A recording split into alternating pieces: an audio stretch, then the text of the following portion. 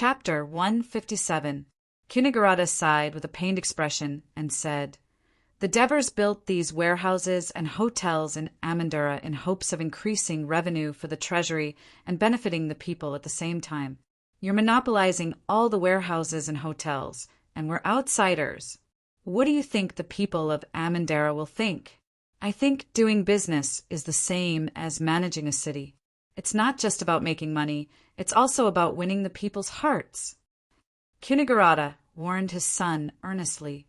In fact, he really wanted to say that Devers was the role model for Sostatus to learn from.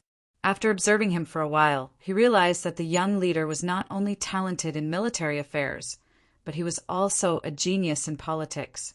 Just look at every proposal he put forward. He always considered the problem from the perspective of the city-state and the people. He rarely took care of his personal interests. Therefore, people seem to have forgotten that he was actually the only lifelong consul.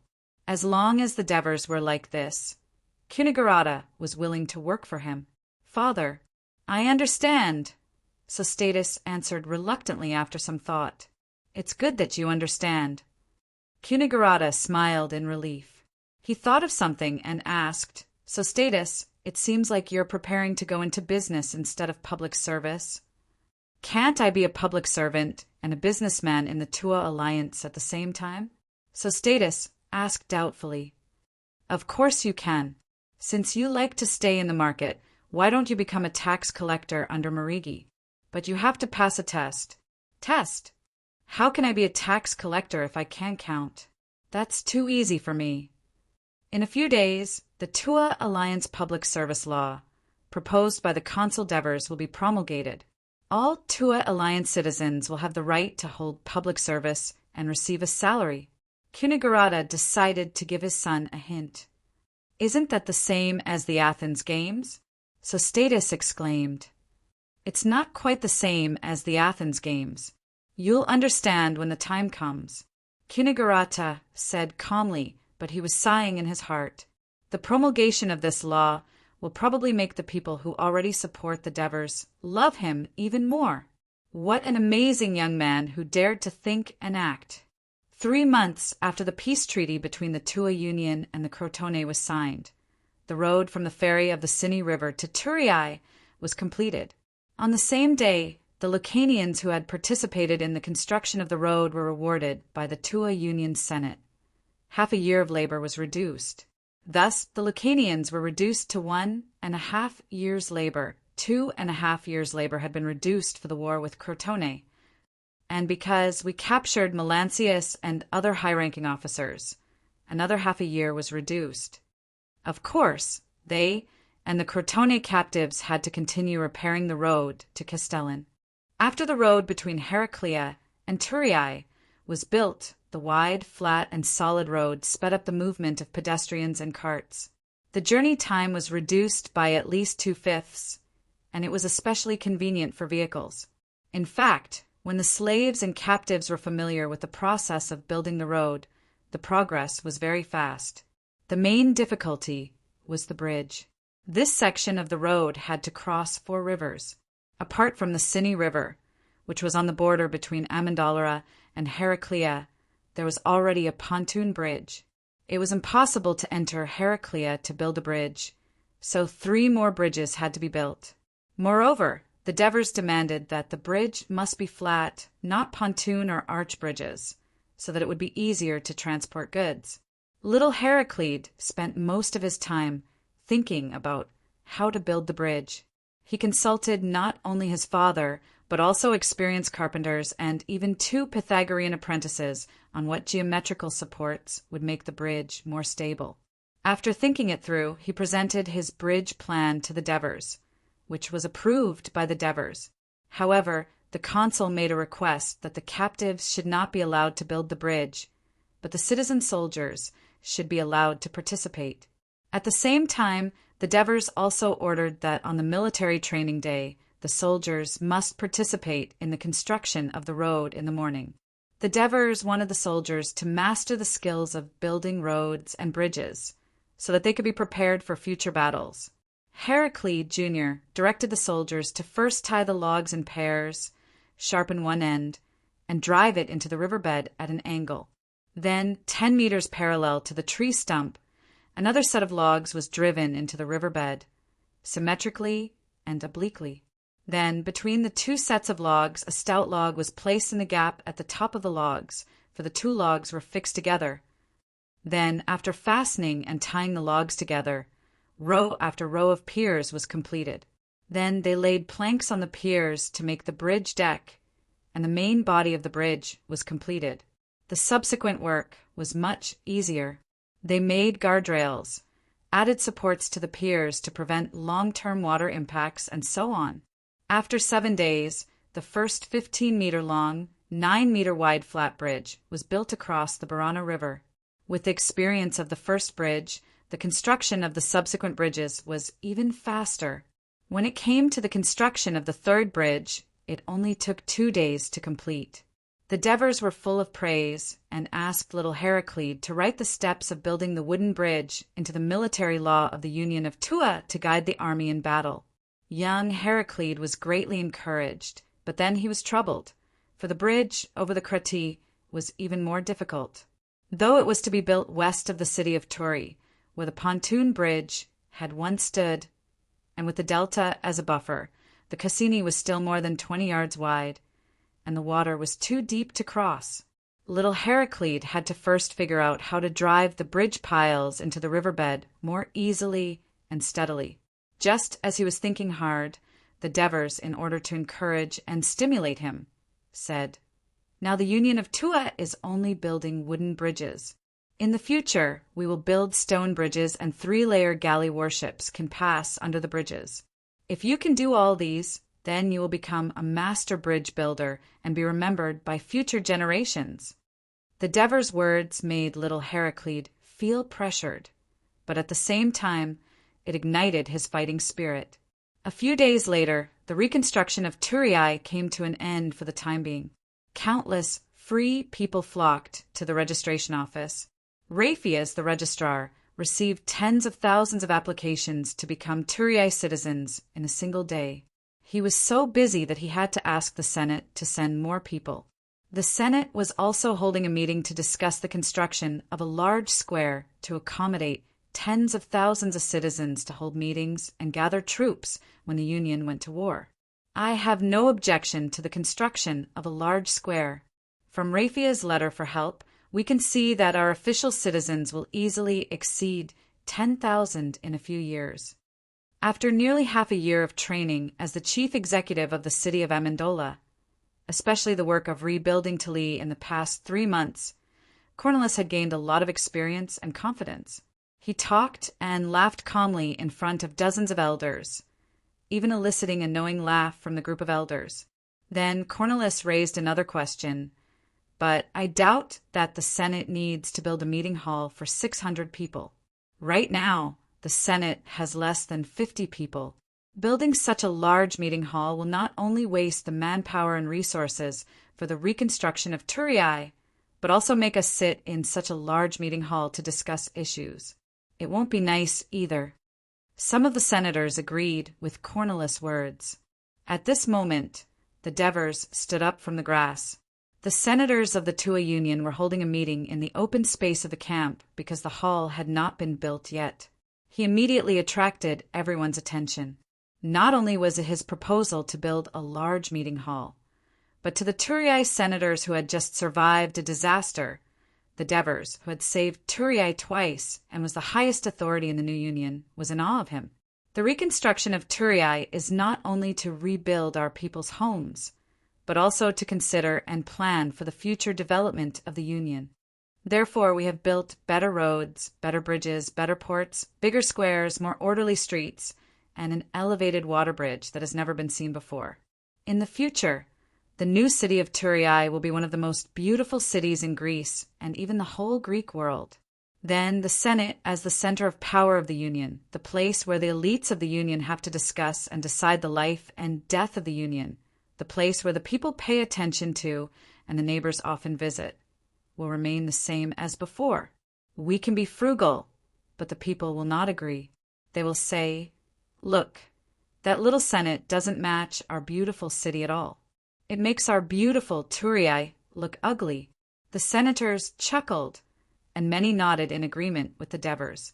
At this moment, someone said, "Lord Consul, we can make the meeting hall more beautiful, but we don't have to make it so big." The Devers found the voice a little strange. He looked at it and saw that it was Polixis, whom he had met once before. He nodded and said, "I propose to build a meeting hall that can hold 600 people. I'm thinking about the future. The elders of Amendarara know that there were only about 20 people in the Senate half a year ago. Now there are close to 50. Perhaps in the future we will have to invite other city-states or tribes to join our alliance. Shouldn't we bring the elites and tribal leaders of their city-states into the Senate, just like what we are doing now? Let the new city-states and the alliance become one. Stabilize the hearts of the new citizens and ensure their interests." That's right. For example, 1 year later, the Vespa tribe will ask to join us and become citizens of the Union, or Castellan. Maybe one day it will also ask to join the Union.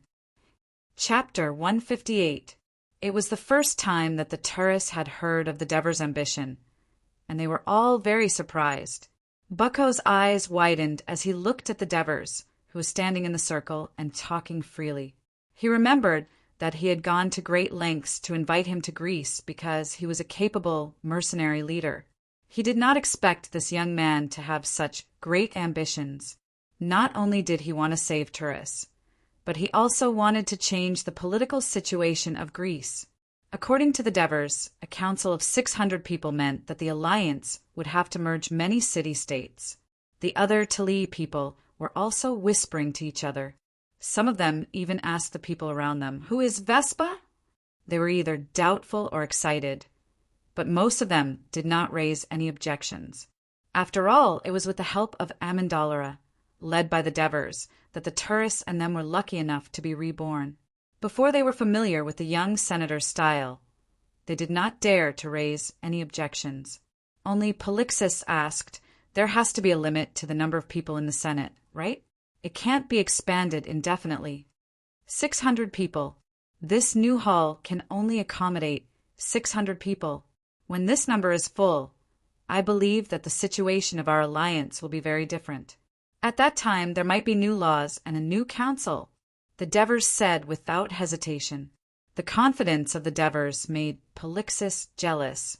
When they first met, the young man had to look at him when he wanted to talk to him, so he could not help but say, "Unfortunately, I'm afraid I won't be able to see that day while I'm still alive." As soon as he said this, everyone's expression changed. The Devers stared at him and said calmly, "Sir Polixis, I believe that you will see it." In an instant, Polixis felt the back of his shirt soaked in cold sweat. Although the Devers did not reprimand him, he felt an invisible pressure. He quickly lowered his head and did not say another word. Cunigarata quickly changed the topic. "Mr. Consul, senators in the Senate are lifelong. These outsiders have become senators through this method. How can alliance citizens become senators? Although your question has nothing to do with whether to build the Senate chamber or not, I'm still willing to tell you my thoughts." Devers retracted his gaze, organized his words, and slowly said, "Our current public officials are elected once a year. I don't think this practice is very appropriate. For example, if Amintez was elected as the supervisor, Amintez immediately shouted, 'Sir, I'm not interested in architecture at all.'" Everyone burst into laughter. "I know it's just a metaphor." Devers also laughed. "Amintez doesn't know anything about architecture, but in this position he has to serve the people, so he has to devote his energy to understanding and learning. By the time he grasps the basics of construction and understands the needs of the various parts of the alliance, his term will be up. In this year, he will have done almost no effective work. If he is given another year, his work as a supervisor will definitely be much better than the first year, because he will have a basic understanding of the entire construction aspect of the alliance and the needs of every city for public buildings. So in the third year, his work efficiency will be even higher, because he is already completely familiar with it. He can apply for funds from the Senate and instruct architects, craftsmen, laborers, and slaves to build large buildings and maintain public facilities, and he has already achieved some results. Don't you all agree? Everyone nodded thoughtfully. Amyntas shouted, "Yes." Everyone laughed again. So, the selection of public officials in the alliance is both a waste of time and inefficient, so we should break it. But as for the specific number of years for each public official, we will discuss it in the future. Now back to the problem of Kunigarata. Devers faced everyone and said seriously, according to the bill we are about to promulgate, every citizen has the right to hold public office. In my opinion, a citizen who has just reached adulthood at the age of 18 and wants to become a senator of the Senate, he must hold 3 or more of the lowest public office for 5 years, such as being a patrolman, firefighter, household register scribe, and so on. At the same time, he must also join the army and participate in at least 2 major battles, and so on. Only then is he qualified to apply to the Senate for a higher level of public office. At this time, he has rich work experience at the bottom level, a strong body, and is familiar with war. Based on his performance, ability, and specialty, the Senate can decide whether to appoint him as a city defense captain, fire captain, household register, supervisor, commercial officer, financial officer, inspector, and other mid-level positions. This is when he is about 30 years old. Next, he must hold 2 or more mid-level public offices and be a company captain or even a brigade captain in the army for 3 years. At this time, he should be 40 years old. At this time, he will become mature, familiar with politics, able to handle complicated situations, and able to lead troops to war. At this time, he can apply to join the Senate, and the Senate will decide whether he can become a senator based on his performance. And the chief executive of a city can only be a senator in the Senate. I don't know if you accept my idea. Yes. Yes. Young people should exercise more. The senators shouted in unison. We don't have to worry about it for at least 20 years. This was the idea of a few mediocre people. The senators selected in this way would definitely be the best of the best. An idiot like Neonsith would never become the chief general in the alliance again. Kunigarata completely agreed with this idea in his heart. It seemed that he had to hold more public office and accumulate administrative experience, so that he wouldn't be looked down by young people in the future. Only a hard-working person like Helos had this idea. Most of the senators agreed with the Devers idea, because whether it was the extension of the term of public office or the restriction of being a city's chief executive, it was more to protect the interests of the current Senate senators. However, some people raised objections. There are only so many public offices in the alliance, Ansatanos said with concern. If the term of office is extended, I'm afraid many people won't be able to get it. There are only so many positions now, Ansatanos said with concern. But in the future, there might be people who will rush to a city hundreds of miles away to take up the position. By that time, every city will probably need low-level officials such as low-level census officers and low-level financial officers. Then, they will be managed by high-level officials such as census officers and high-level financial officers under the Senate.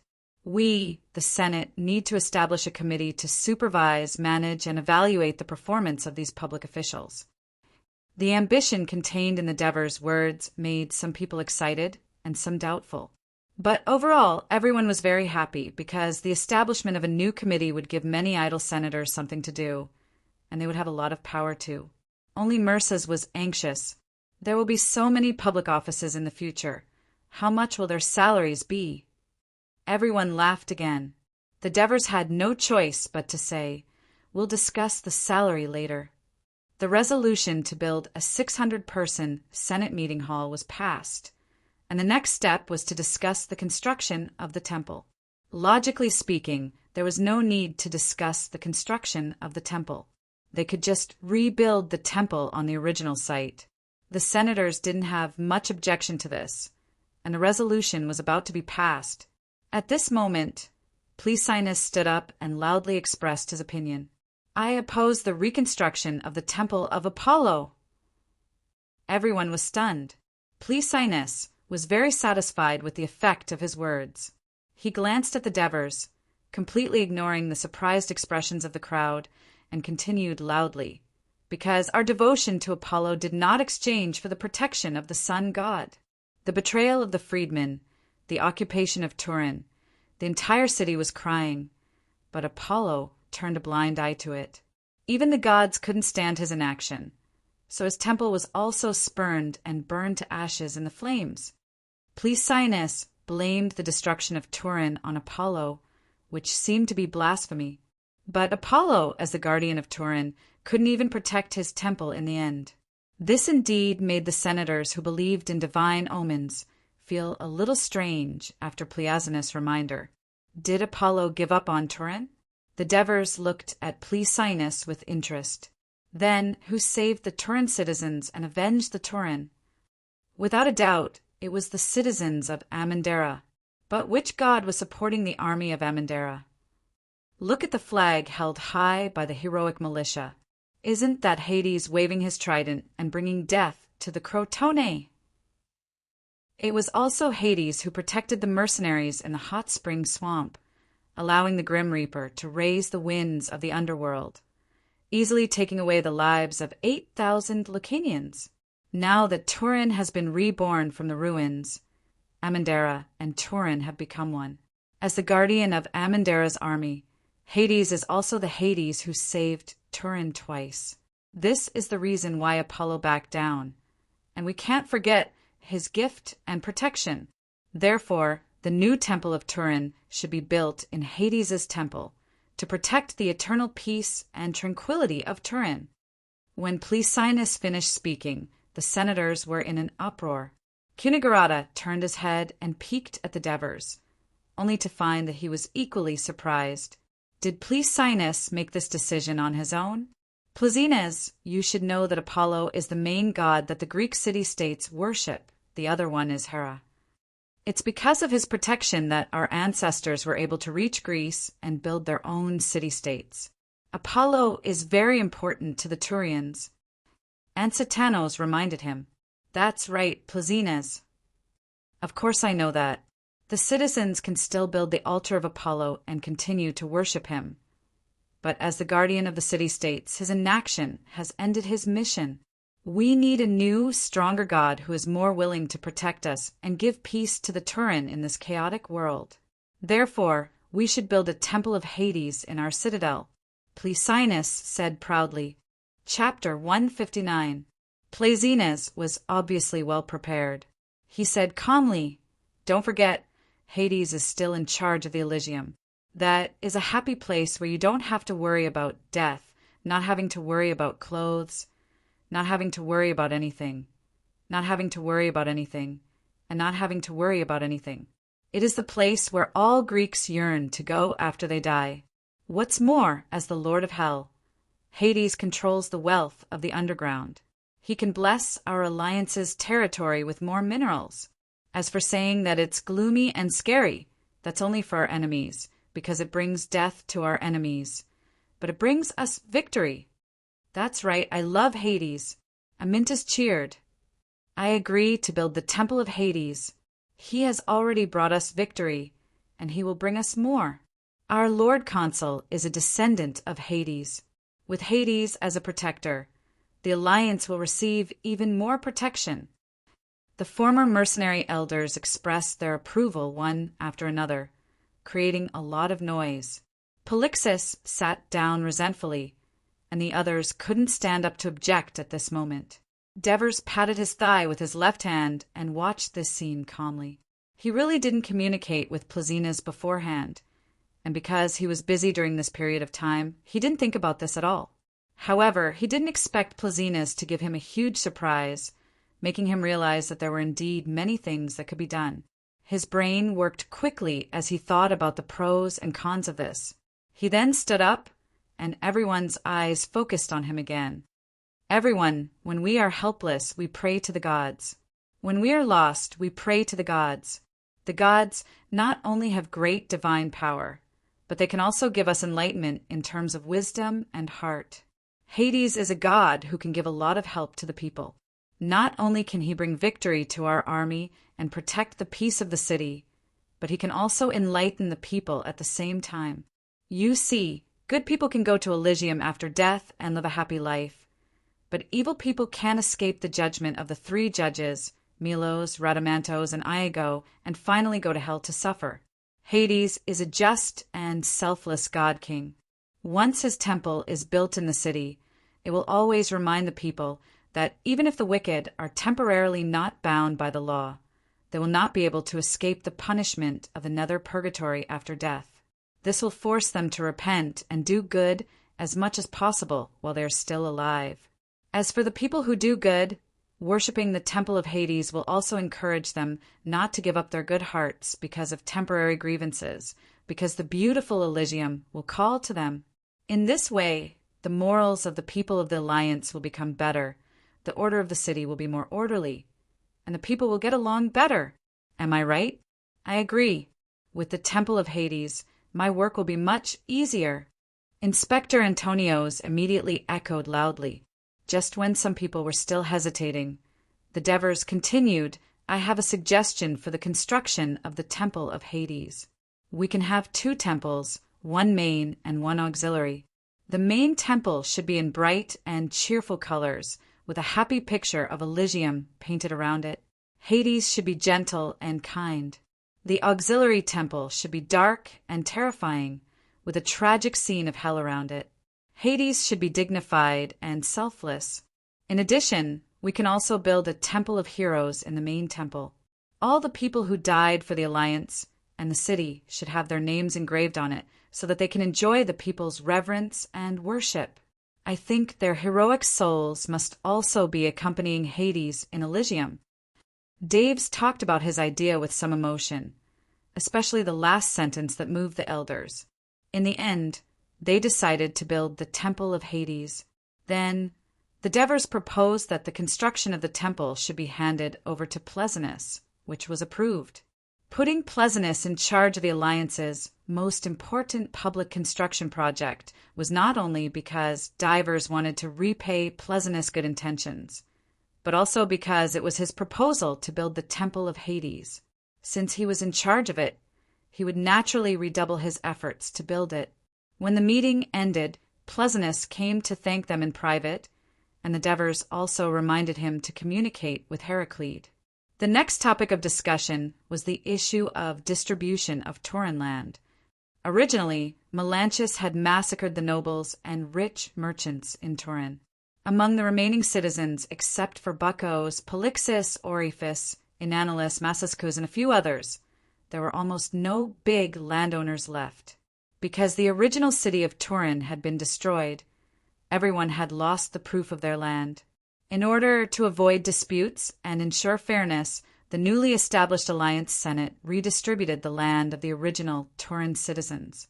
Basically, each household was guaranteed 5 acres of land, and most people had no objections. After all, it was already a blessing from the gods for those who had lost their homes to regain land. Moreover, most of the Turin citizens did not have so much land in the past. Only a few people expressed objections, and Polixus was the one who objected the most. His reason was simple. Everyone knew that his family used to have more than 500 acres of land, but now they were only given 5 acres, not even a fraction of that. This was too unfair for the Senate to do. When he made a fuss, people like Oriphis, Massascus, and the others watched with cold eyes. The Devers quietly asked Bucos to stand up and take the lead in expressing that he was willing to give up his original land and accept the new distribution.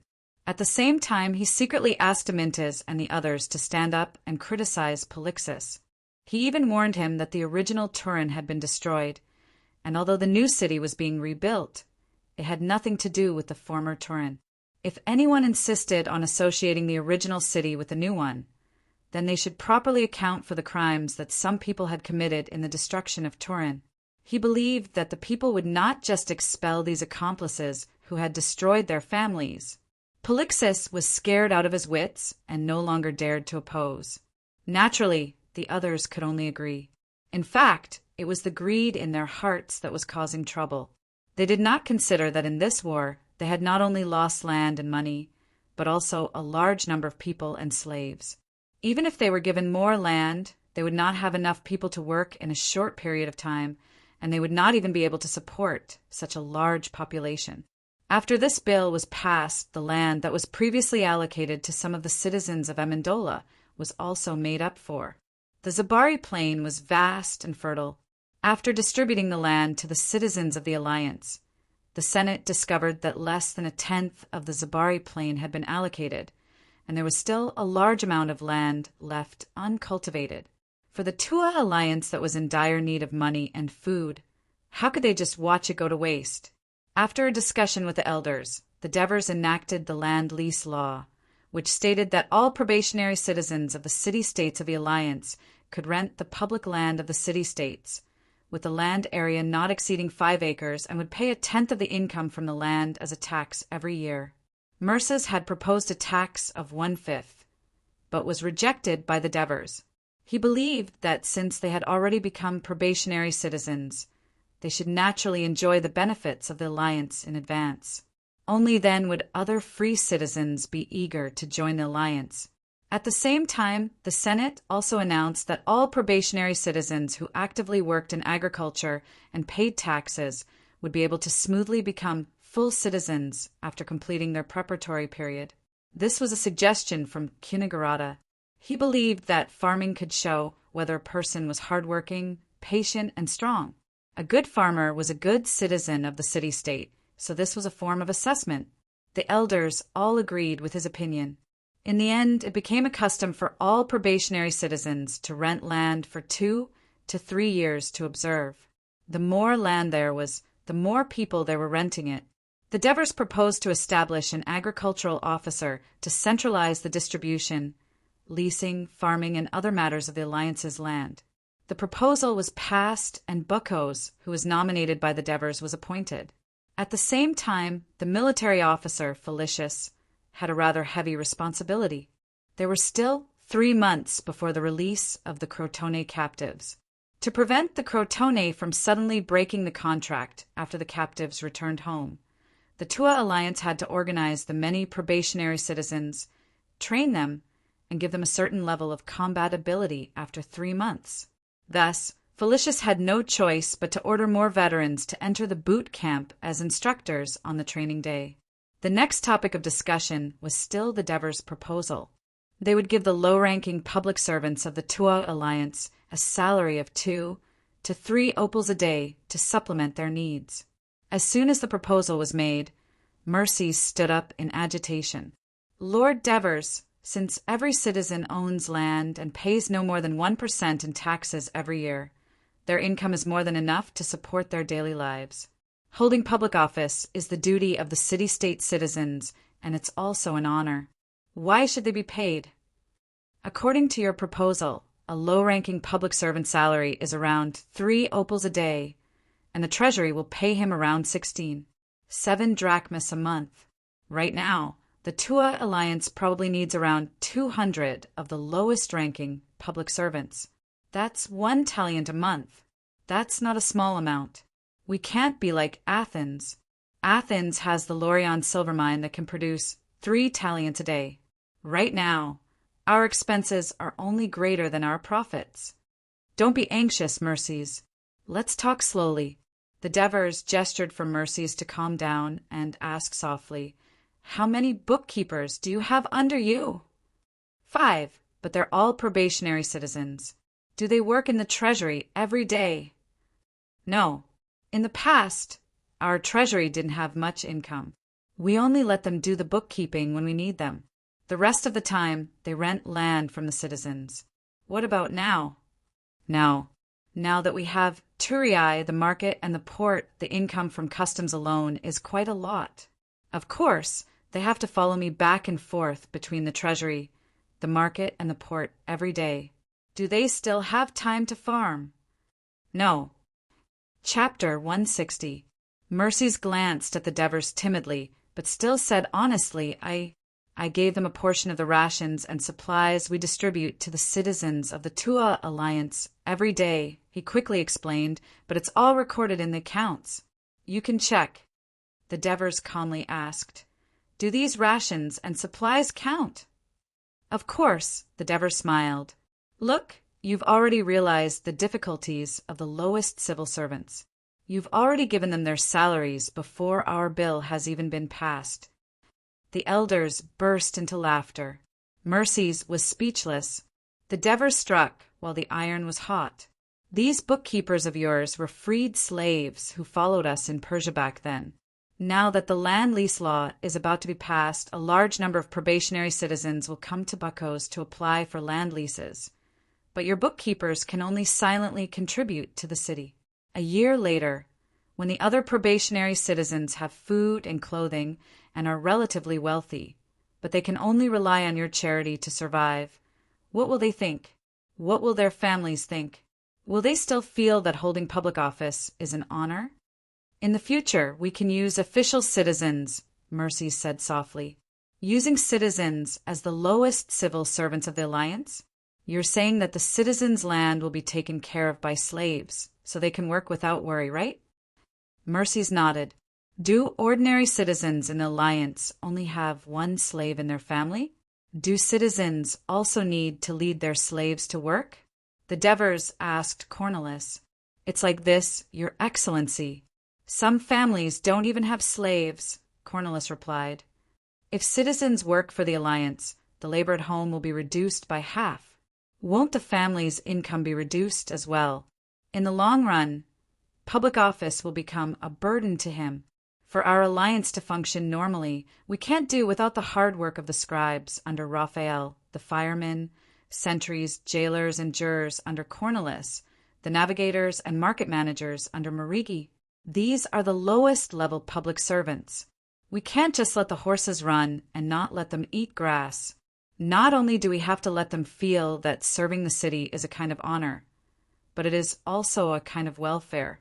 Let them bring money home every day and let their families feel happy. Only then will more and more outstanding citizens be willing to contribute to the city.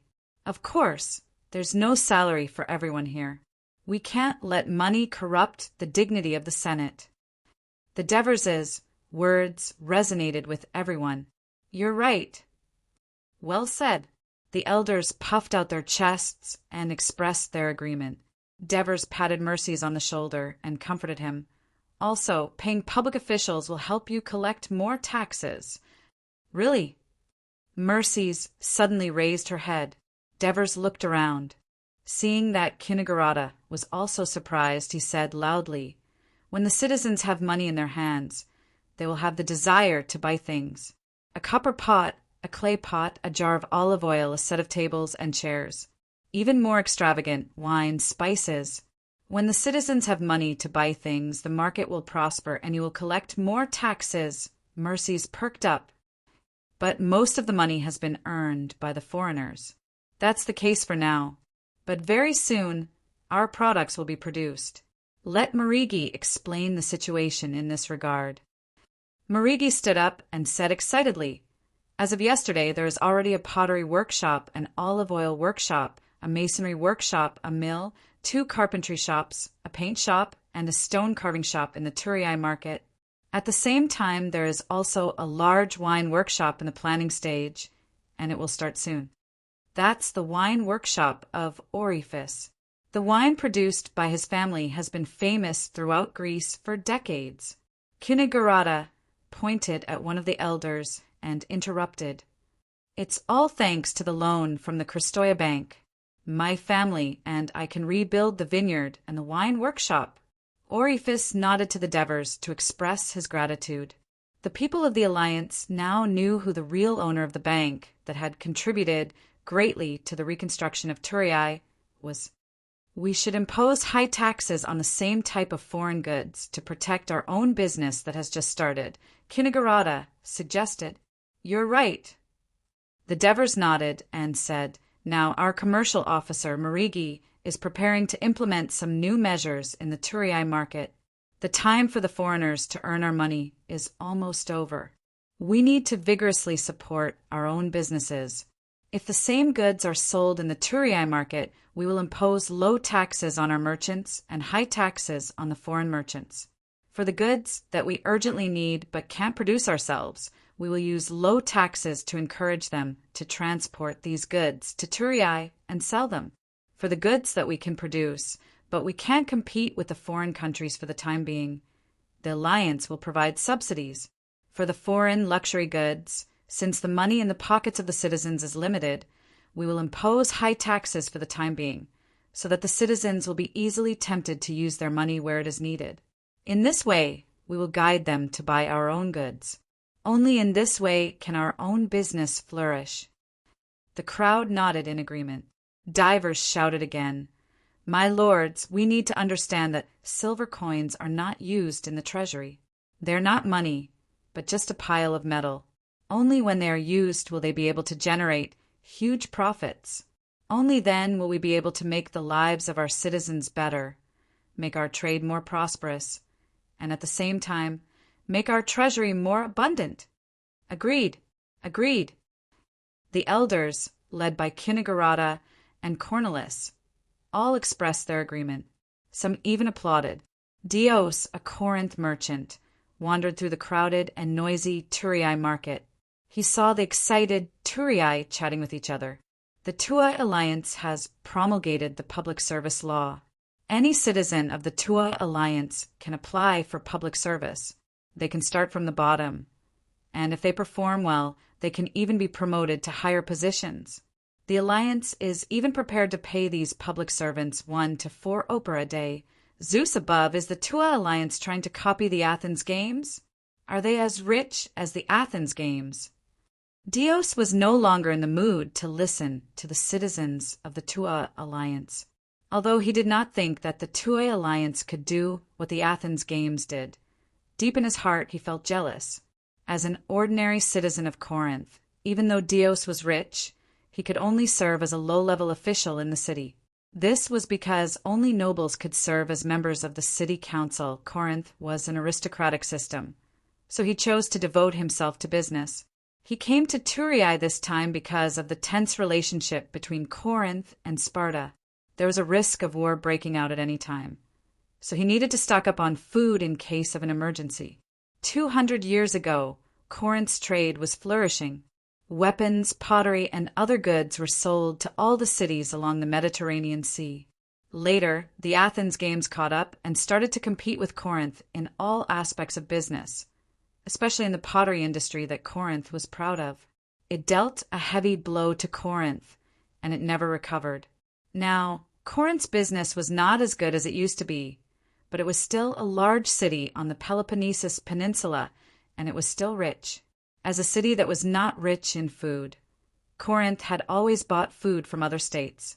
Their food was usually imported from the Yoke Galaxy, but now that Sparta's fleet was rampaging through the Aegean Sea, Dios chose to come to the western Mediterranean Sea to prevent any accidents.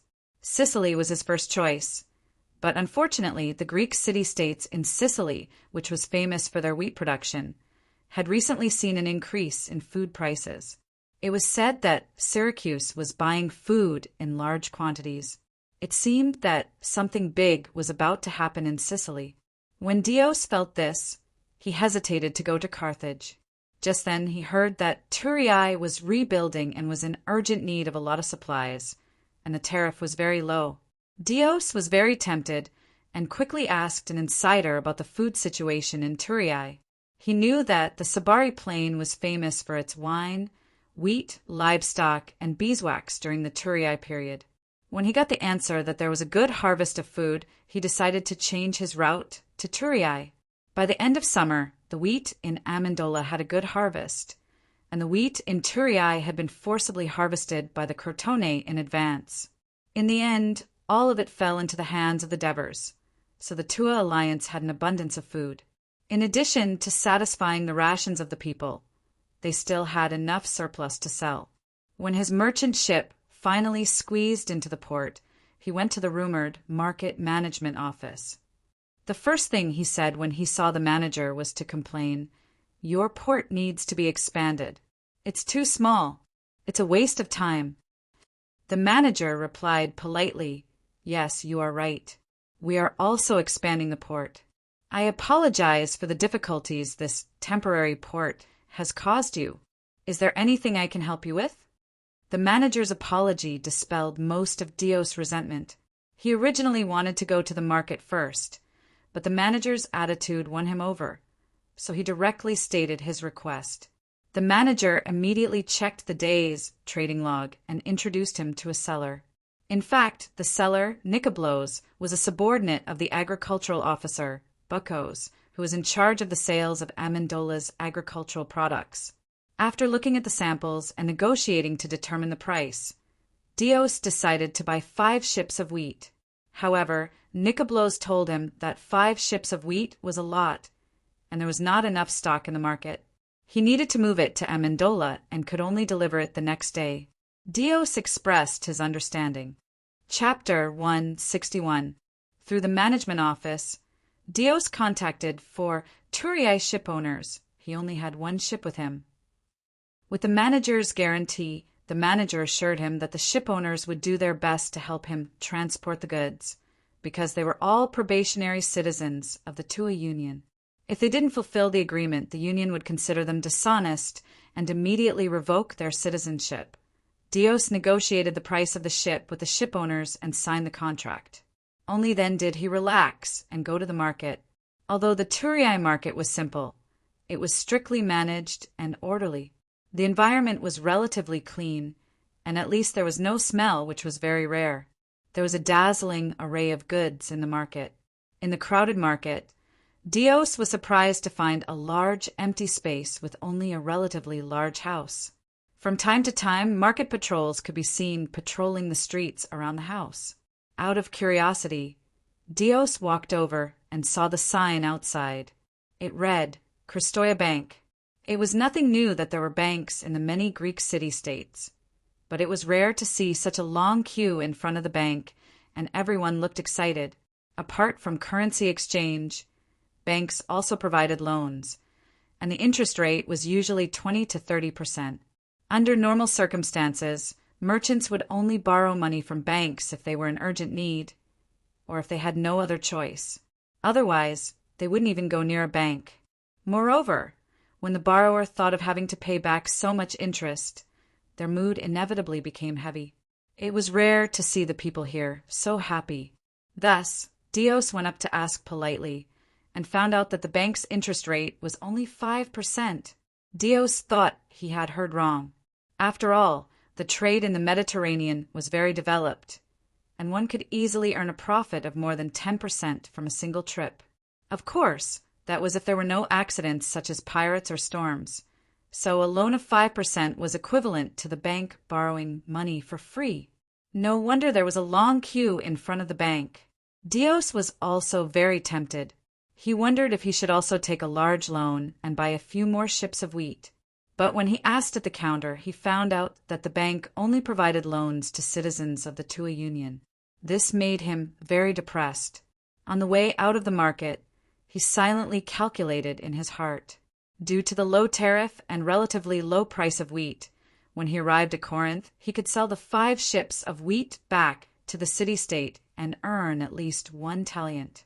Therefore, even though he was a little depressed by the news of the TUA Union's Public Service Act and the benefits that Kristoia's bank offered to the citizens of the new union, he quickly cheered up. Tired and hungry for most of the day, he decided to follow Nicoblos' suggestion and go to Amendola to stay. As soon as he left the market, he was stopped and asked, "Are you going to Amendola? Do you want to take a carriage?" Carriages? Dios saw 5 or 6 2-horse carriages parked on the grass not far from the market. The roads in most parts of Greece were rugged and uneven, not suitable for driving carriages.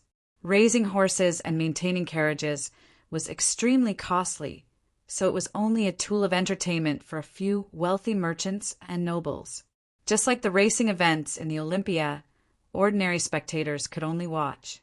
Although Dios had some wealth, he had never taken a carriage in his life, so he asked curiously, "Can I take a carriage to Amendola?" "Of course. You'll know once you try it. It's fast and comfortable.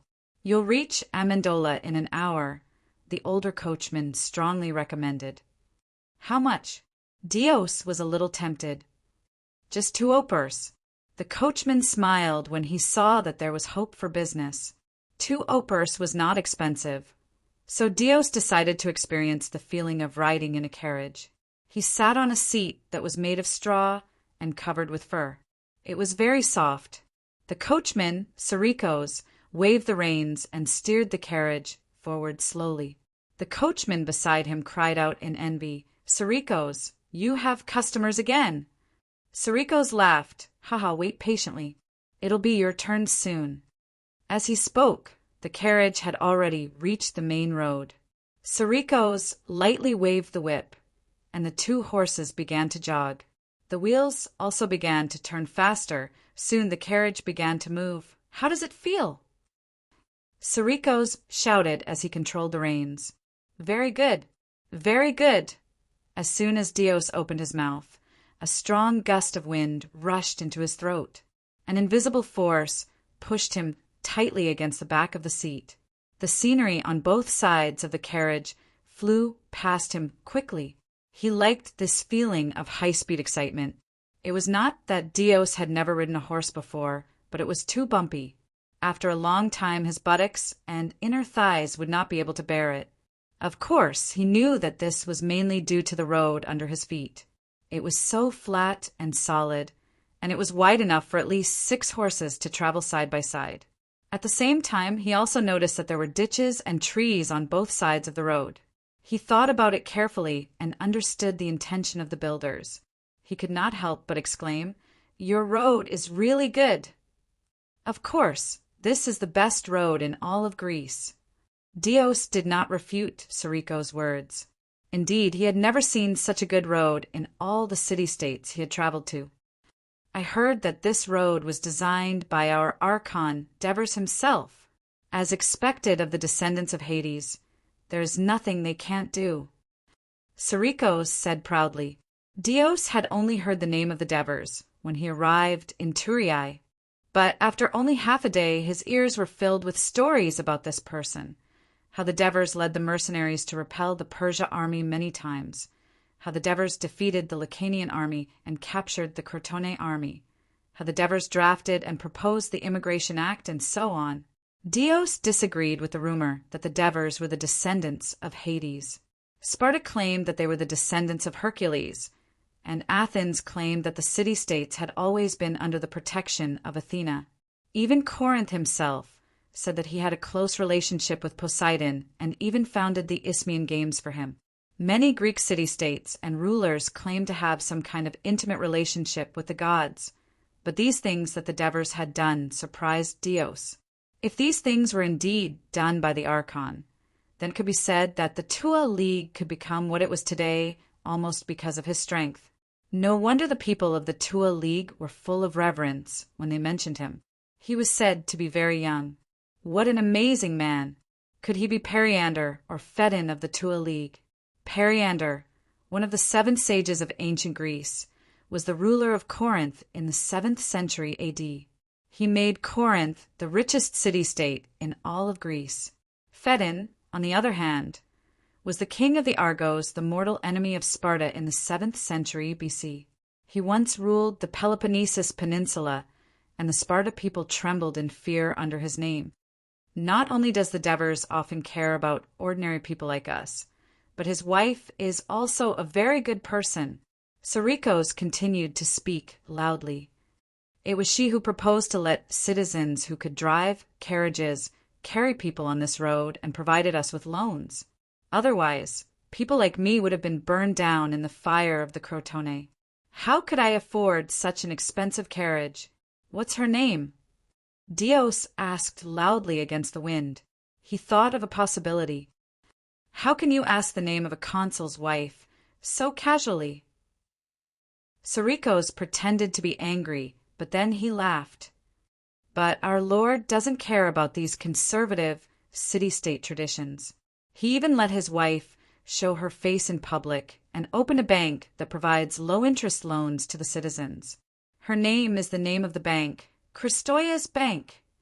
Dios blurted out, "Yes, anyone who goes to the bank can see it. She's the most beautiful woman in the Tua League." Sarikos praised sincerely. "I heard she's pregnant recently, which is why she hasn't appeared in the market for a while. Both of them are good people." I hope they can have a healthy boy who will become an excellent consul in the future. You mean to let their son inherit the title? Doesn't that mean the Tua League will become a monarchy? Sarikos was taken aback by Dios's question, but then he laughed. I'm just saying, why are you so serious? He raised his hand and cracked a whip in the air. The horses that were about to run into the middle of the road were frightened and obediently returned to their original path. Sarikos rode for a while, then said seriously, the generals and council members in the Turiai City Hall only know how to argue and quarrel every day, not doing anything serious. The road to transport the ore is so bad, and after many days of arguing, the City Hall didn't do anything to change it. It's unlike Life Consul Dave's, who built such a good road in just 3 months.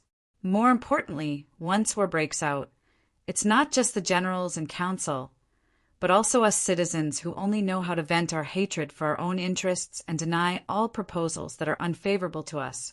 In the end, nothing is done, and the enemy's army has already reached the city. Chapter 162.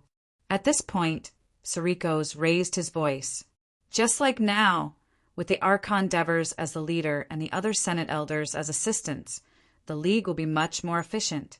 Moreover, the citizens all have their own land, so they don't have to worry about being invaded by enemies. They can also freely take up office and get paid. Isn't that better than before? So, even if the Tua League really changes to a monarchy, there's nothing bad about it. As long as the future kings can be like Lord Devers, I think the people of the League will support them. Hearing this, Dios fell into deep thought. The Greeks were born to love politics. From the ancient times to the present, the citizens of every city had been looking for a perfect system to make the city more prosperous and its citizens more free. A few decades ago, Athens became the model that all the cities fought to emulate, but the defeat of the Peloponnesus War made many knowledgeable people see the shortcomings of Athens' democratic system. Some nobles and philosophers began to praise Sparta, which still followed the ancient Greek style of half monarchy and half democracy. However, the overbearing behavior of the Sparta people was especially hated by the neighboring cities of the Peloponnesus Peninsula. The system of the Tua League seems interesting. Dios thought to himself. The carriage continued to gallop, and when it passed the wooden bridge, he turned back to observe for a while. There were many pedestrians and carriages on the road, but they were all very orderly and did not interfere with each other. As Dios looked, he found some clues. On this road, you all seem to be walking on the right, he said loudly with uncertainty. Yes, you're very observant, Sarikos shouted happily. That was after the road was built. Lord Devers put up a road sign at the Amendolara, Turiai, and Heraclea crossings, advising pedestrians to walk on the right. In the first few days, many people didn't listen and often crossed the road. Because this road was good, the carriages and carts moved faster, so there were several accidents and traffic jams. Only then did everyone realize that Lady Devers' suggestion was right. Even though he has great power, he doesn't use coercion to make the people obey him. Instead, he tries his best to persuade them. This is one of the reasons why we don't have to worry about him, even though he is the only life consul. The Tua Alliance does have a good consul. Dios sighed. I also noticed that there's a stone tablet on the side of the road at regular intervals, with the distance from Amendolara and Heraclea engraved on it. If they're so meticulous in managing a road, I'm sure they're even more considerate of the people's feelings when governing a city. That's right. Yes. Sarikos raised his whip and puffed out his chest proudly. How much do you earn driving a carriage and pulling passengers every day? Dios asked. Sarikos, who was in a good mood, said frankly, in the beginning it was only 10 opals a day, and most of them were given by the people of the Tua Alliance who wanted something fresh. Now, I work from morning to night with almost no time to rest, and the most I can earn is 46 opals. At this rate, after deducting the cost of fodder and care for the horses, I can earn about 600 opals a month, which is close to 100 drachmas. In another 3 or 4 months, I'll be able to pay off the loan and the interest." The two chatted happily. Since there weren't many carts on the road was very clear. In less than 2 hours, they arrived at the warehouse and hotel area under the city of Amandalra. In fact, it wasn't as quiet as the market manager said. There were still people coming and going, but it wasn't as noisy. Sarikos waited for Dios to get out of the carriage, then said to him, "I suggest you go to Christo's restaurant for dinner. Her haggis soup and tripe are very delicious, and they're not expensive. I go there every few days. I didn't expect them to make such delicious animal organs that people usually don't want. I spend almost half of the money I earn on them." "Is it really that delicious?" Dios was doubtful. "You'll know when you try it," Sariko said. Another customer got on the carriage and he waved goodbye. "May Hermes bless you and grant your wish soon." Dios also gave his blessing. Watching Sariko's ride away, Dios's already hungry stomach began to growl. He decided to go to the restaurant Sariko's recommended for dinner first. Compared to Amandalra, Turiai far surpassed Amandalra in terms of land, population, and affairs. Therefore, the Senate's office was moved to Turiai, although the Senate Hall had yet to be repaired. Since most of the senators' homes were in Amandalra, the Reconstruction Committee of Turiai allocated houses to the senators in Turiai for the convenience and speed of future meetings.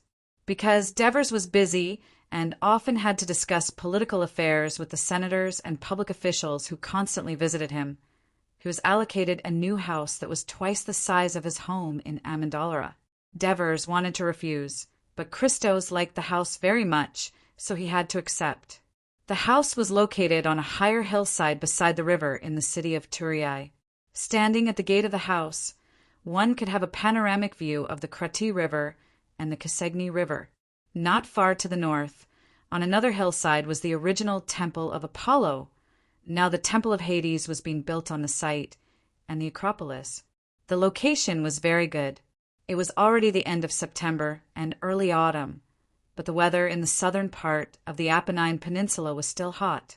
Fortunately, the river breeze blew from time to time, cooling Christos, who was resting at home. The atrium of the new house was large and rectangular.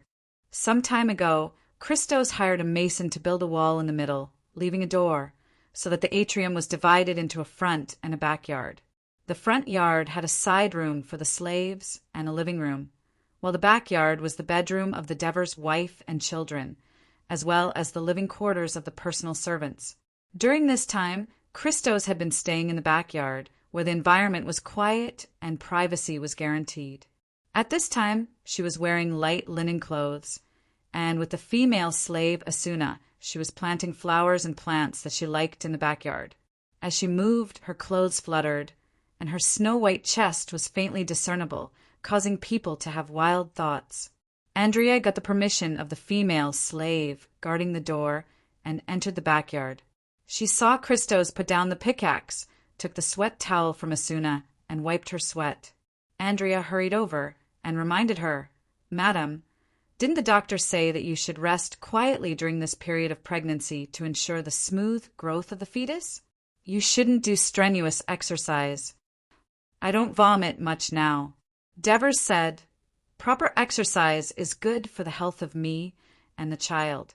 Christos said, stroking her belly, her face full of tenderness, "Lord Devers is so busy, but he still cares about you and the child. Madam, Hera has found you a good husband." Andrea's timely compliment caused Christoia to smile even more blissfully. "Andrea, don't just envy me. In another year, you'll be able to be with Bugala. You didn't expect it to be so soon, did you? It's all thanks to the consul's full help. Bagul and his people are very grateful to you." Andrea said sincerely, "When Bagul and the others finish their labor, are they willing to stay and become citizens of the Tua Alliance?"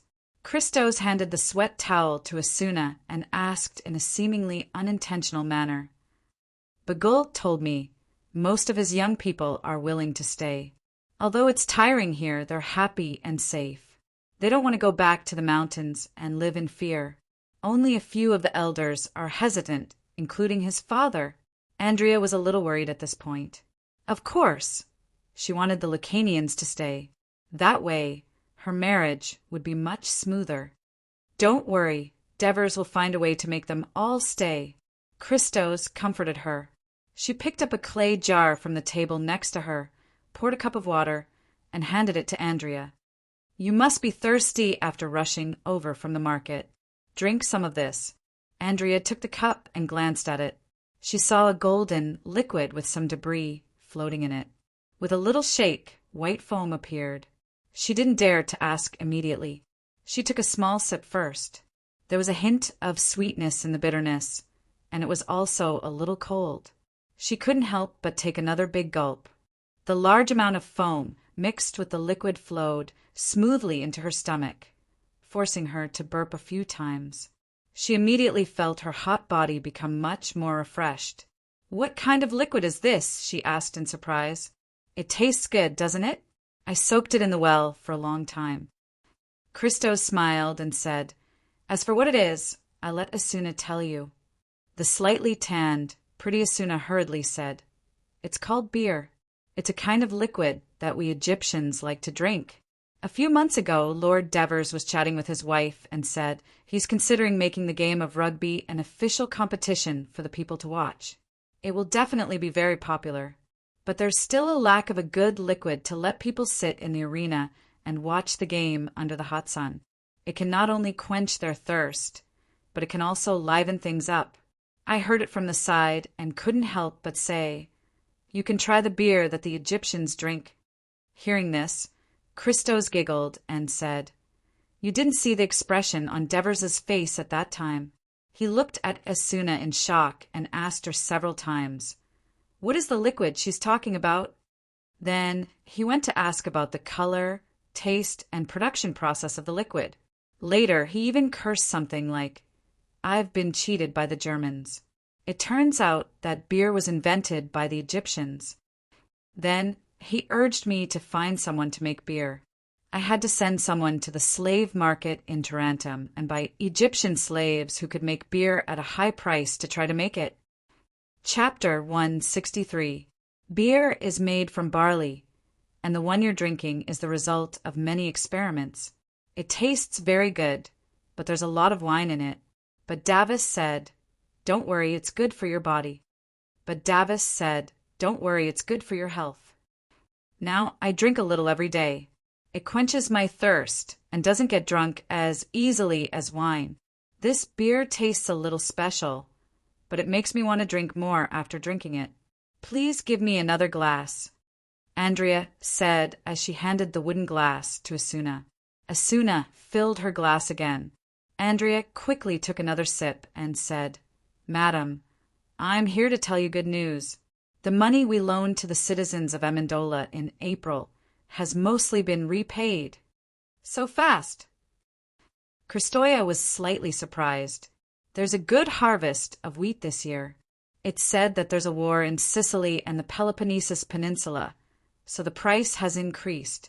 Plus, our restaurant has been actively purchasing cattle and sheep, including their organs, so they've made a lot of money, Andrea explained.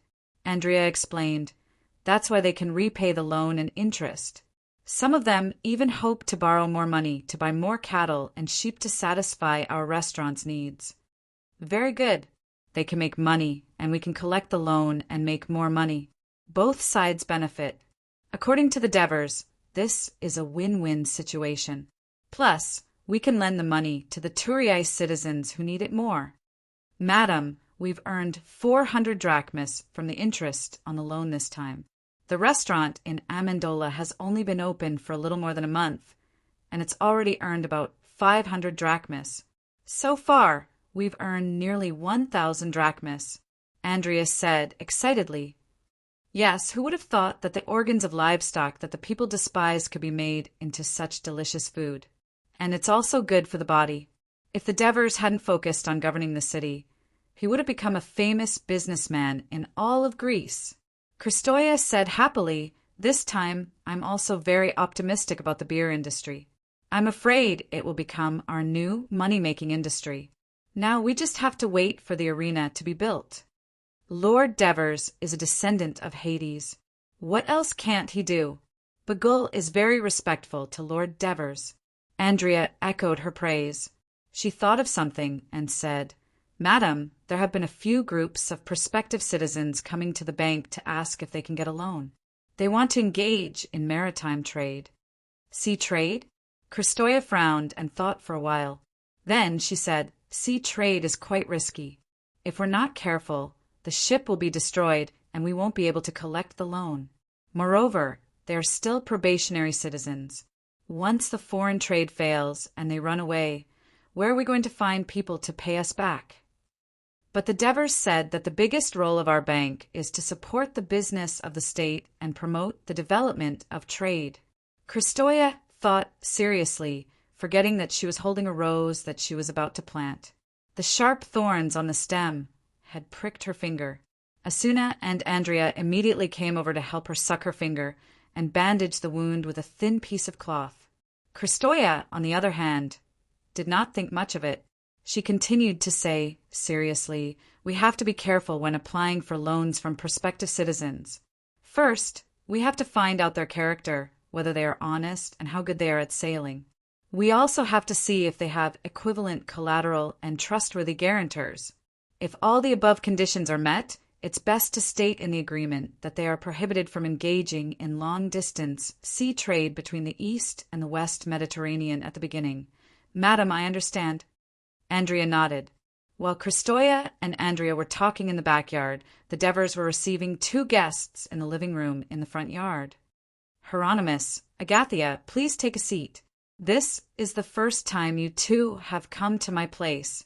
The Devers happily welcomed them into the living room and immediately asked the slaves to serve them dried figs, dates, and wine. Hieronymus was a little nervous, but Agathia smiled and said, Sir, we have something to ask for your permission. Oh, what is it? Sir, when we were all in Persia in order to return to Greece, our comrades helped each other, fought together against the enemy, and established a deep friendship and relationship. In Byzantium, I, Hieronymus, and a few companions followed you to Greece.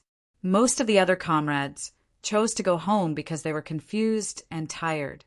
I had thought they had all returned to their homes and were leading peaceful, war-free lives.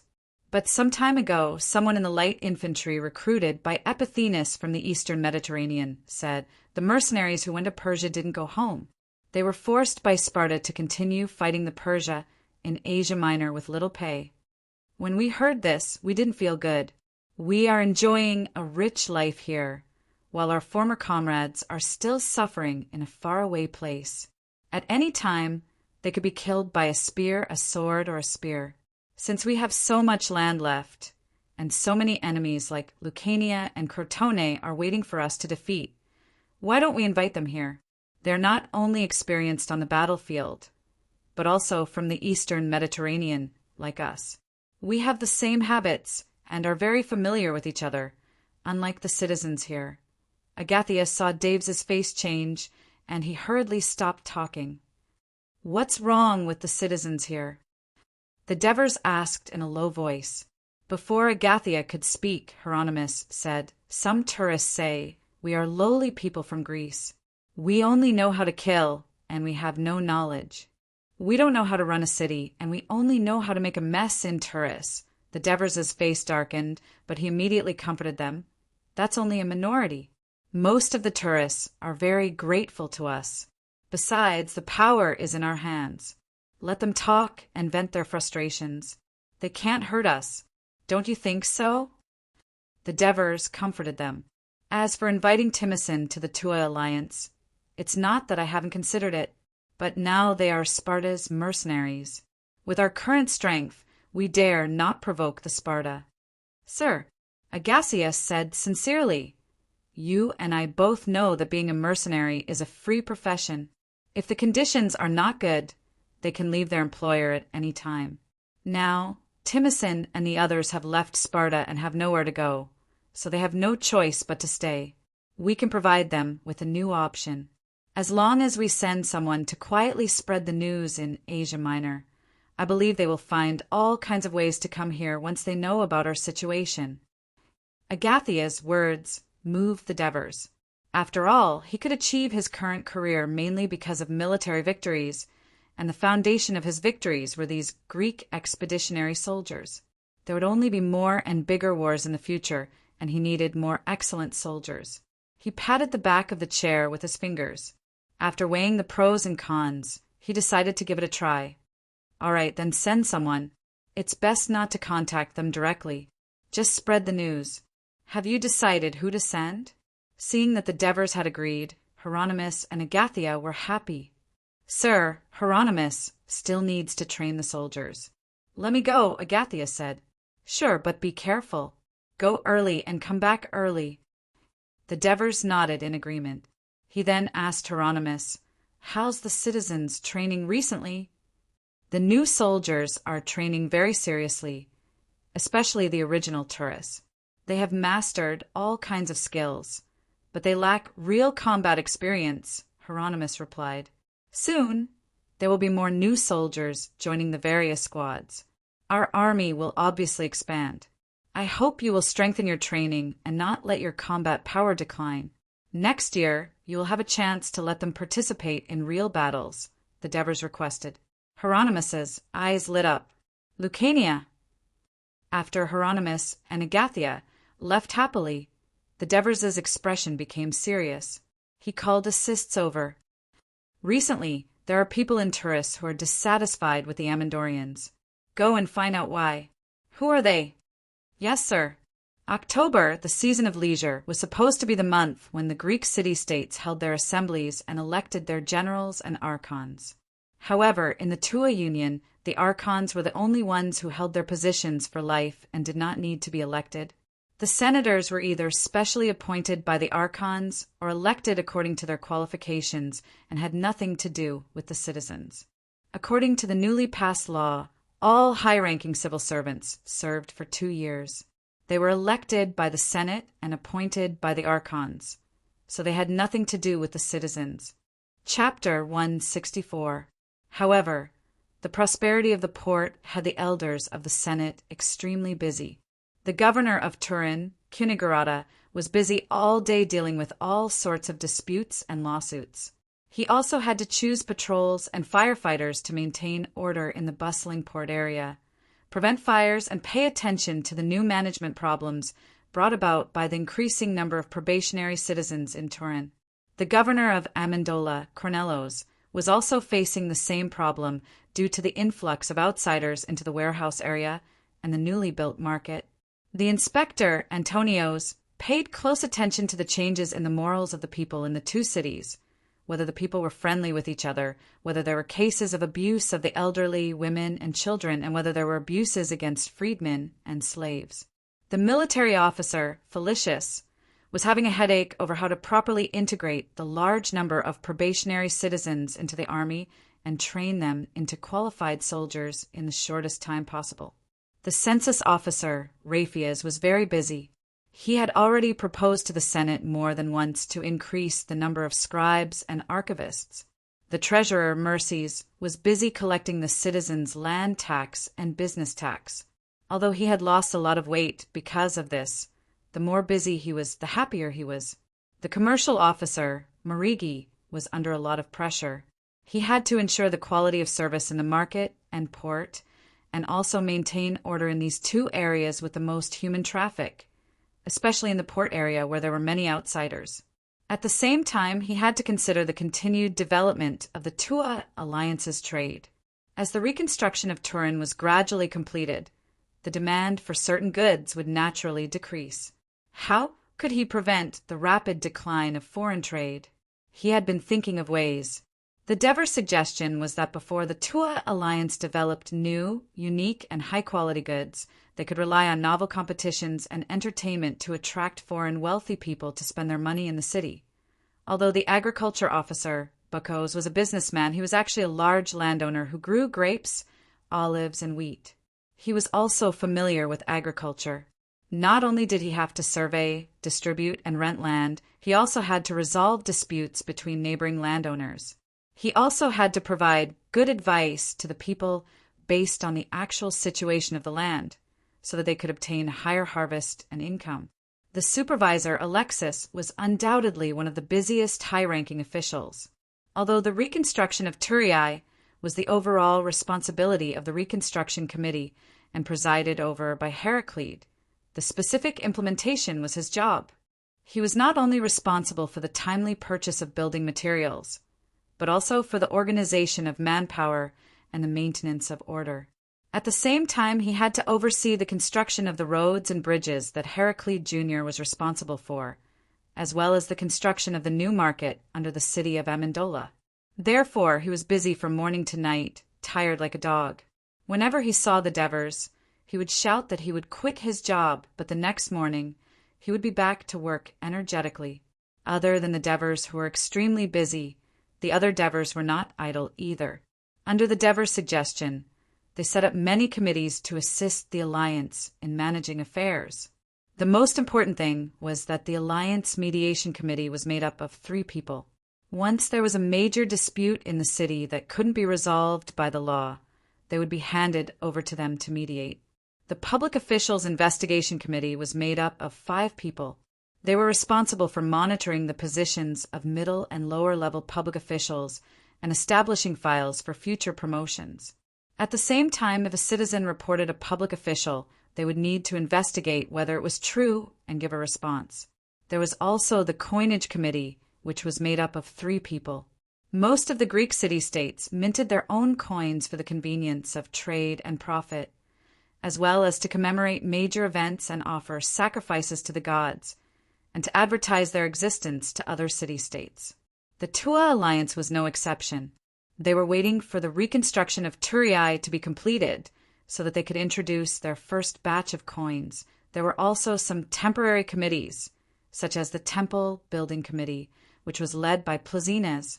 The Devers of these committees served the same as public officials. Most of them served for 2 years, and they would be rotated at the end of the term. Although October wasn't the election day of the Tua Alliance, it was a good day for the various departments to recruit public officials after the promulgation of the Alliance Public Officials Law. There were many applicants, and the person in charge had to test the applicants and screen them according to the citizens' conditions. Those who had served in the army many times, paid taxes on time, obeyed the law, and had performed meritorious deeds in battle or had paid the wounded with bravery. The first 2 were mandatory. Those who didn't serve in the army and didn't pay taxes were not qualified to be a public official. As for disabled citizens, it depended on whether it would affect their work. While the Devers of the Senate were busy and the citizens were busy preparing for their jobs, the Devers received a special guest in the mansion of Turiai. It was a strong middle-aged man. Although he was wearing Greek clothes, it couldn't hide the wild nature of the mountains. As expected, under the watchful eyes of the guards, he spoke in strange Greek. "Honorable Consul of the Tua Alliance, Avenogis of Laos asked me to greet you on his behalf. I'm his brother, Arabuma." The Devers' heart skipped a beat, but his expression didn't change. He said slowly, "Laos? Laos of Lucania?" "Yes." Arabuma stared at the Devers and said straightforwardly, "Although Laos belongs to Lucania now, my brother and I are Greeks." The Devers obviously knew this, but his expression didn't change. He turned to look at the assists beside him. The assists understood and immediately asked, "As far as we know, Avenogis is an important leader of Laos. Before the war between Lucania and Turiai, he strongly supported the Lucania Alliance in the war against the Turiai. He's one of the main enemies of the Tua Alliance. It doesn't matter whether he's Greek or not." Arabuma didn't expect the other party to know him so well. Trying to play the family card didn't work, so he panicked a little. "We really are Greeks. Laos is a colonial city built by Cyprus. 100 years ago, the Lucarians invaded south, and Cyprus was destroyed by the Crotone. No city-state sent troops to rescue Laos. We, the Laos, had no choice but to turn to Lucania to protect our people. However, we didn't forget that the blood of the noble Greeks flows in our veins. We speak Greek at home, worship the great Apollo and Hera, and look forward to the day we can return to Greece. Because of this, the Lucanians are very wary of us. They suppress us, bully us, and treat us as aliens. In order not to be suspected and destroyed, we have to do things that go against our own wishes," Arabuma said excitedly. He looked at Devers with a respectful gaze. "Ever since we heard that you defeated the Lacanian alliance with fewer people, my brother and I were very excited. We didn't expect that not long after, you would lead an army to defeat the powerful Crotone again and become the master of Amyndalara and Turiae, which is why your territory is adjacent to the Lacanians. My brother admires your great military achievements and sincerely hopes that you can help us, the suffering descendants of Sybaris and Laos, to return to the embrace of the Greeks." Devers wasn't moved by Arabuma's praise. He nodded calmly. "What help do you need from the Tua alliance?" "My brother hopes to ally with the Tua alliance and plan to fight the Lacanians together after we take back Laos," Arabuma said excitedly. As expected, Devers thought to himself, but his expression remained calm. "What kind of alliance?" "Just like what the Tua alliance and Castellan signed." Arabuma recalled what Avenogis taught him. Forming an alliance, the Tua alliance will not interfere with the alliance's internal affairs, but will control diplomatic and war leadership. Obviously, Avenogis had done a detailed investigation on the Tua alliance, and they came prepared. This meant that they valued this visit very much. After understanding the situation, Devers said calmly, "I understand. Go back to the hotel and rest first. I'll give you an answer after I discuss with the elders of the Senate." "I hope you can give me an answer as soon as possible, Mr. Consul," Arabuma said anxiously. "Why?" Devers pretended to be confused. Arabuma was speechless for a moment.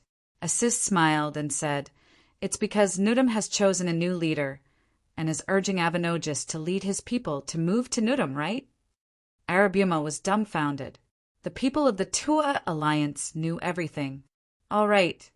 I will give you an answer as soon as possible," Devers said with certainty. After Arabuma left uneasily, the Devers asked, "Yasi, what do you think of Lao's request?" "Sir, as we analyzed before, Avenogis was forced to resist, but according to his current situation, he will definitely agree to our further requests. Giving him a covenant like the one with Castellan is too easy for him," Assist said unwillingly. The Devers shook his head and said, "Although Avenogis can only rely on us after he rebelled against Lucania, the Avenogis can only rely on us. But if our request is too harsh, Avenogis will be dissatisfied, and if something unexpected happens, it will likely cause him to rebel again. We don't have any foundation to the west of the mountains, so we have to rely on Laos' full help. If Laos joins our alliance, we will have a foothold on the west coast of the Apennine Peninsula, which will greatly promote the development of our alliance's trade. Therefore, we need to look further ahead and not haggle over those little benefits." Chapter 165. The Devers urgently summoned Felicius, Capys, Dracos, Hieronymus, Epthenus, and the other senior officers to discuss the strategy to form an alliance with Laos. After that, he asked for an emergency meeting in the Senate. After some discussion, the Devers' proposal was passed. That night, Arabuma was brought to the Devers' mansion again. "How was the guest from Laos resting?" the Devers asked jokingly. Arabuma looked around and saw a few more people around the Devers. He asked eagerly, "Mr. Consul, have you made a decision?" "Yes, the Senate has decided to accept Laos as an ally of the Tuo alliance," the Devers said with a smile. "That's great." Arabuma could not hide the excitement on his face.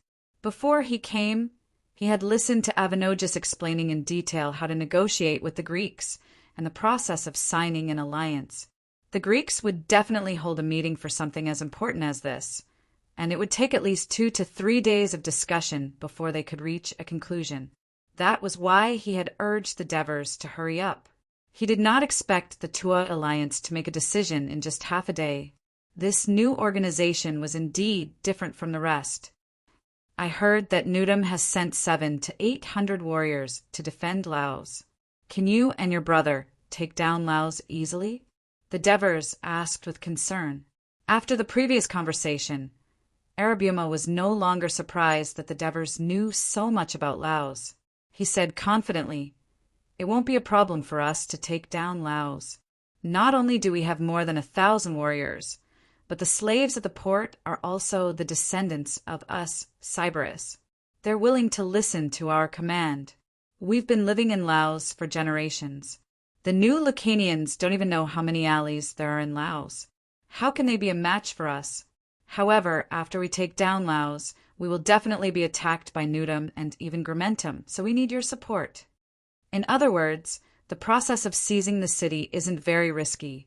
And after seizing Laos, the Lacanians might take revenge on us, right? The Devers asked patiently. Arabuma couldn't help but nod.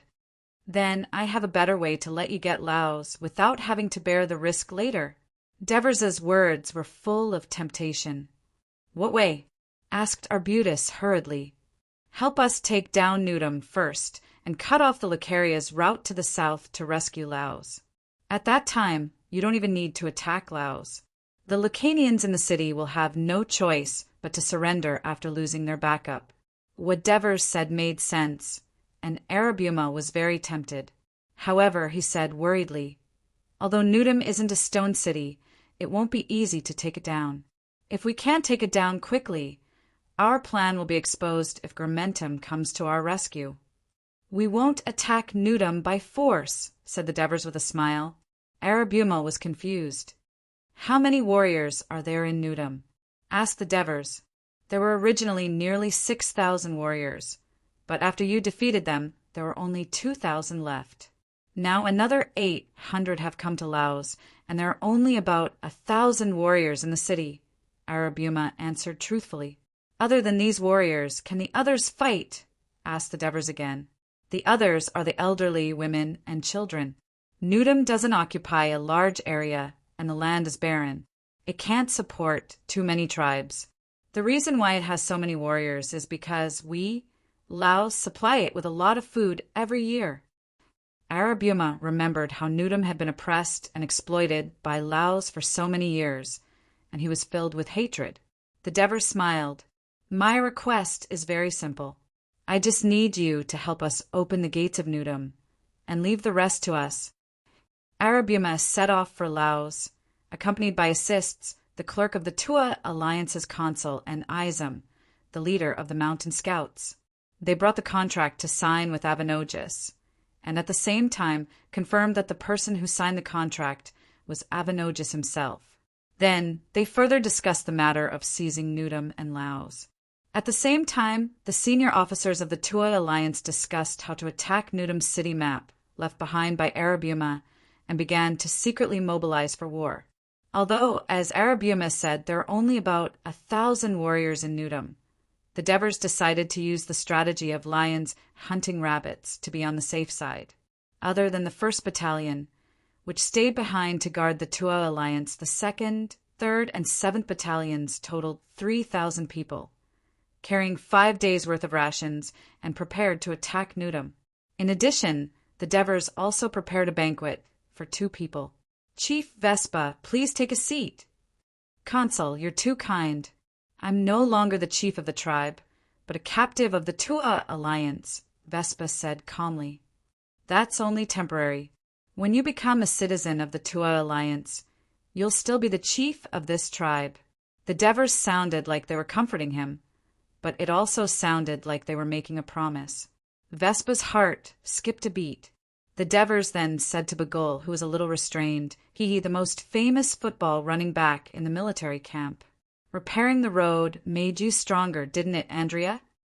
Andrea, who was following behind Crystal, blushed and lowered her head without saying a word. "Consul." Bagul scratched his head and forced out the words with a smile. "Sit down. Sit down." The Devers invited the guests to sit down and said loudly, "There are no outsiders here today. Chief Vespa, Bagul, you're both my old friends. You all know my wife, Christoya." Christoya nodded and smiled at the two. "I don't think I need to introduce this one." The Devers pointed at Andrea and said with a smile, "I'm still waiting to attend your wedding." Andrea and Bagul both blushed. Vespa looked a little helpless. although he did not like the idea of Bagul marrying a Greek woman. Marrying a Greek woman would be a great help to the tribe under the current circumstances. That's why we don't care about etiquette today. We can sit however we want and eat however we want. I've prepared some new food that I haven't introduced to the restaurant yet. You'll be the first to taste it. I hope you like it. The Devers' words aroused everyone's curiosity. Even Vespa, who didn't go out much, knew that Crystal's restaurant was very famous in the Alliance. The Devers took the lead and set an example by moving a wooden chair to the dining table instead of lying on the recliner. The Devers had long been dissatisfied with the Greek style of sitting at a banquet. It was completely bad for digestion and health. The Devers let Crystal and Andrea attend the banquet, which was against Greek tradition. However, in the garden of Vespa and Bagul, they felt that the Devers were generous and didn't treat them as outsiders. The slaves first brought some fruits and snacks to everyone's table, followed by a jar of wine and a jar of golden liquid. Bagul curiously took a sip, and suddenly a chill went straight to the bottom of his heart.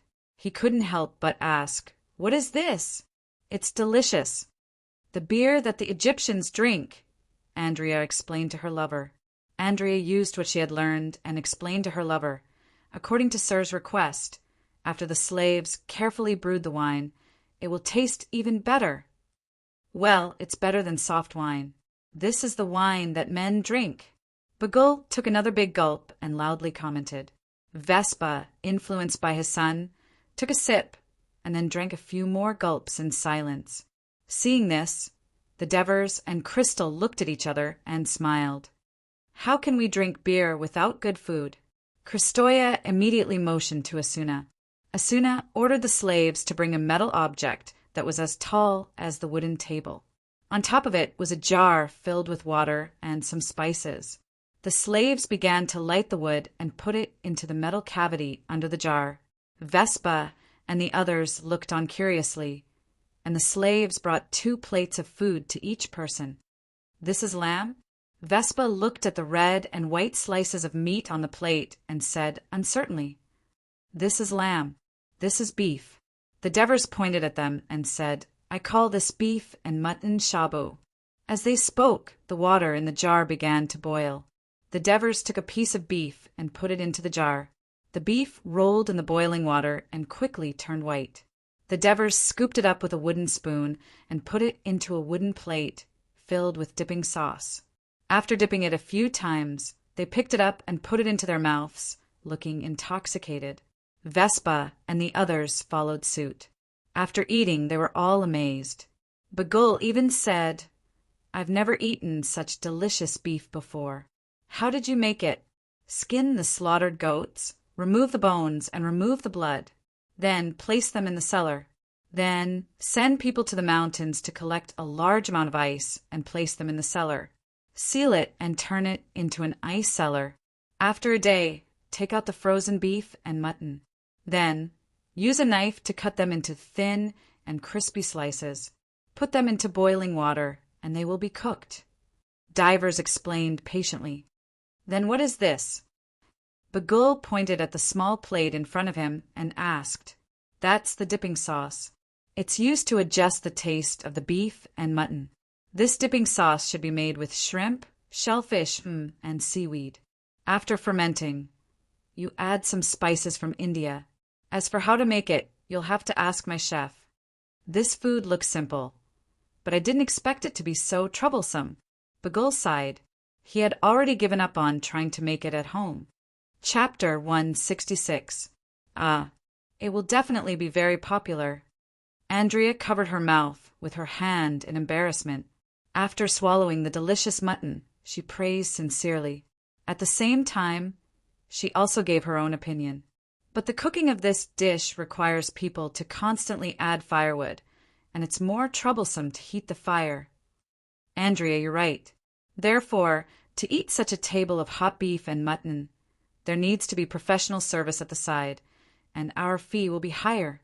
And not only can it be used to heat beef and mutton, but it can also be used to heat other things," Kristoya explained as she gestured to the slaves standing at the side.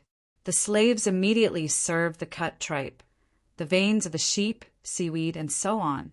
After everyone tasted it, they all thought that it tasted good.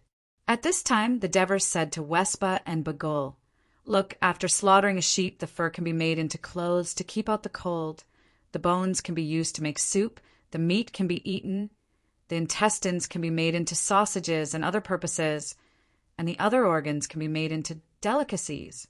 Almost the whole body of the cattle and sheep can be sold for money, and with our full promotion, the Greeks will gradually like eating beef and mutton. The Greeks, like the people of Rome, eat grains as their staple food, and the Lucanians are the best at herding, so the Lucanian cattle and sheep are famous throughout Greece. In the future, the Lucanian cattle will be welcomed by the citizens of the Tua Union, and the Lucanians will live a better life." Wespa and Bagul did not expect that the Devers would get involved in the lives of the Lucanians through this meal. They were both surprised and emotional that the archon of a Greek city-state would think about how to make the lives of the Lucanians better. For a moment, they did not know what to say. At this time, the Devers raised his glass. "Come, let's continue drinking." Eating novel dishes and drinking novel beer, with two beautiful women to lighten the atmosphere for Wespa and the others, the banquet was naturally very enjoyable.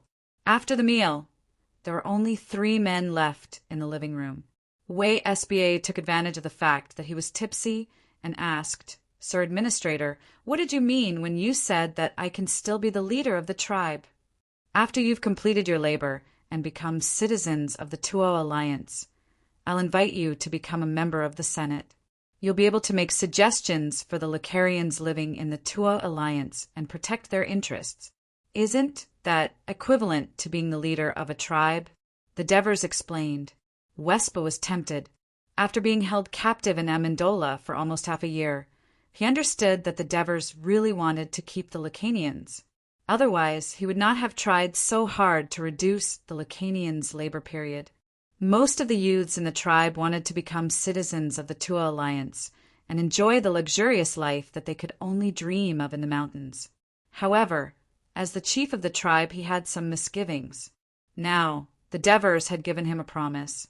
Thus, Wespa continued to speak under the influence of the alcohol. "According to your rules, I'm afraid it'll take 4 to 5 years for my people to become your citizens. That's a little too long." Wespa said with some dissatisfaction. After all, he was not young anymore. Every year was a year. "According to the immigration law of the Tua Alliance, it will indeed take 4 to 5 years for you to complete your labor, apply to become a probationary citizen, and then become an official citizen. However, there's a special mission. If your tribe is willing to participate, I'll apply to the Senate to turn all the men in your tribe into official Turii citizens. Not only can you become an elder of the Senate, but I'd also like to recommend Bagul to become a member of the Senate." The Devers' words were shocking. Bagul became excited when he heard that. Wespa was excited too, but he was much more experienced than Bagul. The fact that the Devers could give them such favorable conditions meant that the mission was not simple. "What's the mission?" he asked cautiously. The Devers looked at the two of them and said, word by word, "The Avanogis leader of Laos has formed an alliance with the Tua Alliance. They're ready to help us take back Nudum." Both of them were shocked when they heard that. Then they fell into silence. The Tua Alliance was ready to declare war on the Lucanians. It was not a problem for Wespa and Bagul to help the Tua Alliance fight the Greeks. However, it was a little hard for them to kill their own people. Although the Lucanian tribes often fought with each other and massacres were not uncommon, the Devers knew what they were worried about. Seeing that the two of them did not object, the Devers could guess what they were worried about, so he continued.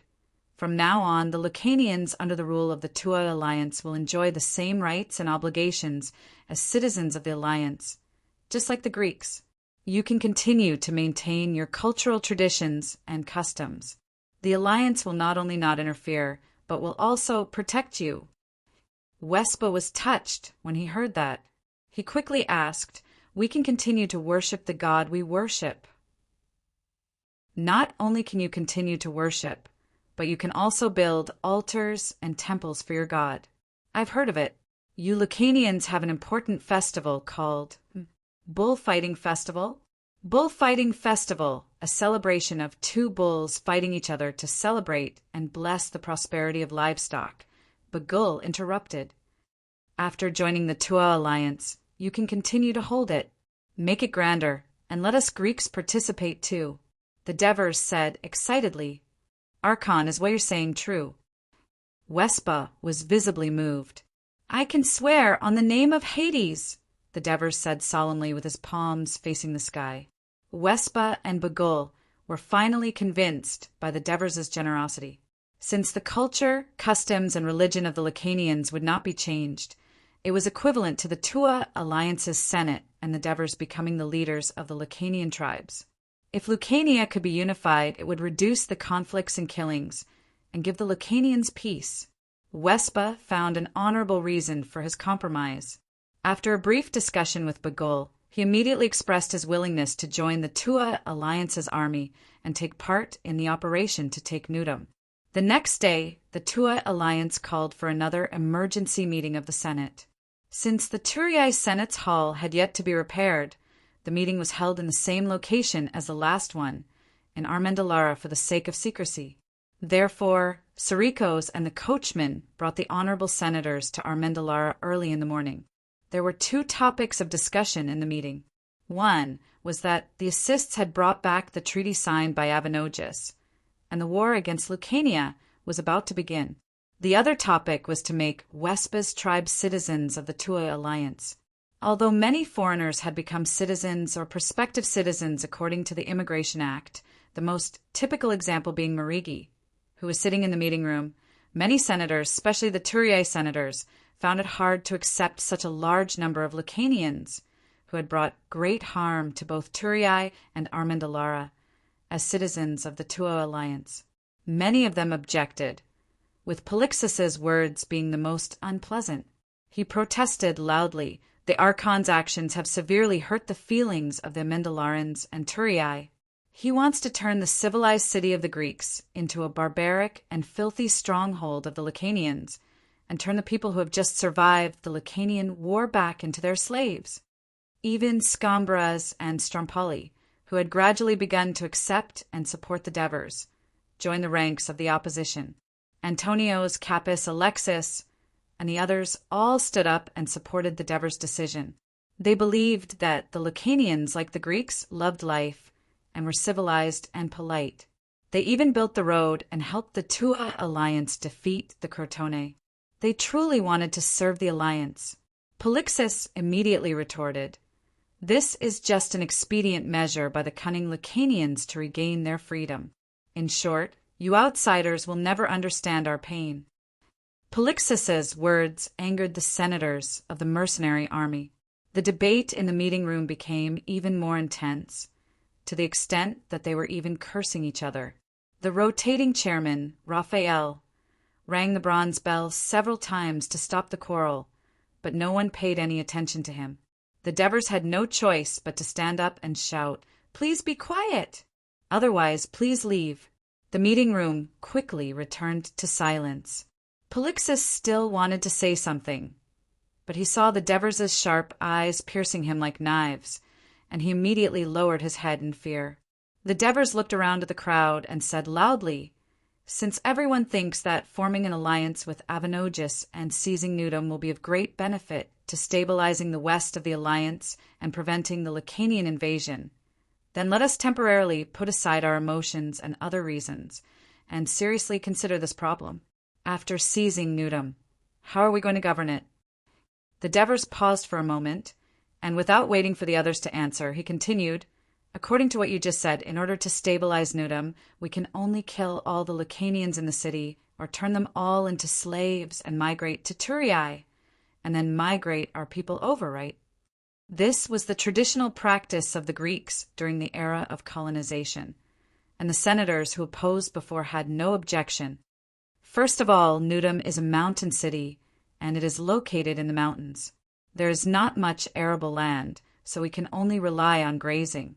If we let the Greeks, who love the sea, migrate to a mountain city surrounded by mountains and not rich in land, I can't be sure how many people would be willing to go. I believe you can give me an accurate answer. Chapter 167. Kinigarada, Cornelis, and the other wise elders stood by and watched. The others did not step forward to answer. The Devers continued. Then look at the north of Newdom. It's all Lucanian territory, and there are several large towns, Germentum, Pixis, Potentia, and Galagusso. It's said that they have a total population of more than 100,000, several times our population. Although they are still fighting each other, when the Greeks occupy their traditional territory and threaten their own safety, will they unite and oppose us? Even if we defeat them, as long as they burrow into the mountains, there's nothing we can do, and it will only make the Lucanians hate us even more. They are familiar with every mountain and every river there. They will change their tactics and quietly attack our citizens who farm and graze, as well as our supplies and caravans. Newdom's output can't support a large population. There are few of us there, and the Lucanians are many. We can't conquer them, and they will devour us. What should we do? The Devers saw that someone wanted to say something, but stopped. He sneered and said, "Some people might say, isn't there Laos? They will help us." Yes, Laos is our ally.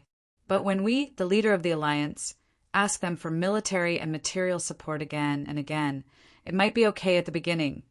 But after a long time, do you think Laos will look down on our strength and have other thoughts?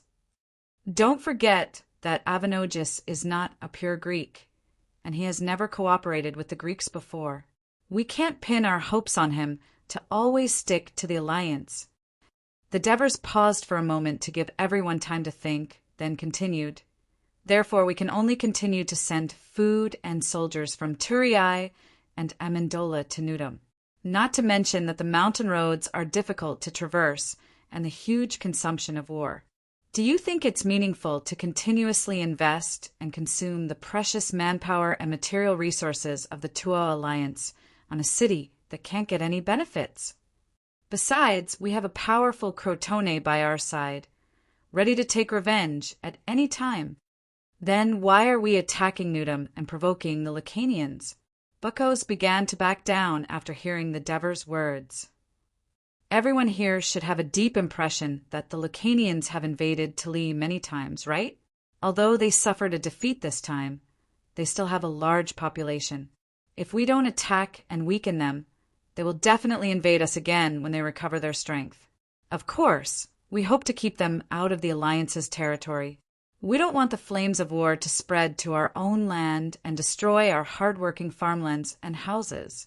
Alexis stood up and replied, "Can we use the Lucarians to help us stabilize Newdom and solve the problem that the consul mentioned?" Scambras stood up and asked at this moment. The Devers revealed a slight smile. First of all, Vespa and the others are Lucanians.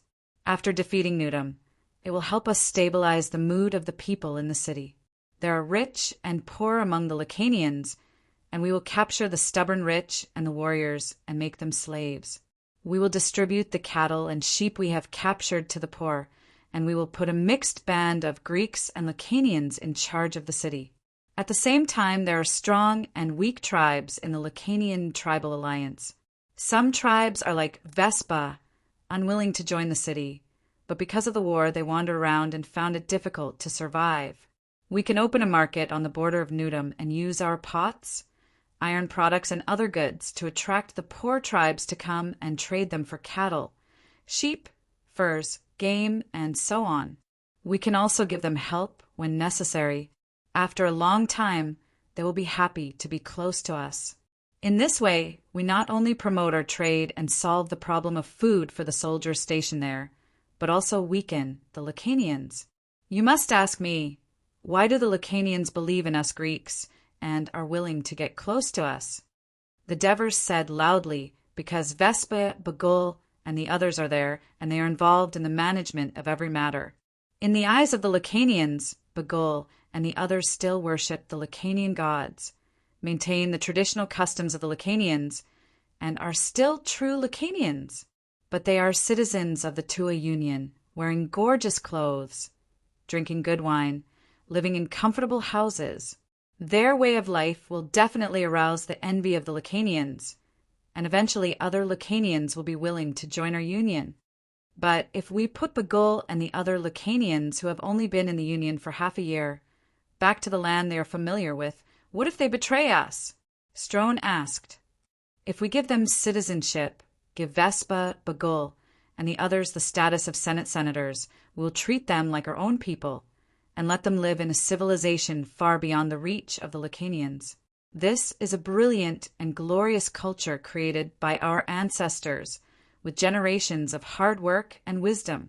I firmly believe that they will be assimilated by us, and not us being assimilated by them, who are ignorant and backward.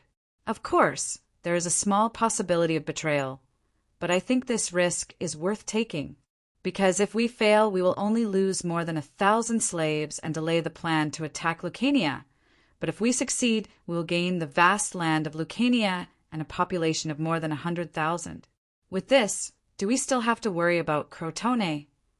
No, Crotone is just a small stone on the path of our union. We can easily kick him away, and what awaits us will be a wider world. The Devers' passionate speech at the end made the senators excited, and they began to whisper excitedly to each other. The Devers took the opportunity to announce that the meeting was temporarily adjourned. Then he looked for the two city governors, Kinigarada and Cornelis, hoping that they would take the lead in supporting his proposal. I listened carefully to your plan to stabilize Nudum with Vespa, Bagul, and the rest of the Lacanians. I think it is worth a try. Cornelis put aside his personal feelings and said in agreement. Master Devers, the situation you mentioned earlier is really that dangerous and difficult without the help of Vespa and the rest of the Lacanians? Kunigarada asked doubtfully. Always think the worst, so you can work for the best, the Devers replied. Kunigarada thought for a moment, then nodded in agreement. Once again, the Senate senators, under the guidance of Kunigarada and Cornelis, mostly agreed, and the Devers' proposal was passed. Let Bagul lead nearly 1,000 Lacanian warriors into the army, and after capturing Nudum, all of them would be granted citizenship of the Union, and Vespa and Bagul would enter the Senate. A few senators, led by Polixis, lamented, "This is an unprecedented shame for the Greek city-states. The sacred hall will be tainted by the dirty breath of the natives." But most of the senators ignored their nagging, still looking forward to the huge benefits that they were about to obtain from Lucania. As soon as Felicius stepped into the house, he heard that the courtyard was very lively. The courtyard that was originally assigned to Felicius, his wife, Delia, planned to plant some apple and fig trees in the atrium. Felicius had no objections, but his adopted son, Melishanda, objected. He wanted to transform the atrium into a training ground, so that he could train his body and combat skills at any time. In the end, his wife, who loved her son, dearly agreed. As soon as he heard this sound, Felicius knew that Melishanda was looking for someone to practice with again. He walked along the corridor, and when he got closer, he saw that Melishanda's opponent was his good friend, Arsenes. It was obvious that the young man from Amendola was here because of tomorrow's expedition. Felicius remembered the appointment given to him by the Devers today, and he could not help but feel nervous. He never thought that the Devers would let him be the commander of this expedition to Nudum. One had to know that since he became a mercenary, the number of times he commanded a battle alone could be counted on one hand, and under the dazzling halo of the Devers, he felt even more pressure. He leaned against the pillar, thinking about something while watching the fight between the two young men on the field. "You're back." The gentle voice of his wife, Delia, sounded behind him. "This is the milk I just brewed today. I added some dates, so it should be sweeter. You can quench your thirst first." Felicius was holding a cup of warm syrup in his hand, because it was almost the beginning of winter. Delia said with a smile, "I've made your favorite grilled codfish for dinner today. I've also stewed mutton, boiled oatmeal, and bread. Since Arsenes will be staying at home tonight, dinner is more sumptuous than usual." Felicius took a sip of the milk and said, "It's rare for our house to have a guest. It's good to have some liveliness." Delia was busy preparing dinner in the kitchen, and at the same time she instructed the female slaves to set the table. Felicius looked at her busy back and could not help but sigh in his heart that his choice was correct. Although Delia was a little old, she was a diligent and virtuous Greek woman who arranged everything in the house in an orderly manner. The training on the field finally ended, and Melisande still refused to admit defeat. "Arsines, you only defeated me because you're 2 years older than me and stronger than me. When I'm an adult, I won't lose to you again." Chapter 168. Arsines saw Felicius outside the courtyard and greeted him respectfully. "Master Felicius!" "We're at home. You can call me Uncle," Felicius said kindly. "Uncle Felicius." Arsines greeted him obediently. "Father," Melisande whispered. Compared to before, he could already call him father, but he was still not used to it. Felicius did not care about this. He comforted Melisande. "Child, I saw your battle with Arsines just now. Your strength and speed are not inferior to your good friends, but you still lack experience, especially on the battlefield. You'll understand after a few battles. But I can only go to the battlefield when I'm 18. "Father, why don't you talk to Master Devers?" Melisande said eagerly. "Haven't you tried several times already?" "Master Devers values military law very much. He won't take the lead and set a precedent for you," Felicius said solemnly. Melisande punched the pillar in frustration. Felicius ignored him and turned to Arsines. "We're going to battle tomorrow. Are you ready?" "Uncle, I can't wait to defeat the Lucanians and occupy their town under the command of Master Devers," Arsines said excitedly. Felicius looked at him with a faint smile and said, "Tomorrow Master Devers will not lead the army to battle. He has to stay in Thurii and deal with the Alliance's affairs. At the same time, he will be on guard against the Crotone. Then, who will lead us to attack Nudum tomorrow?" Arsines asked anxiously. Felicius smiled. "Uncle, it's you." Arsines exclaimed, "Is it true?" "Father, you're the commander of the army." Melisande looked surprised. He shouted "Father" so loudly. At that moment, Felicius was filled with pride. The nervousness in his heart was swept away. He would win the battle and make his children proud of him. On the third day, when most of the Alliance's people were still asleep, the 2nd, 3rd, and 7th Brigades, about 4,000 people in total, were ready to go outside the northern city of Thurii. As the founder of this army, the Devers did not personally command the battle for the first time. It was also the first time the soldiers would fight without the Devers' command. Both sides were more or less uneasy. Therefore, the Devers rode to inspect all the soldiers.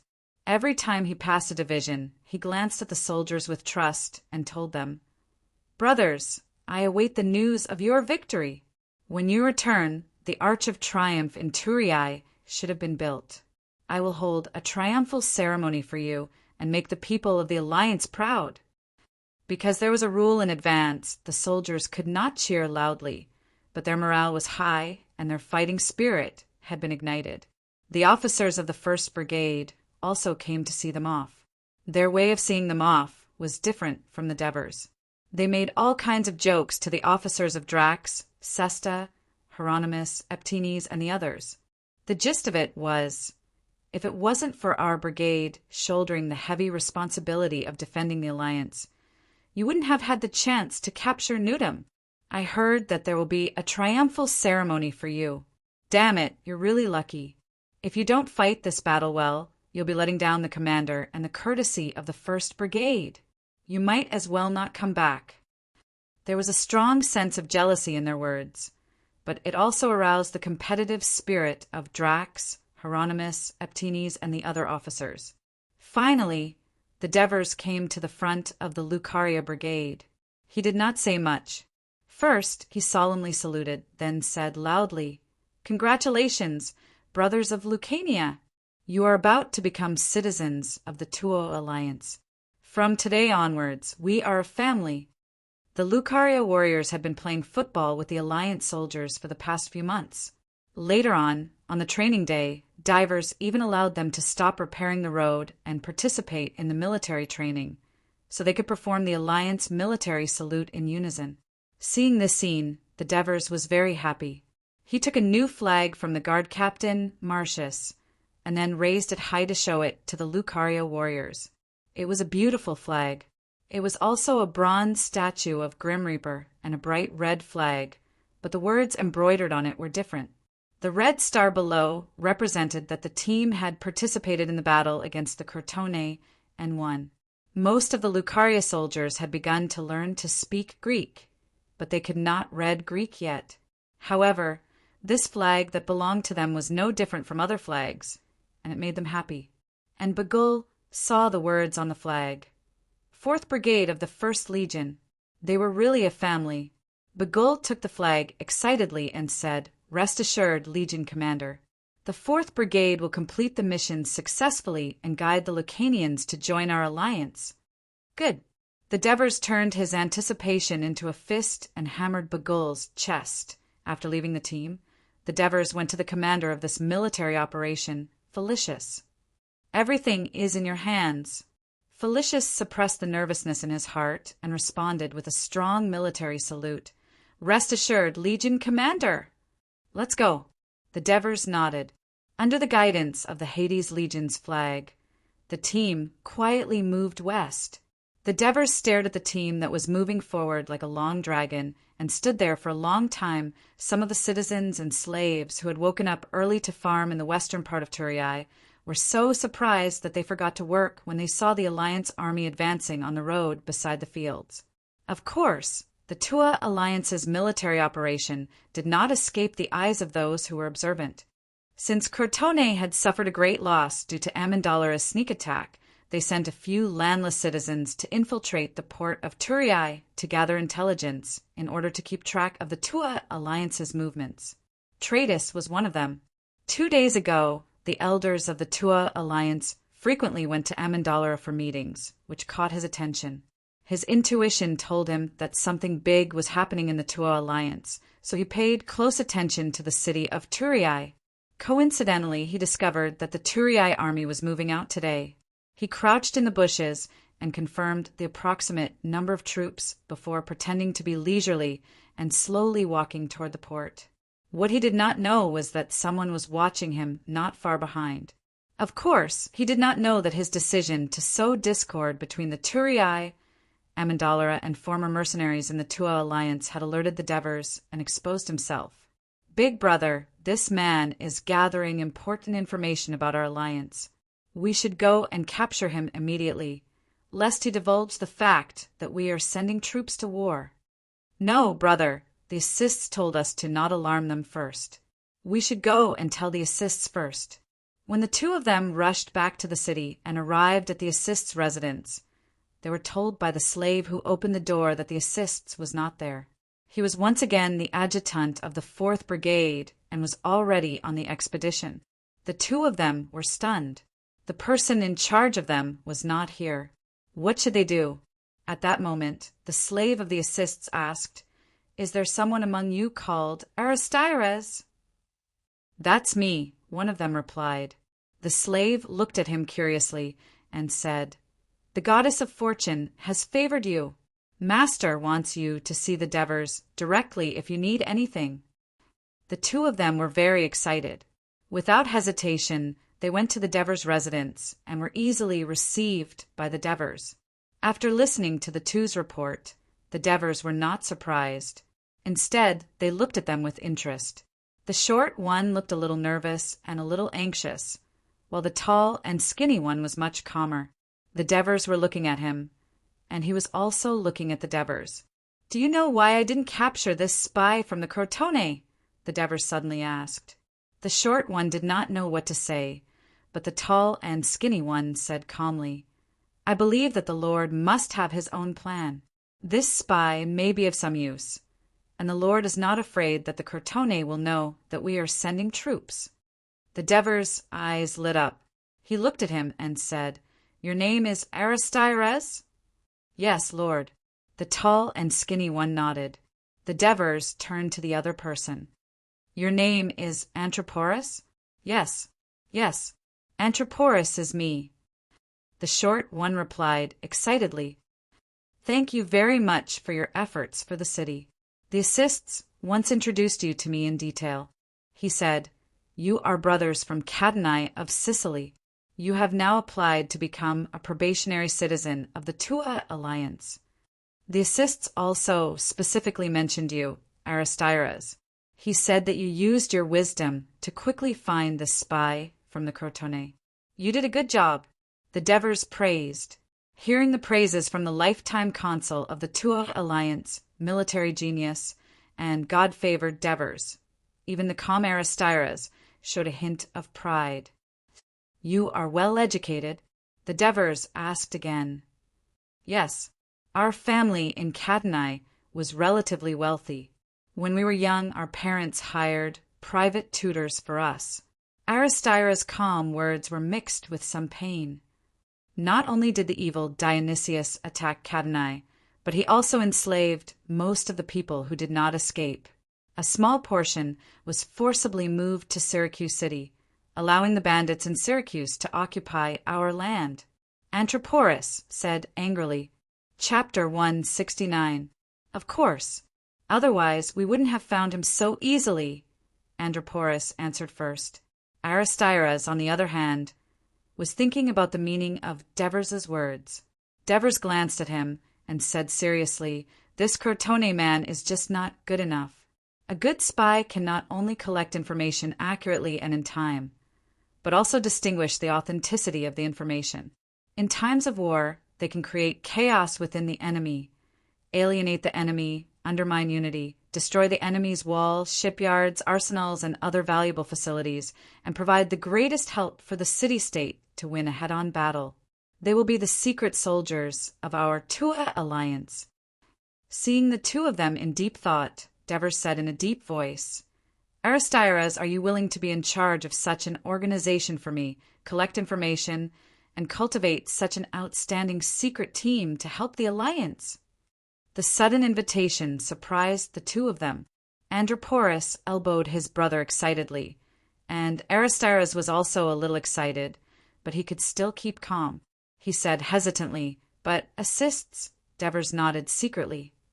Assists has other important tasks to complete and is no longer in charge of this organization.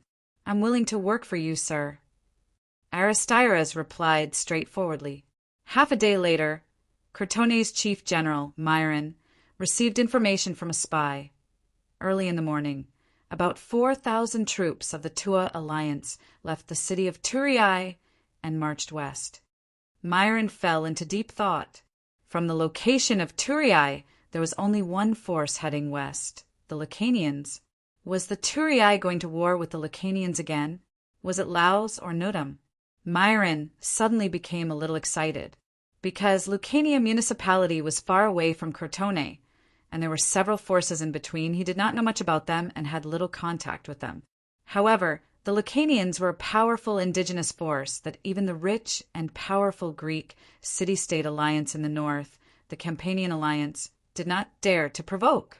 The Tua alliance had only defeated the Lucanian alliance once before. Did they really think they could create another miracle with just 4,000 men? Even if they succeeded, were they not afraid of triggering another war with the entire Lucanian people? Would the Tua alliance, which was still in the midst of rebuilding, be able to sustain such a continuous depletion? Perhaps the young consul had been blinded by his previous victory. A few thoughts flashed through Myron's mind, and he suddenly felt like watching a good show. Perhaps the Crotone would declare war again before the peace treaty expired, and the Lucarians would set foot on the land of Turin again. The Crotone should be prepared for this. At the same time that Myron received the intelligence, the troops of the Tua alliance had already arrived at the entrance to the Lucania Pass. The alliance had set up a simple sentry post here, with 3 sentries stationed in shifts every day. If anything happened, they would immediately light a beacon to inform the tourists to prepare for battle. Wyzam had already led a small scouting team to scout ahead to see if there were any abnormalities along the narrow path. The main force began to enter the mountain path. At its widest point, the narrow mountain path could only accommodate 4 people walking side by side. On both sides were steep ridges and towering trees. Not only was the path narrow, but it was also rugged. It was all uphill, and the ground was covered in gravel. If one was not careful, they would slip and get scratched all over their body. There was once a soldier's cold joke that spread throughout the army. If the enemy pushed down a round boulder in front of them, it would continue to roll down the mountain path until the entire Tua alliance was wiped out. Autumn in Great Greece was still relatively hot in October. Snakes and insects were still active in the mountains, and wolves could be seen from time to time in the mountains. The soldiers trudged through the mountain path while carrying rations, weapons, and equipment that weighed nearly 25 kilograms. Everyone was sweating profusely and exhausted, but no one dared to fall behind. If they did, there was a high chance that they would fall and get injured or attacked by wild beasts without help. At night, they could not build a camp according to military rules, so they could only sleep on the mountain path. However, standing guard was a must. Listening to the howls of various beasts in the mountains and looking at the flashing green lights in the darkness. Even with countless teammates lying next to the sentries, they could not help but feel a chill in their hearts. For the resting soldiers, the biggest difficulty of sleeping in the mountains at night was the weather. At the end of autumn, the temperature in the mountains suddenly became cold. Although the soldiers were prepared and had brought sheepskins to sleep in, and there were bonfires lit every 10 meters in the middle of the soldiers, it was still a little cold. When they woke up in the morning, some soldiers would scream because something had appeared beside them. Bobcats, hedgehogs, badgers, and most terrifying of all, poisonous snakes. Several soldiers were bitten as a result.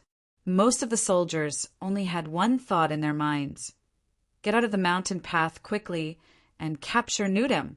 After 2 nights, the team began to go downhill. With Bagul's reminder, Felicius knew that they were more than halfway through the mountain path, so he ordered the troops to slow down. Why, Zam's team had already crossed the mountains and reached the exit of the mountain path.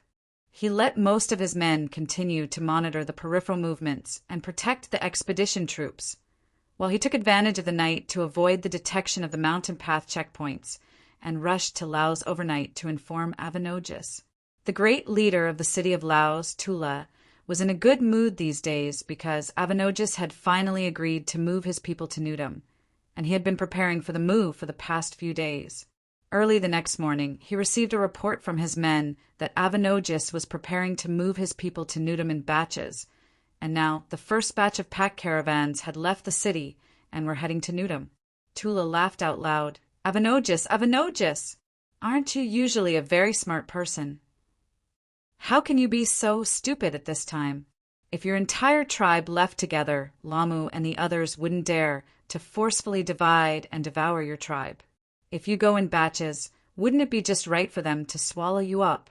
But that's great. We don't have to worry about the problem of Laos's bastards anymore."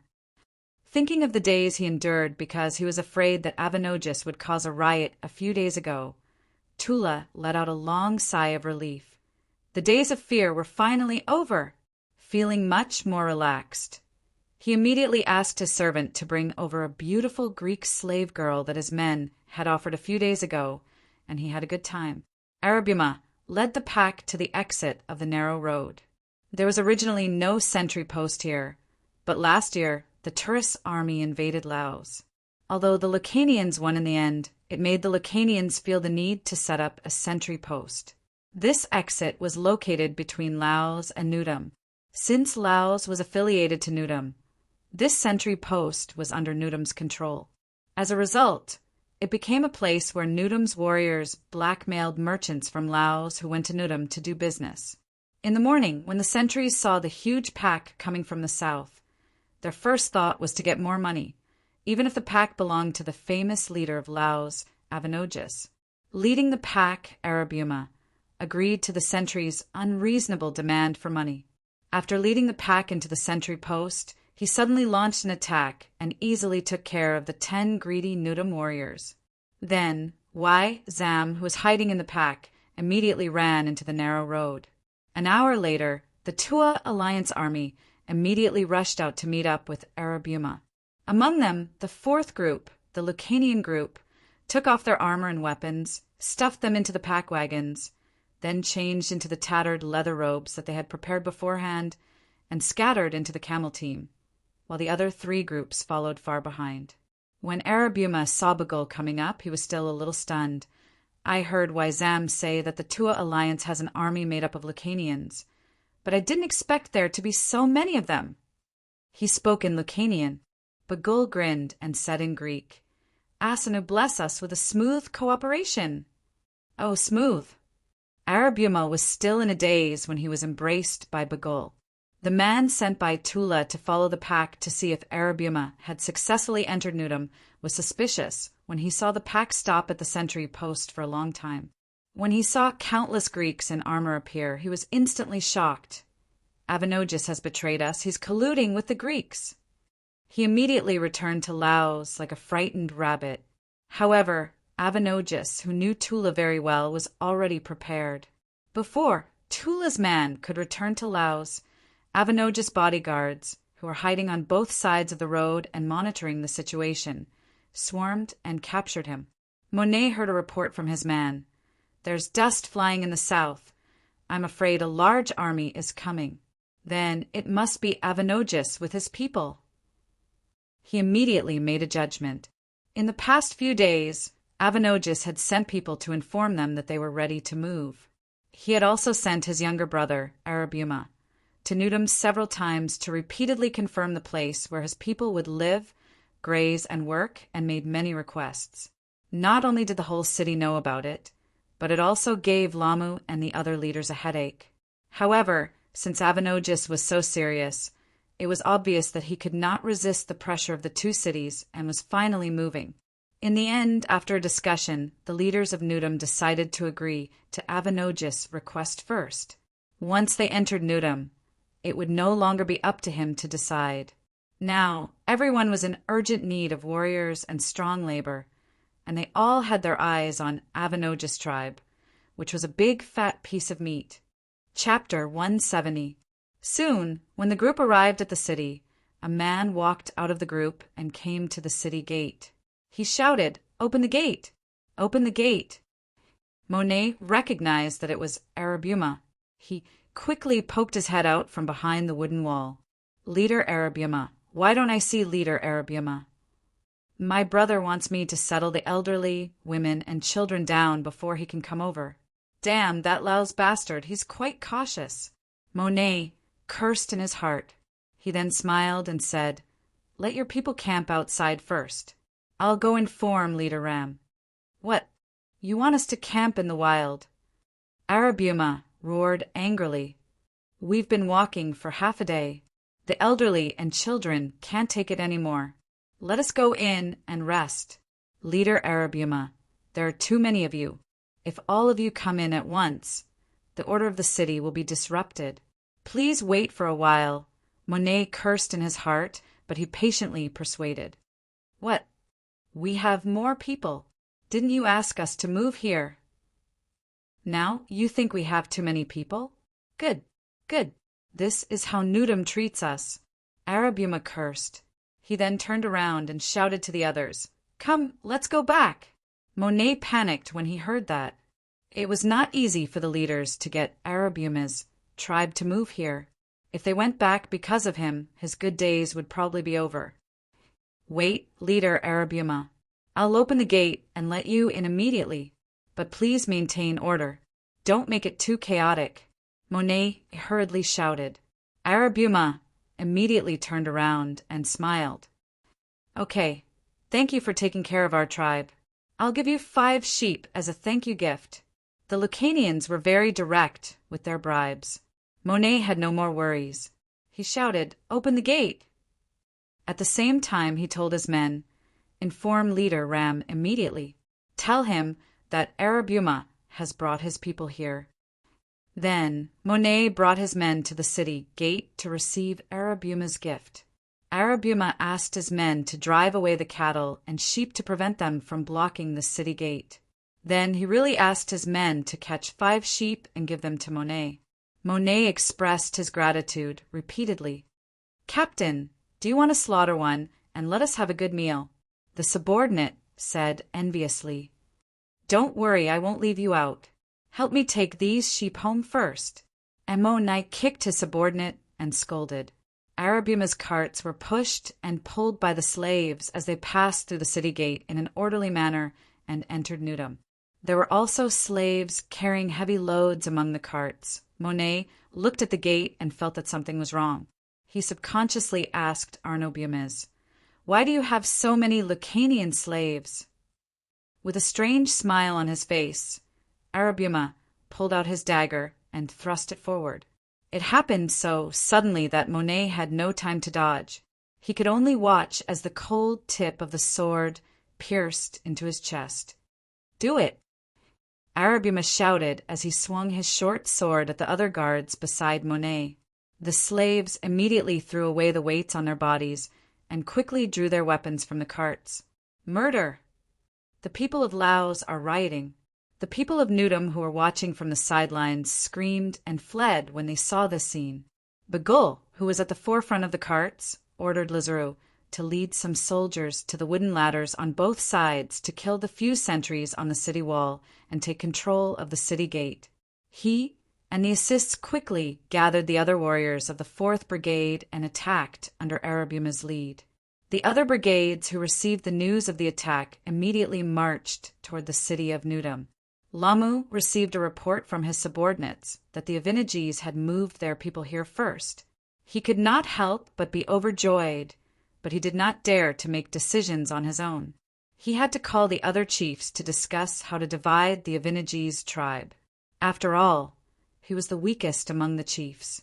The reason why he was elected as the chief was more complicated. After the death of the former chief Udara, the chiefs of Nudum almost fought for the position of chief. Just as war was about to break out, the chief of Laos, Tula, sent an urgent message. The Avinages were in danger of rebellion. The chiefs all knew the importance of the Laos team to Nudum. If the Avinages rebelled and occupied Laos, then Nudum would face the danger of food shortage. Moreover, Laos was a stone city with thick walls. It was difficult for them to take down Laos with their forces. They had to ask for help from the neighboring Grimentum. However, the situation between the Grimentum and Picassus was also tense. A war was about to break out, and they could not help Nudum in a short time.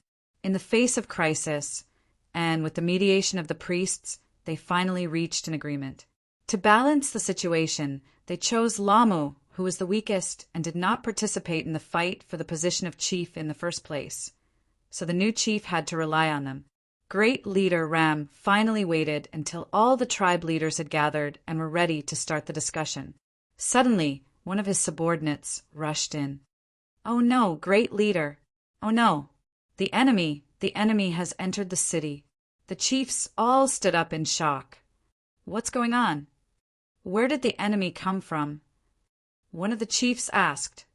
Arab has betrayed us. He's even attracted the Greeks." "What?"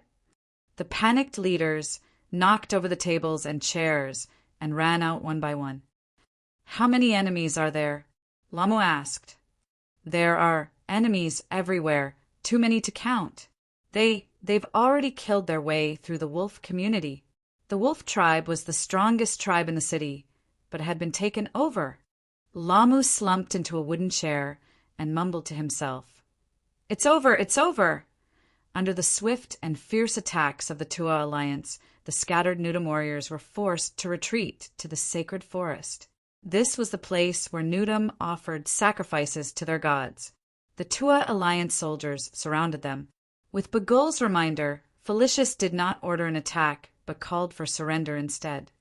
"Abanu, Saima, Ureza, are you there?" "I'm Bagul." "Abanu, Saima, Ureza, are you there?" "I'm Bagul." Bagul stood in front of the sacred forest and shouted. He repeated it several times before someone on the other side of the wall finally responded. "Bagul? You're Bagul. You're still alive." "Mountain god Asanu, bless me. Not only am I alive, I'm living well. Take your people and surrender, Cthaima, and the rest of the Lucarians." I promise you that no harm will come to you." Bagul's loud voice echoed in the silent, sacred forest. After a while, there were sounds of fighting and screams from inside. Felicius looked at Bagul. Bagul nodded, indicating that he was fine. Soon, the sacred forest was quiet again. The door opened and a tall young man walked out carefully. He looked around. "Saima, I'm here." Bagul strode forward. "Bagul!" Saima cried out in surprise. In his eyes, Bagul was wearing a blood-stained Greek armor and holding an exquisite helmet with purple tassels in his right hand. He looked majestic. "You're a Greek." Saima hugged Bagul hesitantly. "No, I'm a citizen of the Tua Union, but I'm still a Lucanian." Bagul let go of him and corrected him. He pointed to the side and said in Greek, "Come and greet my commander, Felicius." Clearly, Kelsima understood Greek. He hesitated for a moment, but under Bagala's urging, he reluctantly came over and saluted. "What's the situation inside?" Felicius asked straightforwardly. "We've captured Lamu and the others. We are willing to surrender." Saima said in a low voice under the pressure of the fully armed Felicius. "Then let them come out and surrender." Felicius ordered. Saima looked at Bagul for help. "Don't worry. Tribes like yours that were forced to join Nudum will be fine. Tribes that belong to this city will have to suffer a little." Bagul promised them. Kelsima relaxed and then blew a sharp whistle towards the sacred forest. The door opened again, and the Lucanians filed out. The Tua Union successfully took down Nudum with only minor casualties. After a noon rest, Felicius left the 2nd and 4th Brigades to stabilize the situation in Nudum at Arabs' repeated requests. He then led the 3rd and 7th Brigades south to assist Avenogis in taking down Laos. According to the new regulations of the Public Service Law, the position of the city governor could only be chosen from the Senate elders. When the Devers asked for candidates for the governor of Nudum, the original Turin and Amendron elders still held grudges against the Lucanians, and no one was willing to take up the position. Hence, they could only choose from the original mercenary elders. Felicius was the military officer of the Tua Union and had to return to Turin immediately after the battle. There was still a lot of military work to be done. The 1st Brigade stayed in Turin. The 2nd Brigade Captain Dracos, the 3rd Brigade Captain Hieronymus, and the 7th Brigade Captain Epithenes were not too interested in government affairs. The 4th Brigade Captain Bagul had just become a citizen of the Union and was a Lucanian, so it was not suitable for him to be the governor of Nudum for the time being. After some consideration, the 2nd Brigade Captain, 1st Company Captain Sesta, was the most suitable candidate. Sesta was interested in government affairs and was humble and eager to learn. During his time as the deputy chief of the Amendron Fire Department, he quickly familiarized himself with and mastered firefighting work. The fire chief, Antichris, even gave him the position. Chapter 171. Sesta agreed and expressed his gratitude for Diver's recommendation. The other elders had no objections either. The only one who had any objections was Antichris, who was in Amendolara. He had no choice but to continue serving the people as the fire chief.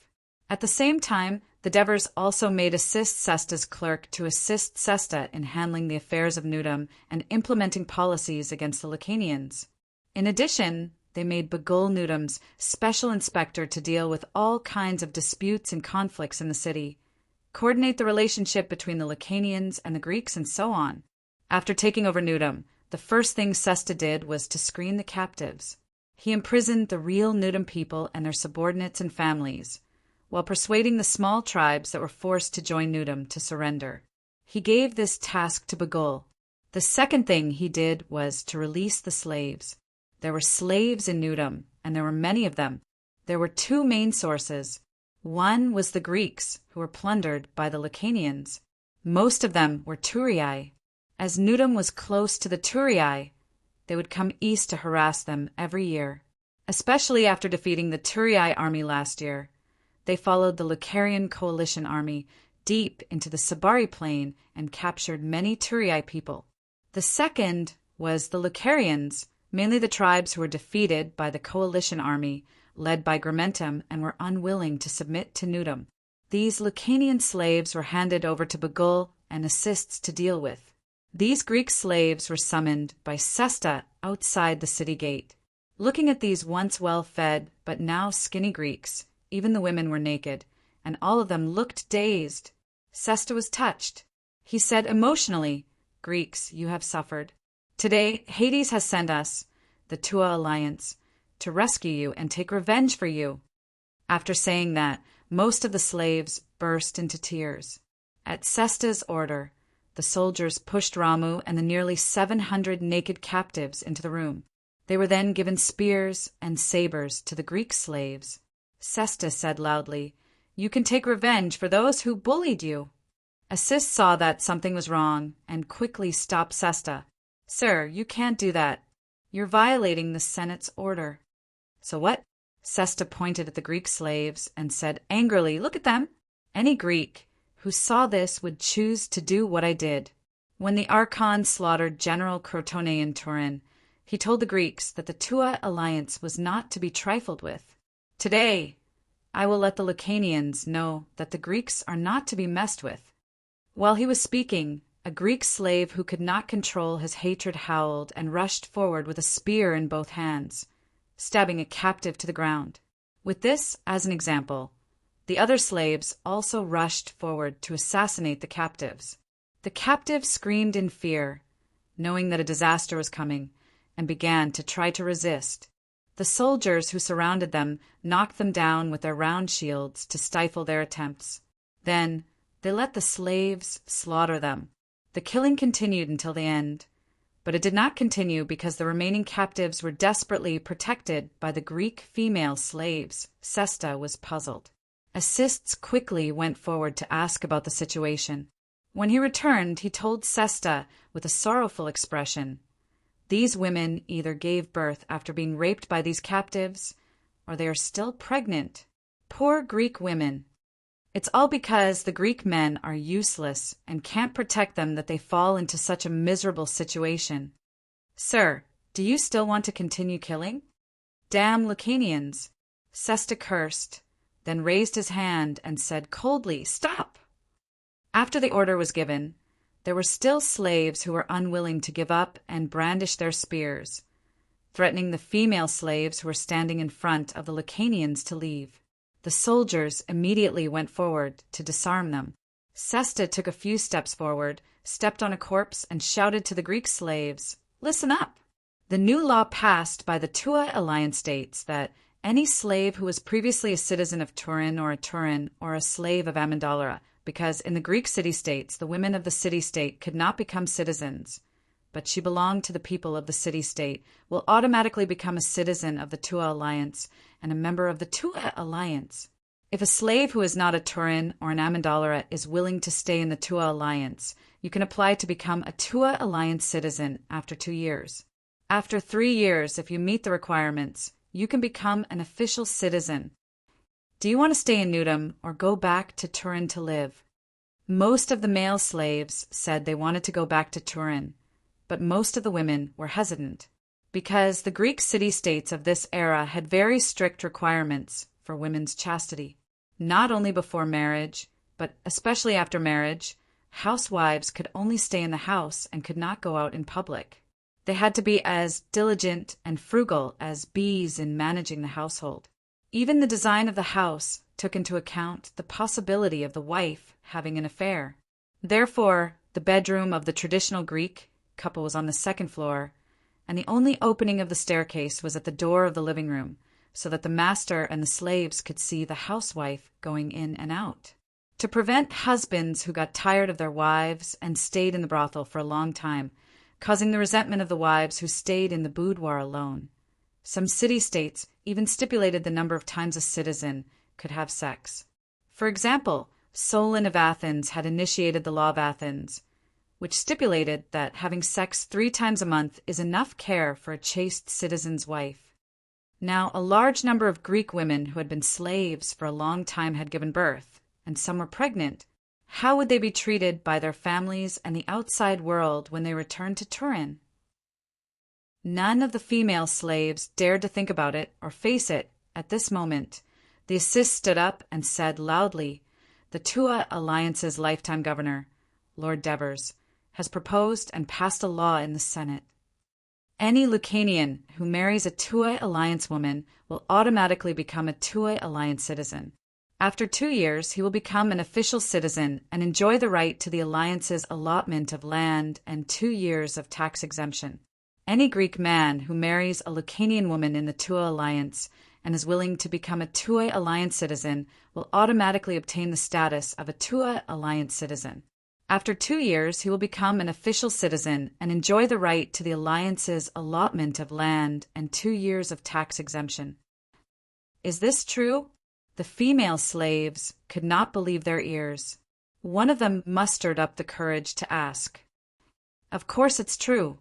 Any couple who marries according to the law can immediately go to the city hall in Nudum. No, the great leader's mansion to register." Sesta said loudly with certainty.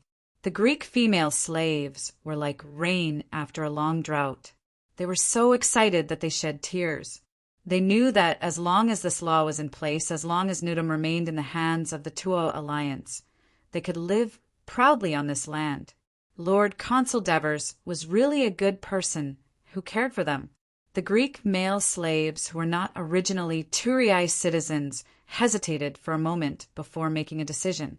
Compared to the long time it would take to become an official citizen in Turii, marrying a Lucanian woman and enjoying many benefits immediately seemed more attractive. Assis could guess that this law would soon be announced in Turii and Amendola. By then, who knew how many free men would come to Nudum to marry a Lucanian woman?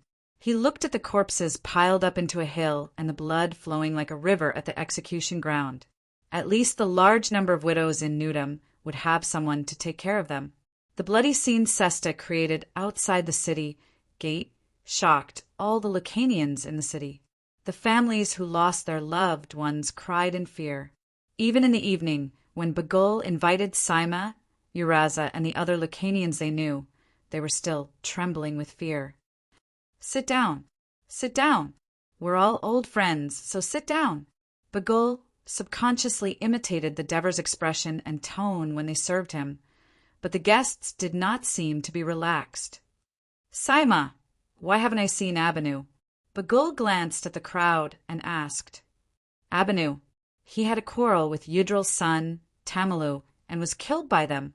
Saima said sadly, "Damn Yudral. Damn those big tribes who bully us. Where's this Tamala now?" Bagul roared angrily, "He's dead. When we went to Turii, he died in the hands of the Greeks, just like his father, Yudral." Ureza glanced at the assists beside Bagul and said gloatingly, "Sigh, it's a pity that I can't avenge him myself. But that's fine. Abanu can serve the mountain god with peace of mind." Bagul sighed and regained his composure. At that moment, one of the guests said, "Yudral and Ramu bullied us, but won't the Greeks bully us? Won't they slaughter us like they did to Ramu and the others?" Yeah. Today, the Greeks killed more than 500 Lucanians who surrendered outside the city. Soon, they'll slaughter us like cattle and sheep." The guests were in an uproar, venting their dissatisfaction with the Greeks. The assists finally realized the impact of the massacre outside the city. He stood up and said, "The Tua Alliance will never bully you. How can a Greek who can speak Lucanian join a Lucanian gathering?" A voice from the guests interrupted the assists. Chapter 172. Amidst the uproar, a voice exclaimed, "Dila's husband? Ureza, you have no chance." For the first time, the guests chuckled at his words. "I thought all of you died in the Gramentum." Ureza said bitterly, "So, I already have a wife. Back then, we weren't even sure if we could live to this day." Bagul's words resonated with the guests. He continued, "So, let's not talk about anything else tonight, just drink, to celebrate that we're still alive today." "That's right." Sesama hugged the amphora filled with wine and took a sip. He praised loudly, "Good wine! This is the first time I've drunk such good wine. I must drink all of Bagul's good wine tonight." Everyone laughed. Bagul was secretly grateful to Sesama for helping him out. He raised his glass and shouted, "Come, let us thank God Asanu for his blessings." Bagul took the lead. After a few glasses of wine, the atmosphere of the banquet became lively. Everyone toasted and toasted. Amidst the noise, Bagul stood up and said to assistants, "Come, brother-in-law, let me introduce you to my guests." Assistants held a bottle of wine in one hand and a glass in the other. "This is Sesama, my childhood friend. He's also a wrestling opponent, but he can't beat me. Don't listen to his nonsense. If you don't believe me, let's fight again another day." "Not another day. Let's fight after the banquet." "Do you dare?" "Let's compete."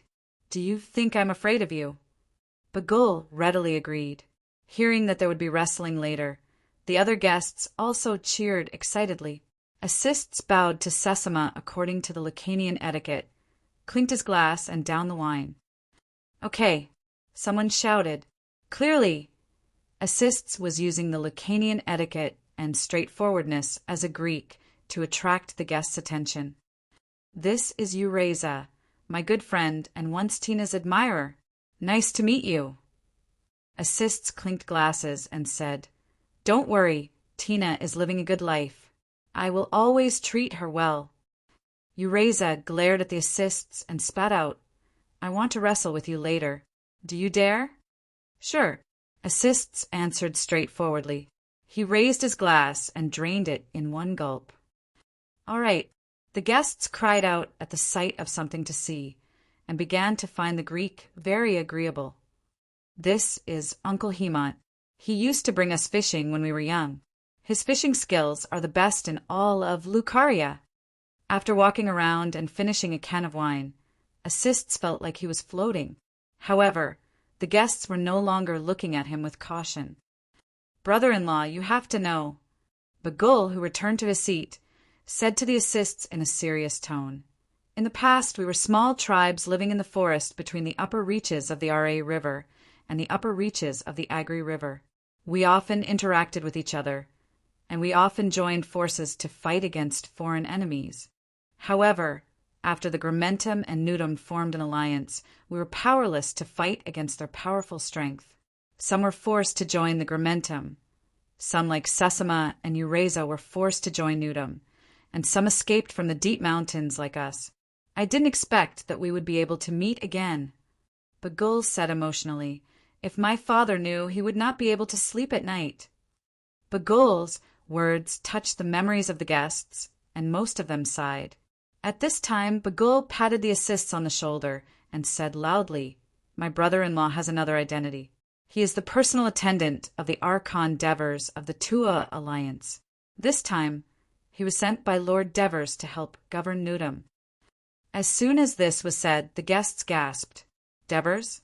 You mean the Greek who used only a few thousand to annihilate more than 10,000 of Asopyrus men?" "Assistants, I heard that this Devers later used a few thousand to defeat 10,000 of Crotone's men. Is it true? I heard that he is the son of a Greek god."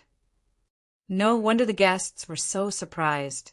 Although Nudum and Turiai had been cut off because of the war, Laos had a port. As long as there was foreign trade, news from the outside could quickly spread to Nudum. While the Lacanians were surprised by the defeat of the powerful Lacanian coalition, the name of the Devers reached their ears for the first time. As long as they paid attention, they would hear more rumors about the Devers from the foreign merchant ships at Laos port. For the Lacanians, who were more superstitious and worshipped the strong, this powerful and mysterious Greek who had achieved so many things made them feel awe. Therefore, when Bagul learned about this from the captives, he immediately realized that he could use this to his advantage. Therefore, he did not mention Assist's position, but said that he was the confidant of the Devers, immediately putting a halo on Assist's. Assist took the opportunity to say, "Master Devers once said, in Lucaria, the big tribes bully the small tribes, annex their tribes, plunder their cattle and sheep. In the end, the leader of the big tribes becomes as rich as the king, and the people from the small tribes are not slaves but better than slaves. Yes, that's right. That's right. Assist's words resonated with the guests. And our Tua alliance will never bully you, Assist said with unusual certainty. Before I came, Master Devers repeatedly told me to treat the Lucanians like our own people. He said, under the rule of the Tua alliance, the Greeks, Lucanians, Egyptians, and other races will all be the same. No matter their status, they will all enjoy the same rights and responsibilities. That's indeed the case. Bagul immediately took over and proved. The chief commercial officer of the Tua alliance, Senate Elder Marigi, is an Egyptian, but he is also a citizen of the Tua alliance. And I'm a Lucanian, now the captain of the 4th Brigade of the 1st Legion of the Tua alliance, as well as a Senate elder. My father, Vespa, is also a Senate elder. The guests gasped in disbelief. The Lucaria region was surrounded by Greek city-states. After a long period of contact and interaction, they roughly knew the system of the Greek city-states. The Senate elder was equivalent to the leader of a large tribal alliance in Lucania. He could participate in discussions and decisions of the tribal alliance. If there was a powerful leader, he could even influence the big leader's decision. How do I become a citizen of the Tua alliance? Many people were envious and could not help but ask loudly.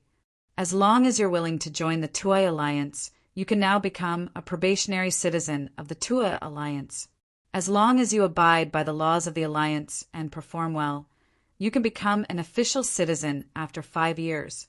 The Tua alliance Senate considered the special circumstances of the Lucanians, so as long as they're willing to submit, they can become probationary citizens. But to be fair, just like the Greeks, they can only become official citizens after 5 years, Assists explained. What's the difference between probationary citizens and official citizens?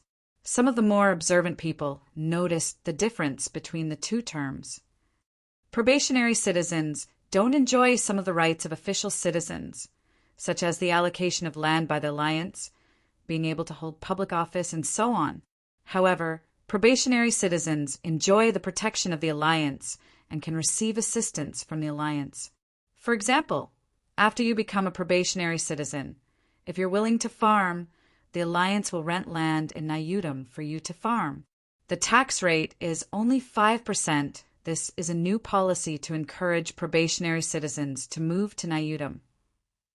If you're willing to graze, the alliance will rent cattle and sheep for you to graze. The tax rate is also 5%. You should know that it's not easy for many Greek freedmen in Turiai to become probationary citizens of the alliance. After they apply, they have to go through at least 2 years of examination before they can become probationary citizens. That's true. The Tua alliance Senate considered the Lucanians' wariness toward the Greeks. To show the sincerity of the alliance, they purposely relaxed the conditions for Lucanians to become probationary citizens of the alliance. This was criticized by many citizens. Bagul endorsed the alliance again. In reality, the two of them were overthinking things. Most of the guests did not care about this. Compared to the leaders of these small tribes who had to pay half of their income to Nayutam every year and could only go out to fight and barely survive by capturing livestock, the tax rate given by the Tua alliance could not be any better. The guests communicated with each other anxiously. Aren't you afraid that we'll take your cattle and sheep and run away? Someone joked. We're not afraid.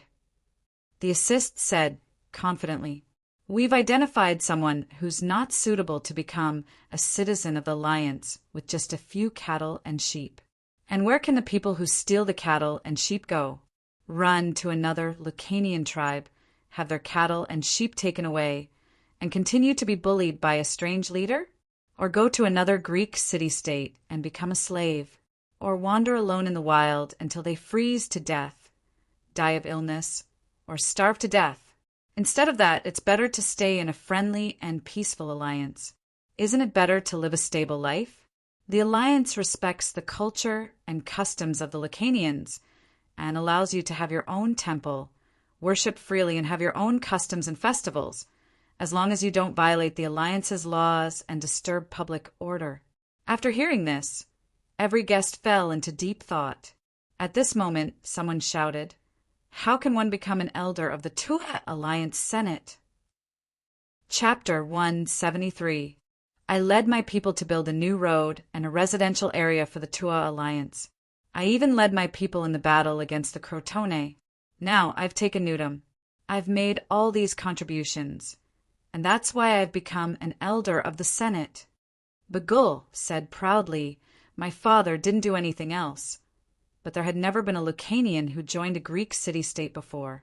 He courageously led more than 2,000 of his people to join a Greek alliance, including his family, so Bagul was purposely distorting the facts here, and created history. He also agreed and encouraged me to lead my people to do things for the alliance. Master Devers invited him to join the Senate. The crowd gasped in admiration. The assists then emphasized, "The Senate is open to any citizen of the alliance.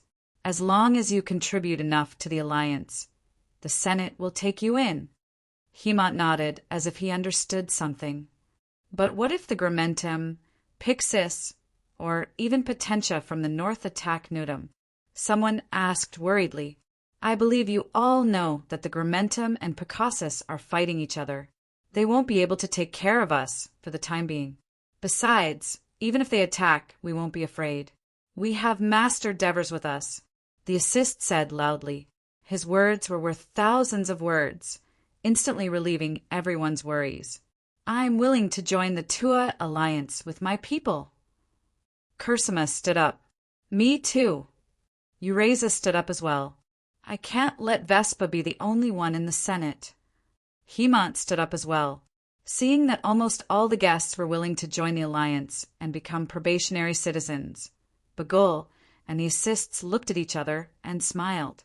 They raised their glasses and said, "Come, let's toast to the Tua Alliance that belongs not only to the Greeks, but also to the Lucanians."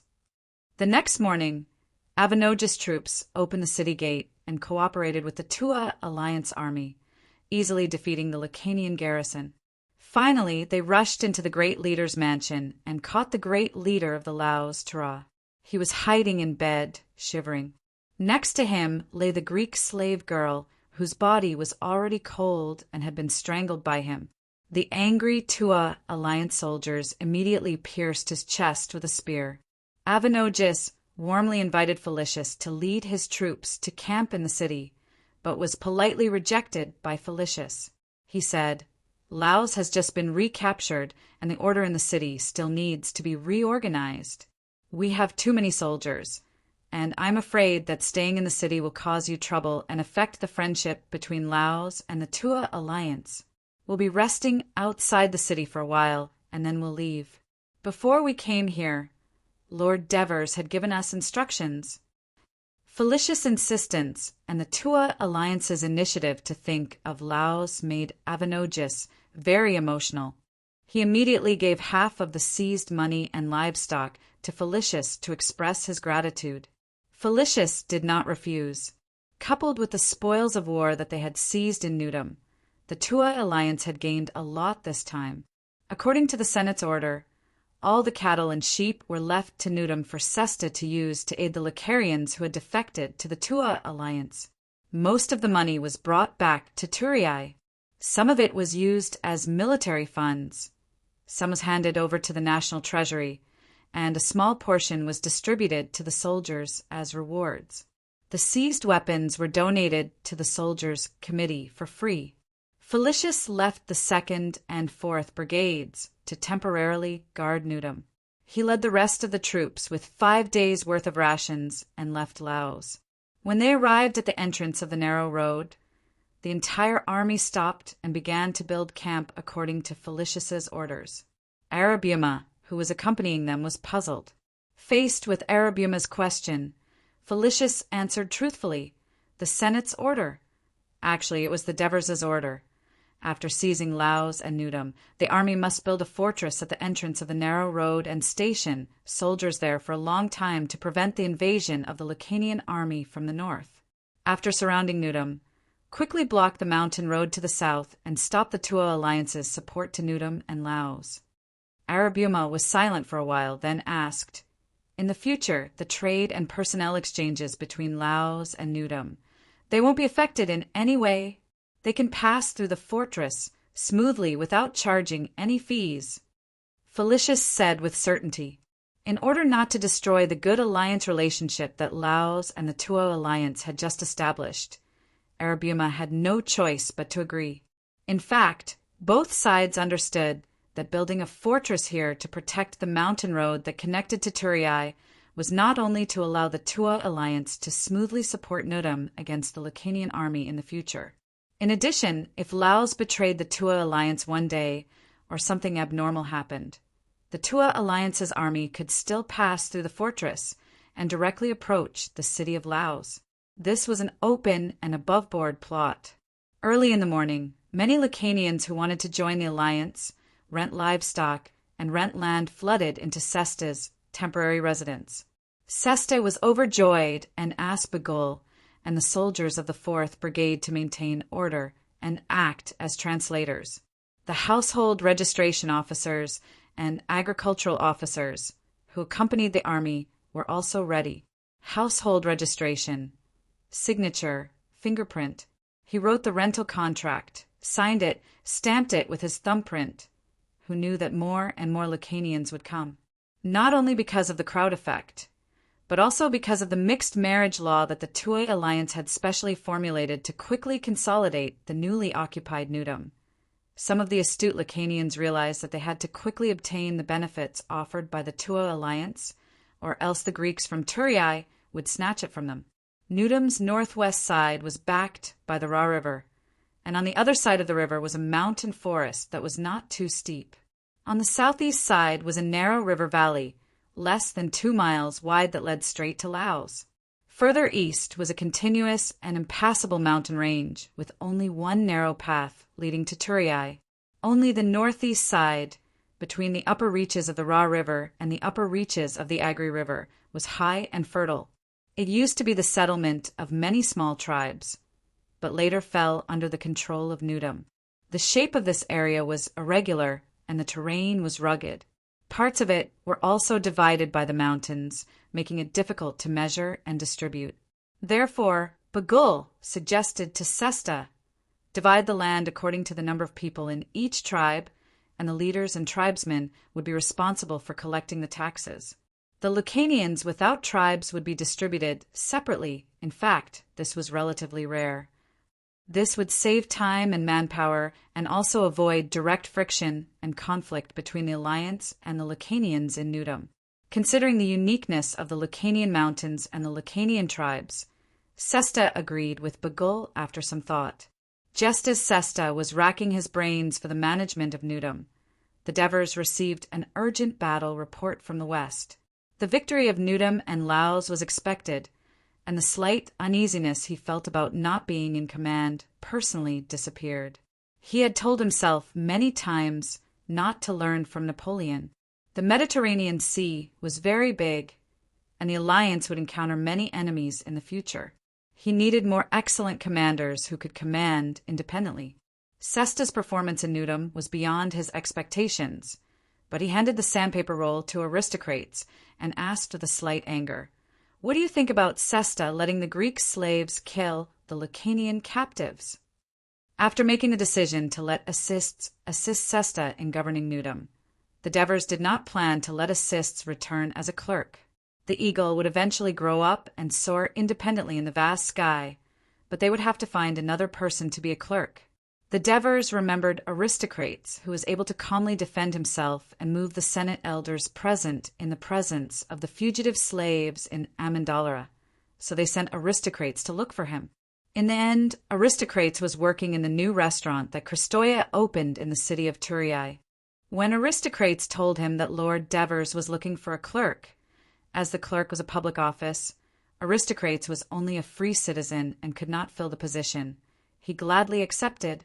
As a result, when the Devers returned home at night, Christoia complained that he had poached her family, and in the end she carried out revenge by using her mouth and hands to almost squeeze him dry. My lord, I don't know much about Newdom, so I can't comment.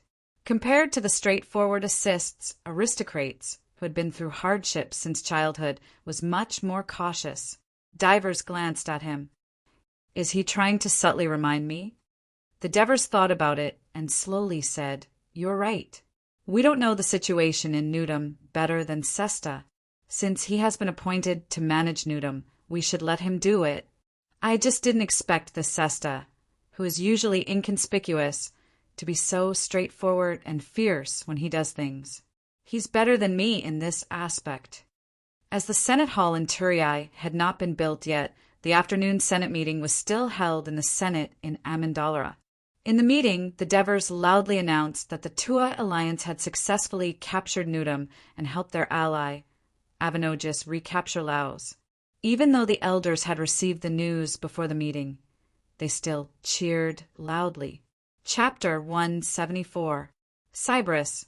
Although it had now become a joke for the Greeks and a negative example for the city-states, it was undeniable that more than 100 years ago, it was the largest city-state in Greece that spanned across the east and west coasts of the Apennines, ruled many cities, intimidated the Bruttii, Lucaria, and other local races, and possessed amazing wealth. At that time, Syracuse was only a small city-state, and Tarentum and Crotone could only look up to it. The elders reminisced about the glory of Sybaris in the past and were intoxicated by the vision of the future. They cheered excitedly again, and some even shouted excitedly, Fight across the Cini River, capture Gramentum, and take back our Poseidonia! Since when did Poseidonia become ours? Devers laughed in his heart. He was happy to see such a situation happen.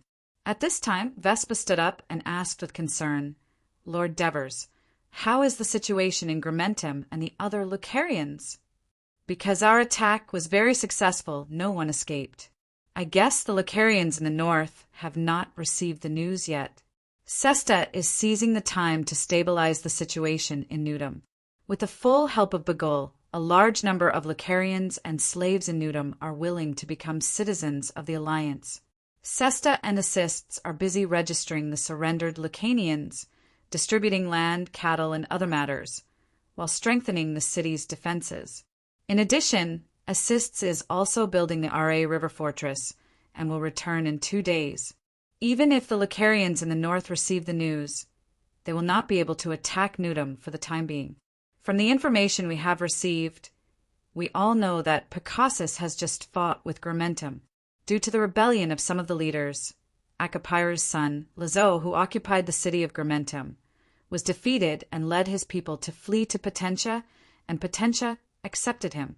Obviously, even if Picassus's Sinsing occupies the city of Gramentum, he still has to be careful of Potentia's intervention, so Newdom is safe for now. The words of the Devers dispelled the worries of some of the elders, and the atmosphere became even more heated. Cornelis said loudly, My lords, there is an important issue that the Senate urgently needs to discuss and resolve. Most of the elders were stunned. What kind of big problem could there be on this day of victory? Previously, we owned the cities of Amandalra and Turiai, so we called it the Tua Alliance. It was simple and clear, and the people understood what it meant the moment they heard it. But now that there's Newdom, it wouldn't be right to call it the Tua Alliance. Cornelis said seriously. Cornelis's thoughtfulness made the elders realize that it was indeed inappropriate. This was tantamount to excluding Newdom. What would the people of Newdom think in the future? Moreover, judging from the development trend, Newdom would mainly be dominated by the Lucanians in the future. Now a lot of effort and many bills had been made to include the Lucanians in the alliance. This was a long-term plan that the Senate elders had gradually reached. Because a name issue could lead to discord and division, the alliance's long-term efforts would be in vain. This was indeed an important issue that needed to be resolved immediately. Then we'll call it the Turiai Amandalra Newdom Alliance. Aminta's answer was simple and clear, but some of the elders could not help but laugh. Oh, that's quite convenient. But what if we get the Gramentum next time? We'll continue to call it the Turiai Amandolera, Nudum, Gramentum Alliance. If there's a next time, if this continues, it'll take a lot of time every time the official name of our alliance is mentioned. Mercies ridiculed exaggeratedly. Everyone burst into laughter. Amyntas could not hide his embarrassment anymore. He said angrily, "Mercies, come up with a better name for me to see." "It's not difficult. Since we want to restore the glory of Sabaris and regain its amazing wealth." At this point, it felt like Mercies was almost drooling. "Let's just call it the New Sabaris." As soon as this was said, Kunigarata shook his head in objection. "This name is not good. It will easily aggravate the relationship with Crotone, and it will also make the neighboring city-states feel uneasy." And Satanos agreed. "That's right. When Sabaris was prosperous, there was competition with many city-states in Great Greece, and their relationship was not very good. Even the Campanian alliance to the north of the Lucaria region, the Neapolitan alliance, was hostile to Sabaris. We can't ruin our relationship with our neighbors because of a name." As a scholar of history, Ansitano's words naturally won the elders' attention and approval. Many of the elders had already thought of names that might cause dissatisfaction with the neighboring city-states, but they swallowed them back into their stomachs. For example, Antonio's Great Greek Alliance. At this time, the elders realized that this name was not easy to come up with. Not only did it have to contain a certain meaning, but it also had to represent the cities in the alliance. At the same time, they had to consider the future development and the relationship with the neighboring city-states. Some of the elders pondered and muttered softly. Some even looked directly at the Devers. "Isn't it easy to come up with a name?" "I'll say a name, and all of you will think it's good," someone said confidently. Everyone saw that it was Plazines. "Hurry up and say it." Under the urging of the elders, Plazines slowly said word by word, "Let's call it the City Alliance of Dionia." While the uncultured elders like Amyntas were still pondering the meaning of the name, many of the elders once again looked at the Devers meaningfully. The Devers were a little surprised. He had indeed neglected the problem of the alliance's name before. When everyone was thinking of a name, he was also thinking about it, but he did not expect Plazines to repeatedly surprise him. The meaning of the name Devers was Son of God. Some people in the alliance thought that the name of the consul was bestowed by the gods. Otherwise, how would his parents know that their child would become the one favored by Hades in the future, or even be his blood descendant? Dior referred to God, and the name Dionia meant the land of God. Therefore, the two names Dionia and Devers were deeply related. Before the Devers could say anything, Marigi had already shouted, "Good name! Good name!" The Greeks had a tradition of naming the city-states after the gods. For example, the Poseidonia you mentioned earlier and the well-known Athens. Our alliance has been blessed by Hades many times. That's why we were able to win against the many, defeat the strong, and develop so quickly in a short period of time. In order to thank Hades, the symbol of our alliance is Hades, and the flag of our army is Hades. We also want to build a temple for him, but that's not enough. The people of the entire alliance should be blessed by him. So the name Dionia is just right. I believe that with it, our alliance will develop even faster. It might seem strange to outsiders to let a Persia person talk about the Greek gods and the grace of God, but the senators present listened very seriously, and some of them had already nodded in agreement. As the troops were out on an expedition, there were not many former mercenary senators who firmly supported the Devers. Without these people making a ruckus, the scene was a little quiet. The Devers looked around at the crowd, and his eyes fell on Cornelis and Kunigarata. "My two city governors, what do you think of this name?" Cornelis lowered his head and said, "I have no objections." Kunigarata glanced at Plazines, then looked at the Devers and said, "I completely agree. This is a good name. Then let's call it the Dionia City-State Alliance." The Devers calmly made the final decision. At the end of the meeting, the Devers and the senators walked out together. They did not deliberately talk to Plazines the whole time. Outside the door, all the senators were stunned. In front of the Senate of Amendolan was a dense crowd of people, stretching all the way to the foot of the mountain. Among them were wives who had lost their husbands to the Lucarians, elderly people who had lost their children, children who had lost their fathers, thousands of tourists who had a phobia because of the Lucarians and Amendolans who were worried about the situation at the front line. Almost all the families of the soldiers were in Amendolan. At this moment, they were all standing quietly. When they saw the Devers coming out, someone shouted first, followed by a tsunami of cheers. "Victory, Tua Alliance! Victory, Senate! Victory, Lord Devers! Thank you! Thank you!" Everyone was cheering to their heart's content, their eyes shining with tears of excitement. It was the release of years of humiliation. It was a kind of pleasure from settling a grudge. It was the joy of no longer having to be afraid. The Tua Alliance, led by the Devers, had seized Nayudum, solving many years of trouble for the tourists in one fell swoop. The sincere gratitude of the people infected all the senators of the Senate. At this moment, they felt the pride of being senators of the Tua Alliance's Senate. Just as the Devers said, "We will lead the people to create a prosperous and powerful city-state alliance of Dionia. Let the Dionians proudly claim to be citizens of Dionia no matter which city-state they were in, and no foreigners would dare to invade them." Naturally, Tratus saw this spectacular and touching scene. No matter how emotional he was, the message sent back to the Crotone City Hall was still short. The Tua Alliance had seized Nayudum, and Laos had become their ally. Chapter 175. After some discussion, they decided to wait and see how the situation would develop. After all, in the history of the Greek colonization of the Western Mediterranean, there had never been a successful precedent for the Greeks to leave the coast and occupy the mountains of the indigenous people. Even if the Tua Alliance seized Nayudum, how could they suppress the Lucanian rebellion in the mountainous region full of Lucarians with their small number of people? How could they deal with the subsequent attack of the Lucanian army?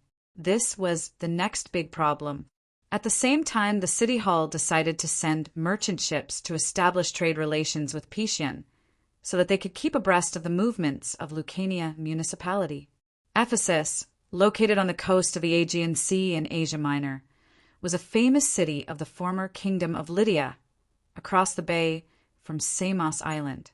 It was said to have been built by the colonists of Athens around 900 BC. After hundreds of years of development, it, together with Miletus and Samos, which were not too far from it in the south, became the three most dazzling pearls of the Greek states in Asia Minor. In the center of the triangular area formed by these three prosperous cities was Mount Mycale. On the mountain, there was a sanctuary called Panionion, which meant the temple of all the Ionians. It used to be the place where the Greeks of Asia Minor gathered to celebrate their union. Although it was no longer as glorious as it used to be, it was still a place of worship for the Greeks of Asia Minor. At the same time, the influence of another temple was growing day by day. This was the amazing masterpiece built by Ephesus, the Temple of Artemis. 100 years ago, when Ephesus was still attached to Lydia, it had become the trade center of Asia Minor. Citizens of various cities flocked to it, and in addition to doing business and working, they naturally had to worship in the temple for spiritual comfort. As a result, the people of Ephesus found that the original altar of Artemis could no longer meet the demand. Believers often had conflicts in order to occupy a good place to worship. Therefore, building a temple became a top priority.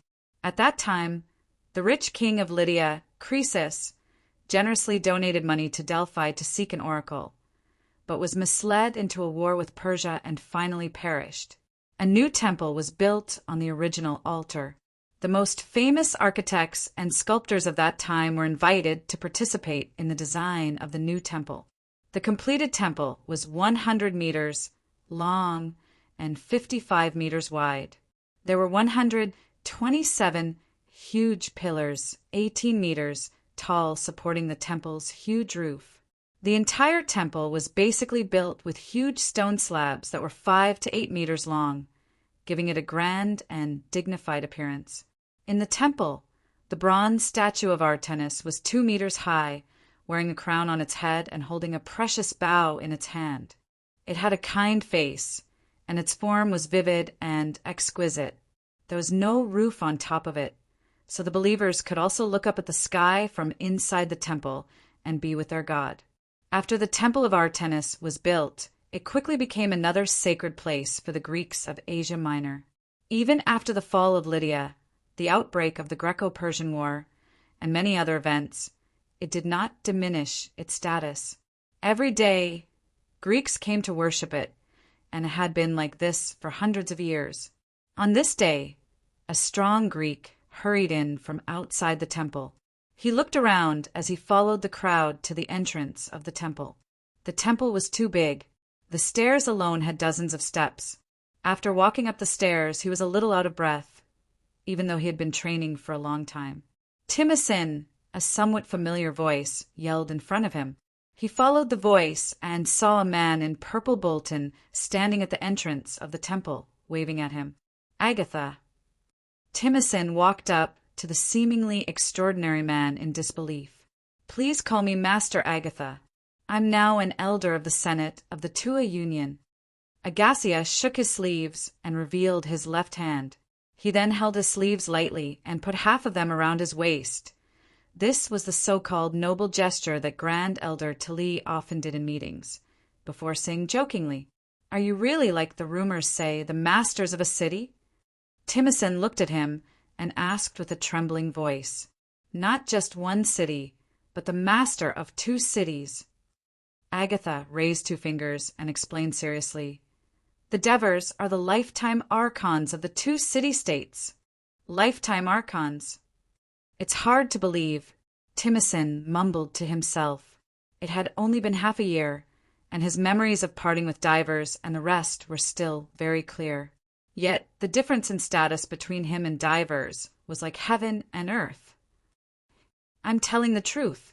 If you don't believe me, Artemis is in there. I'll go in and swear to her." Agatha was a little anxious. He pointed at the temple behind him and said seriously. Timothy shook his head and looked at Agatha thoughtfully. "I believe you. What business do you have with me this time? Although we've successfully changed our identities, we haven't forgotten our comrades who fought with us through fire and water." Agatha extended his hand and said sincerely, "The Devers sent me to invite you to Greece." Tiburon had been holding his breath recently, ever since he was sent to Asia Minor by the Sparta Council of Elders to serve as Sparta's governor in Asia Minor. He led the army against Persia's governor, Tisaphnes. He captured many Persia cities and forced Tisaphnes to stop attacking the Greek city-states in Asia Minor. He thought he had done a great service to Sparta. However, when he attacked Larissa, he encountered some difficulties and failed to take it down after a few months. Instead, he suffered some small losses. That damn inspector actually asked him to give up Larissa and attack Korea. Although he was angry, he did not dare to disobey. After Lysander gained great fame after defeating the navy of Athens at the end of the War of Peloponnesus, he proposed some proposals to the Council of Elders in order to strengthen his power. These proposals were passed, and one of them was to expand the power of the inspector. These inspectors, who were born as commoners, could follow the army into battle. If they found any problems, whether it was an ordinary general or a king, they could question them at any time. If the problem was serious, they could also propose to the Council of Elders to punish them. Tiburon had no choice but to lead his army back to Ephesus. He planned to rest here for a while before setting off to attack Korea. However, a few days later, he received a piece of bad news. Several Greek city-states in Asia Minor sent messengers to Sparta, accusing him of allowing his soldiers to plunder Sparta's allies in Asia Minor. At first, he was so angry that he smashed all the valuable statues in his living room. Then he became worried because what the messengers of Asia Minor accused him of was true. At first, he brought 5,300 soldiers to Asia Minor, including 1,000 liberated helots, 4,000 other Peloponnesus, and 300 Athens cavalry. Of course, This small number of soldiers could not fight against the powerful Persia. After arriving in Asia Minor, with the help of their allies, he recruited many more soldiers, most of whom were mercenaries who had participated in the expedition to Persia with Cyrus the Younger, increasing the total number of soldiers to 15,000. There was almost no real Sparta soldier in this huge army. The salaries of so many soldiers could not be sustained by the donations of the Greek city-states in Asia Minor. Therefore, it was necessary to plunder the cities and territories of Persia. However, when the army passed by their allies, the mercenaries who had become accustomed to plundering could not control themselves and often robbed their compatriots' belongings. Tiburon did not use military discipline to restrain himself. Instead, he thought that since they fought for their lives, it was only right for them to pay the price. Now, the revenge of the Greeks in Asia Minor had come. That night, Tiburon could not sleep. The next day, the inspector, Calithorpes, came over and told him coldly, "Tiburon, the council of elders has sent Decyritus to take over your position, and you must return to Sparta for investigation. You must stay in this house now, and you are not allowed to leave without permission until Decyritus arrives." Tiburon sat down and looked at the soldiers Chrysops had arranged to guard his door. He could not help but shout, "Don't worry, I won't run away like Crocus. Even if I return to Sparta for investigation, I will be acquitted." Chrysops did not even look at him and replied, "I hope so." Chrysops walked out of Tiburon's house and finally breathed a sigh of relief. He welcomed the Senate's investigation of Tiburon because he was the mastermind behind it. The reason why Chrysops did this was because he knew very well that Sparta had made a great decision and paid a great price to go to war with Persia. There was a strategic consideration. The radicals of Sparta, led by Lysander, believed that they should take advantage of the defeat of Athens and regain the hegemony of Greece to go out of the narrow Greek mainland and extend their power to the wider and richer Asia Minor. They should defeat the Persia and become the protector of the Greek city-states of Asia Minor, and then become the hegemon of the eastern Mediterranean, fulfilling the dream of generations of Sparta. It was because Chrysops followed the expeditionary army to the hinterland of Persia and saw the vastness and richness of the plains of Mesopotamia that he agreed with the radicals and deeply understood the painstaking efforts of Lysander and the others. However, Tiburon was a pure Sparta warrior. His mind was filled with nothing but fighting and killing. While fighting the Persia, he connived with his soldiers to plunder in the allied states. This caused the allied states of Asia Minor to complain about his troops, and at the same time they began to feel dissatisfied with Sparta, seeing that more than half a year's effort was going to waste. Chrysops advised Tiburon several times. At first, Tiburon pretended to listen, but he did not carry it out. Later, he simply refused to listen. Chapter 176. Chrysops' good mood lasted until Tiburon's adjutant came to him. "What did you say?" "The soldiers ran away." Cleitharpes was astonished, and his first instinct was to wonder if Tiburon was at work on him. "No, they all ran away. It's just the soldiers who participated in the Cyrus the Younger expedition. After returning to Ephesus, the troops were stationed outside the city. Because of the investigation, Tiburon did not go to inspect the barracks for a few days. The adjutant said carefully, "Until you ask me to temporarily take over Tiburon's duties, Chrysops, I decided to gather the whole army for a lecture to prevent the soldiers from feeling uneasy because of Tiburon's transfer. Only then did I find that more than 3,000 soldiers were missing." "More than 3,000 soldiers." Chrysops gasped. "That's a lot of money." If Decyritus arrived at Ephesus and found that the number of troops he was to lead had been greatly reduced, he was afraid that he would blame himself for not handling the matter of Tiburon well, causing the morale of the army to waver. Was it because Tiburon condoned their looting and was afraid of being punished, so they ran away? It was no wonder that Chrysops asked this. He knew the mercenaries who participated in the Cyrus the Younger expedition too well. No, the adjutant's answer made him slightly relieved, but also made him curious. After I discovered this situation, I immediately sealed the barracks and launched an investigation. I soon learned the truth from the mercenaries who participated in the Cyrus the Younger expedition. The adjutant showed a strange expression. The reason why they ran away was because of a rumor. Rumor? Yes.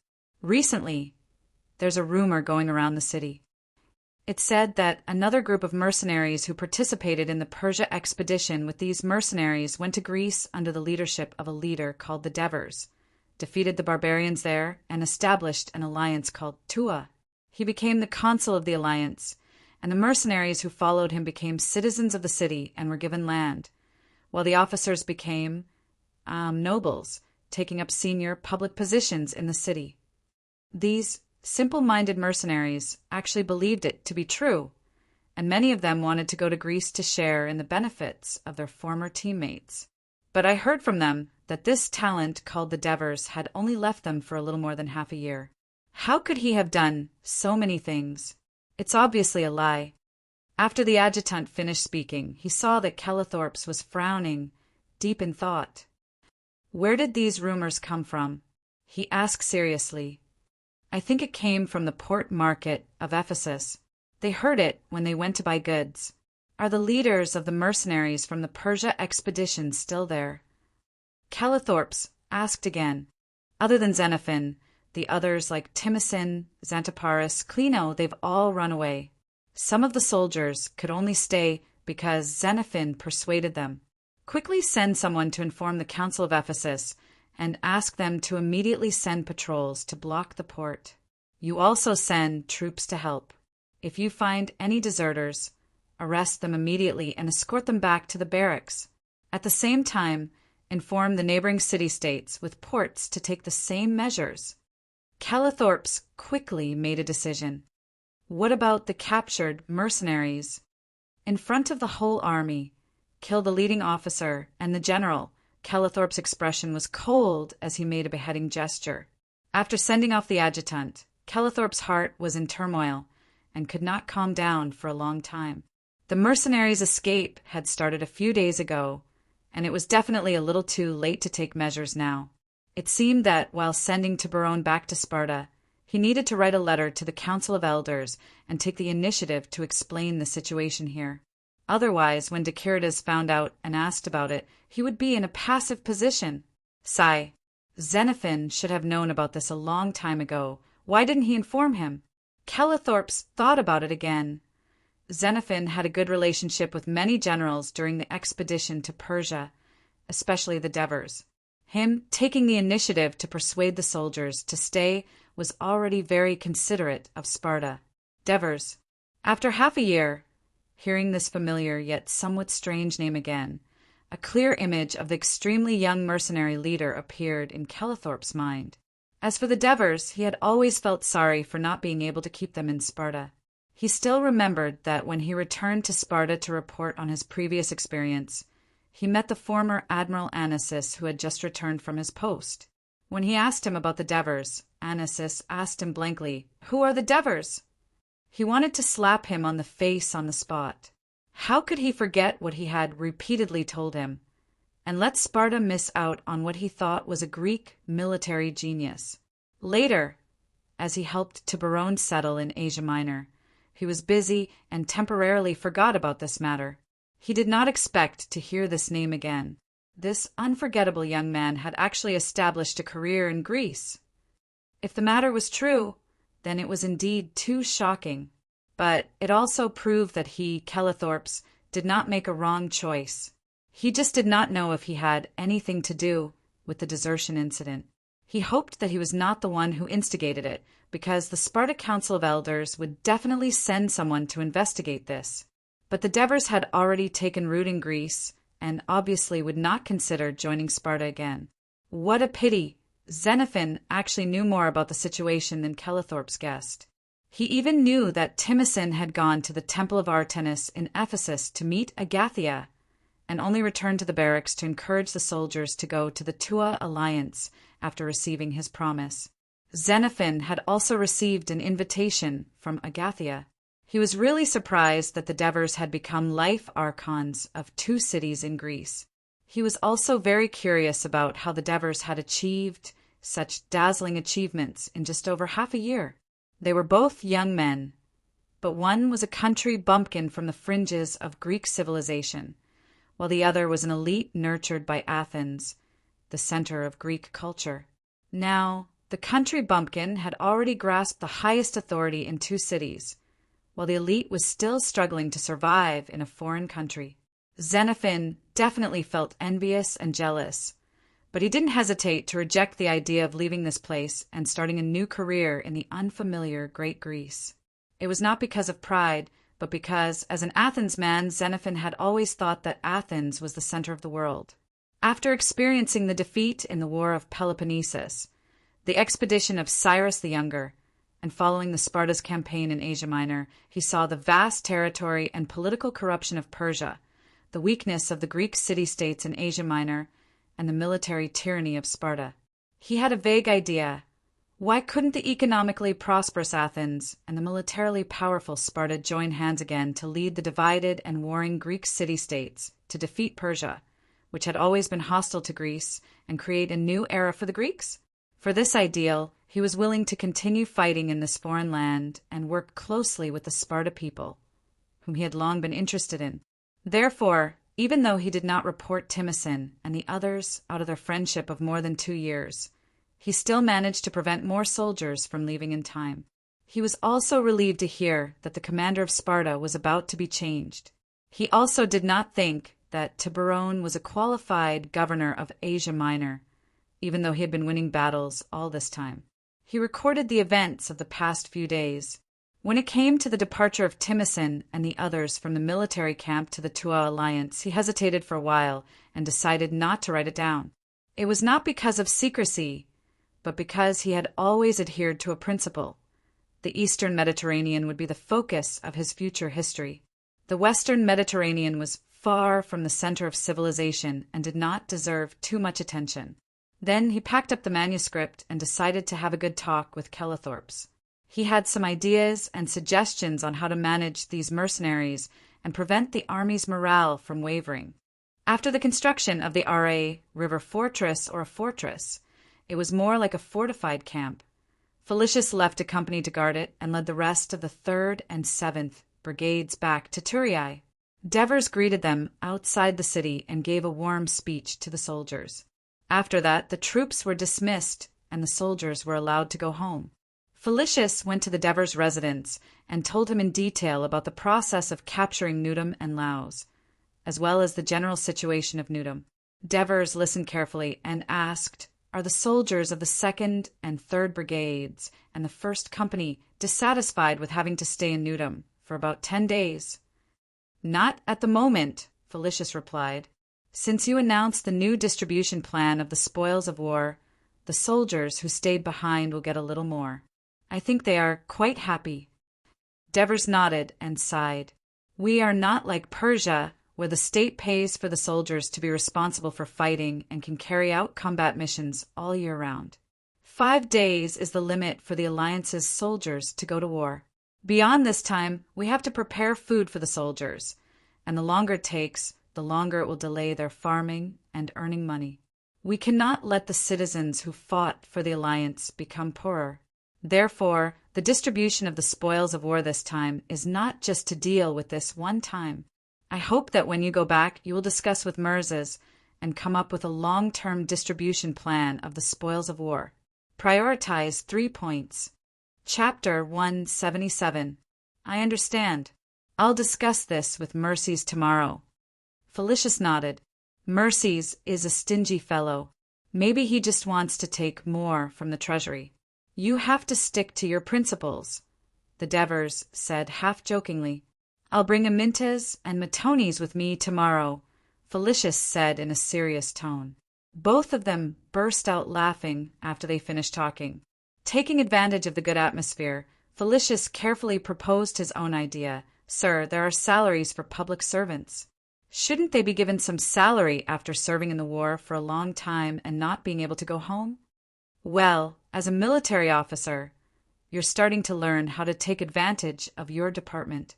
The Devers pointed at him and scolded jokingly.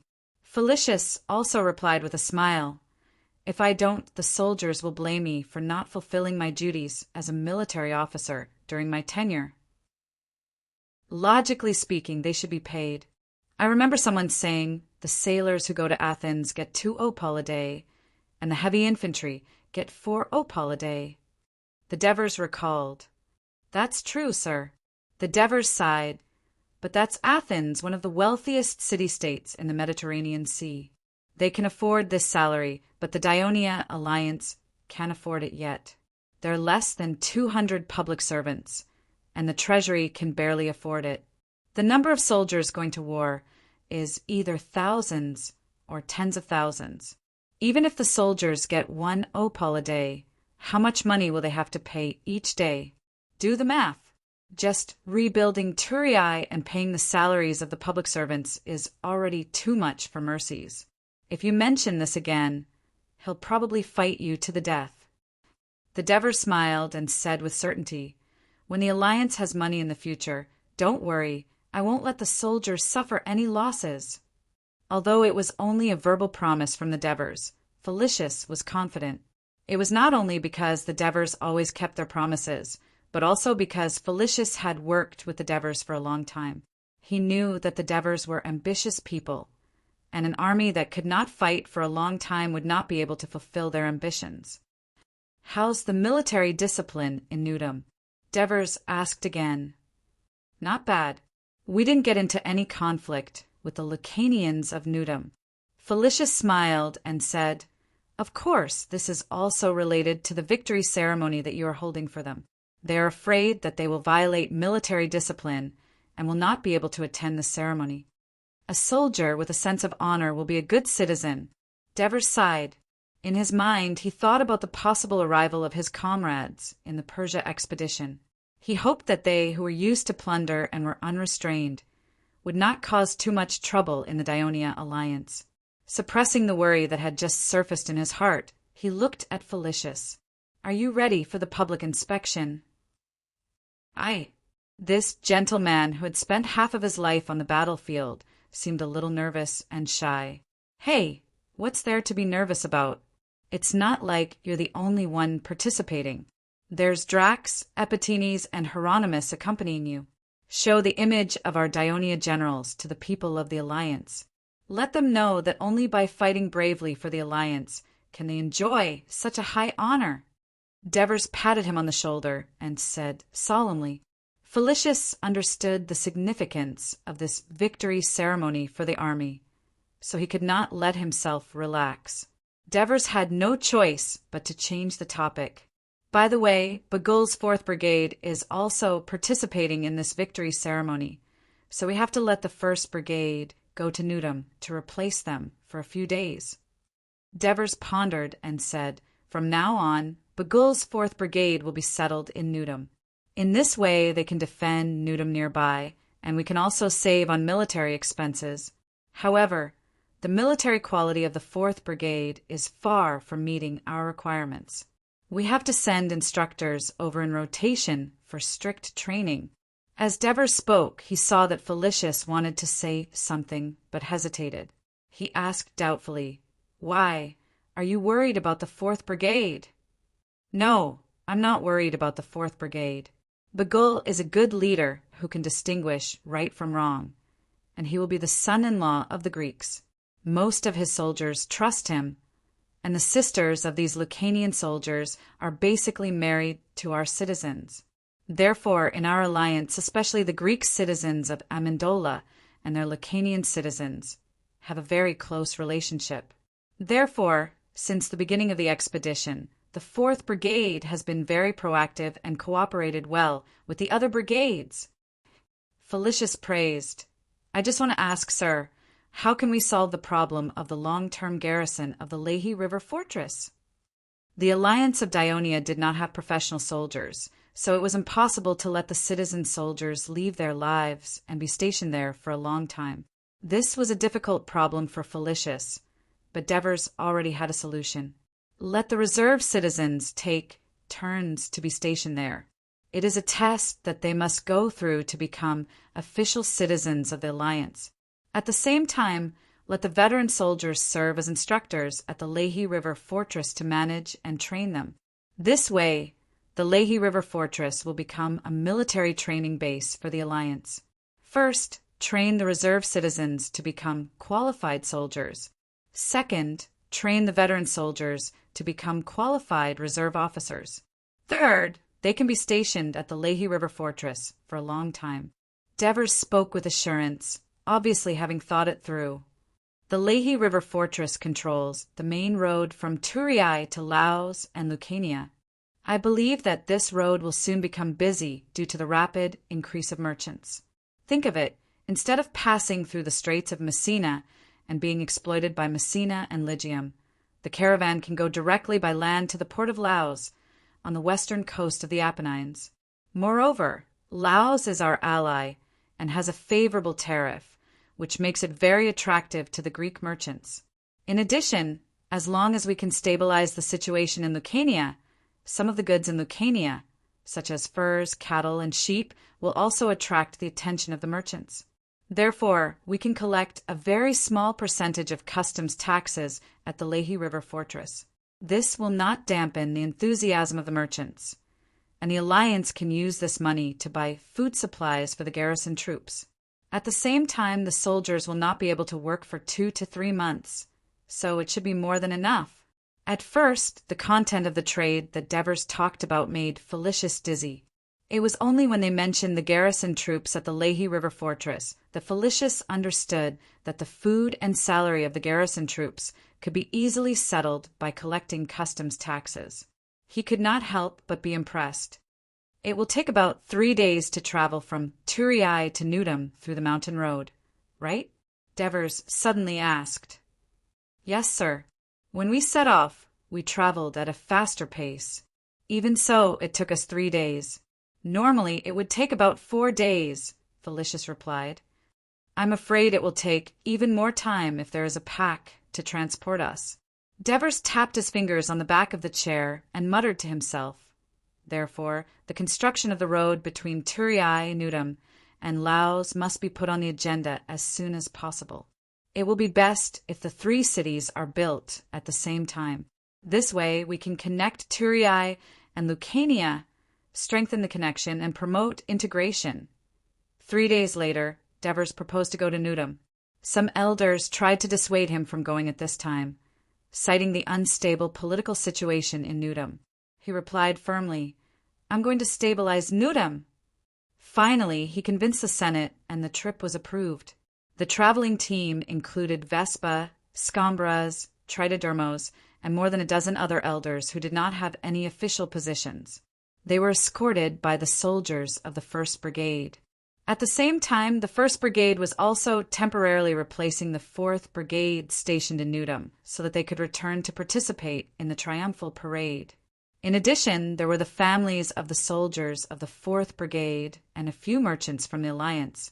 Young Heraclid had been busy recently thinking about how to build the wooden bridge over the Krati River. Finally, there was some progress. Just as he was about to start work on the experiment, he was forcibly pulled by Devers and stuffed into the traveling team, saying that he was to investigate how to build the Turiai, Newdom, and Laos Avenue. Young Heraclid did not have his father's stubbornness, and the Devers were too kind to him.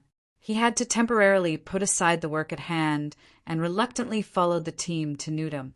But once he entered the state of work, his concentration allowed him to ignore the terrible environment around him and the identity of others. There are a lot of sharp stones on the ground in this mountain, which must be polished.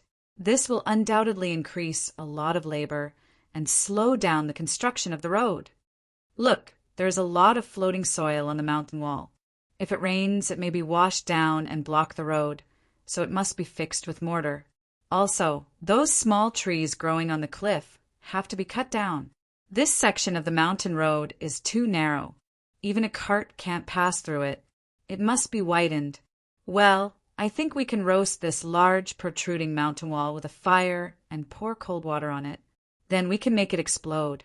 But be careful, don't burn the forest. The Devers and elders surrounded young Heraclid, like students, listening to his observation and analysis on how to build the road in the mountains. The whole team naturally did not move too fast. In the evening, the whole team could only sleep in the open on the mountain road. The guards and the 1st Brigade set up a cordon and sentry post. For the families of the 4th Brigade, the mountain was their home. After a year of separation, they returned to this familiar land, and their breathing became much smoother. They naturally lay down on the ground and soon fell asleep. Most of the soldiers of the 1st Brigade had gone on an expedition to Persia, so camping in the wild was the most common. Chapter 178. The half-year imprisonment that the Scambras and the other senators of Amandalra had suffered was nothing compared to that. Only the Turiai senators listened to the howls of the various beasts in the forest at night and thought of the insects crawling out of the soil. They could not help but feel a chill down their spines. However, the consul took the lead and slept on the ground wrapped in a woolen blanket. They could only reluctantly follow suit. As they tossed and turned, unable to sleep, they heard the voice of the Lucaria senator, Vespa. "Consul, I would like to ask, after taking Nudum, does the Alliance plan to continue to attack north?" Although his voice was soft, it was unusually clear in the dark. The Turiai senator, who could not sleep, could not help but say, "Taking Nudum and preventing the Lucaria from attacking Turiai is enough. It's impossible to attack north again. Look, this mountain road is so difficult to travel, it will become very difficult to transport food. Besides, we are not familiar with the terrain in the north. The mountains are rugged and uneven. Our heavy infantry cannot spread out. It is easy to be ambushed by the Lucaria. I do not want to see the tragedy of the Lacanians' annihilation of the Turiai army." Listening to the senator's voice, the Devers recognized that it was the Turiai senator, Inanalus. His family was famous for shipbuilding in Turiai. They once owned 2 shipyards in the port of Turiai and were proficient in building 3-decker or warships. Unfortunately, they were all destroyed when the Crotone burned the city, and now the shipyards were being rebuilt. One of his younger brothers had died in the battle with the Turiai army against Laos. Inanalus is right. We are not going to attack north now. We need to establish a foothold in Nudum and let the Lucanians in Nudum slowly integrate into the alliance. We need more Lucaria tribes in the north to recognize our alliance. This will all take time. Wespa breathed a sigh of relief at the Devers' words. He was afraid that the Devers would be hot-headed and continue to attack north after taking Nudum. His people would be the vanguard and would suffer heavy losses. However, Inanalus understood the meaning of Devers' words. "Lord Consul, it sounds like you're planning to attack the Lucaria region north of Nudum in the future." "Of course. When the news of our victory came back to Turiai, weren't you all clamoring to defeat all the Lucanians?" "I remember someone talking about conquering Poseidonia," Devers said with a smile. "That's what I said." Another voice came, and the Devers recognized it from the bonfire. It was the Turiai senator, Masiscus. Masiscus sat up next to Inanalus and said embarrassedly, "It was a spur of the moment. After walking for a while today, I realized that the reason why the Turiai army was annihilated was not only because of the commander's negligence, but also because of the harsh environment here. Masiscus's family was rich in mining. Before Crotone attacked Turiai, his family kept more than 1,000 slaves and contracted a stone mine in the city. After the war, there were no more than 50 slaves left in the family. Now they mainly took on stone polishing and carving work for the temple, the Senate, and the Grand Square. Devers noticed that most of the senators were awakened and gathered around, so he said seriously, "What do you mean by spur of the moment? Why can't we attack north and take Poseidonia and Picassus? After all, Laos is only our ally. We need to have our own port city on the west coast so that our maritime trade will be more convenient and our treasury will be greatly increased. Picassus and Poseidonia have better ports. Because of their race, the Lucanians have not been able to make full use of them, but our alliance can do it easily. Am I right, Lord Inanalus?" Yes, Lord Devers. But Inanilus was still hesitating if he should say it was too risky. Devers turned to Wespa and said, I heard that there are a few small iron mines in the Lucania region, is that right? Yes, there are. They are mainly distributed in the mountains between Potentia and Gramentum, Wespa said proudly. Wespa said proudly, That's why the Lucanians can make armor and short swords, unlike the Bruttians, who can only use simple spears. There are iron mines, and there might be other minerals like copper, tin, lead. We can find them in the future. In addition to wood, fur, livestock, and so on, the Lucanian mountains also contain great wealth. Don't you think so, Massiscus? Massiscus. The knight hid the meaningful smile on Diver's face. Yes, yes. Massiscus' voice became a little excited. The most important point is that we Greeks love the sea too much. As a result, cities are built along the coastline. Although it is good for obtaining wealth from the sea, it is also easy to attack and not good for defense. The Alliance should vigorously advance inland, expand our living space, and integrate with Lucania. This way, even if a very powerful enemy invades, we can retreat to the mountains when we cannot defend the coastal cities. With the support of the Lucanian citizens, the mountains are our home. We can attack any enemy who dares to attack the mountains and defeat the powerful enemy in the end. After Devers finished his warning words, no one responded in the dark. Only rapid breathing could be heard. After a while, someone asked, Lord Consul, do you think there will be a powerful enemy who will attack our alliance? For now, isn't the Crotone a powerful enemy? 100 years ago, Sabaris was strong enough in Greece. But didn't he also attract the enemy's attack? Didn't Athens, the former powerful city of Greece, also suffer the attack of the Peloponnesus alliance? When a city-state became strong and prosperous, other city-states would try their best to hinder its development or even defeat it out of fear or because they had challenged its position. This is a chaotic world, so we must find ways to strengthen ourselves. Otherwise, it will be like the Taurus, where a single defeat will cause it to decline. The people around, especially the Taurus elders, fell into deep thought. Why don't we attack the Gramentum now? We all know that the Gramentum and Paetion have just had a battle, and both sides have suffered heavy losses. Now is the best time to attack it. After Scambras accepted Devers' point of view, he immediately became a little radical. If two brothers in a family are fighting and an outsider comes in to steal something, do you think the two brothers will continue fighting or work together to chase the outsider away first? Devers asked, You mean our attack will make the Lucanians unite to fight against us? Scambras immediately reacted, Yes, it's very possible. But we have already entered the Lucanian home. Protesilaus continued, borrowing the analogy. Devers replied calmly, Yes, but we can tell them we are retaliating against them for stealing from us last time. We will only take this little, and we will not steal any more. We can also sign an agreement with them not to steal for a certain period of time. It will be enough as long as we have Nudum. Even if they have doubts, they will choose to believe it. Compared to the Greeks, who are not very interested in the harsh environment of the mountains, their enemies are a greater threat. Once they are defeated, their entire tribe will be swallowed up, and their families will become slaves.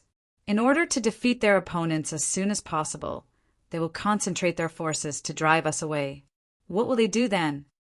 Protesilaus' eyes lit up, and he said loudly, The battle between them will become more intense. In this way, there will be more tribes in the Lucanian land that will be impoverished because of the war.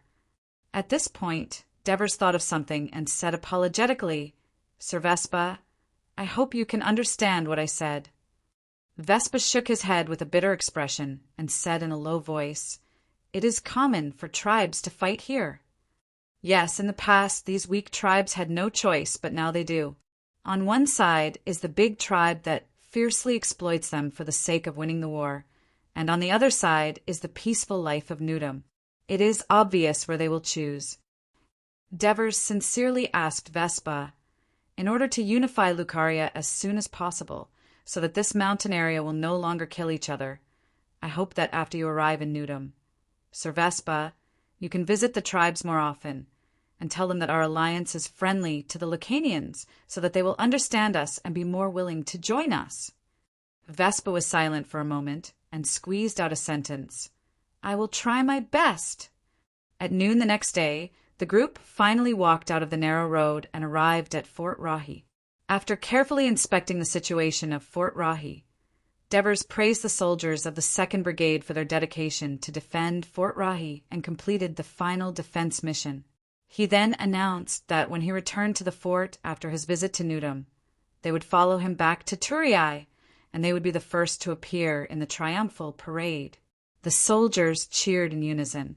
When the soldiers of the 1st Brigade heard this, they muttered a little indignantly. "A bunch of new recruits, they are just lucky. If we were not guarding Turiai," although the soldiers of the 1st Brigade were grumbling, it did not affect their march north.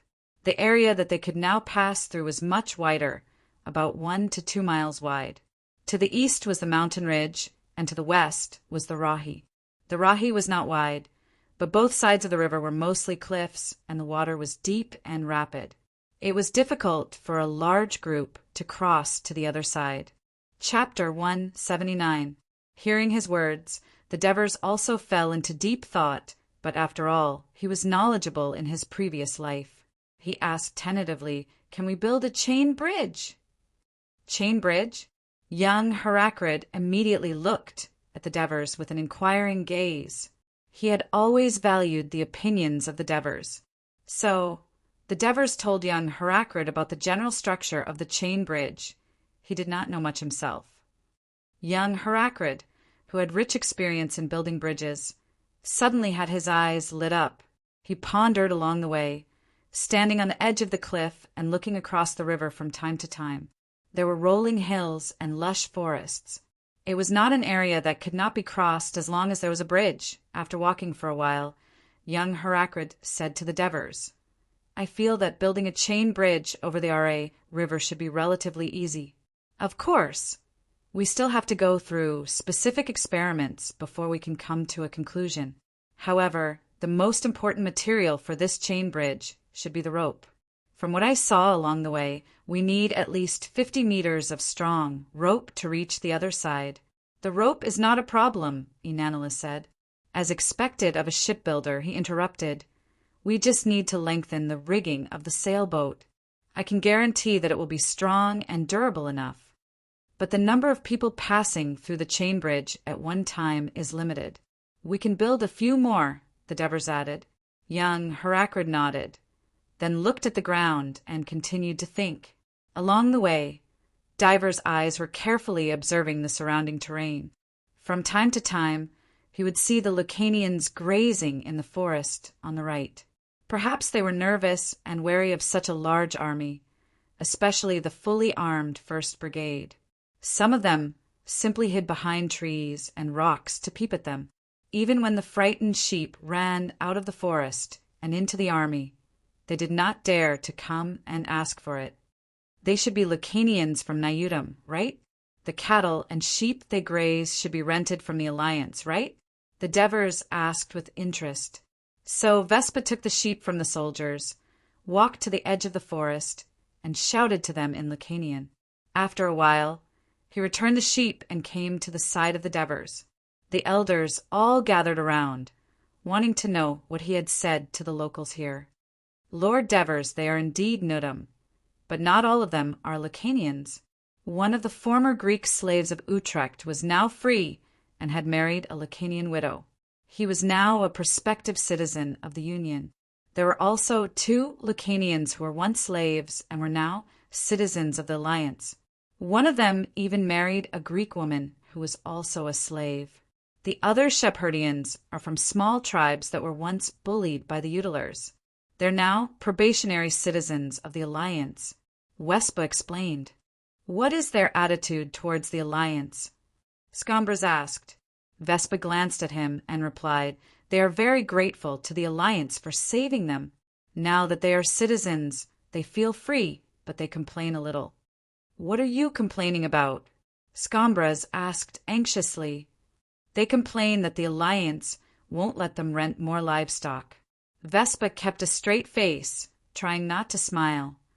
They're thinking too much, but there are only so many livestock. If they take more, others won't have any, Scombros muttered.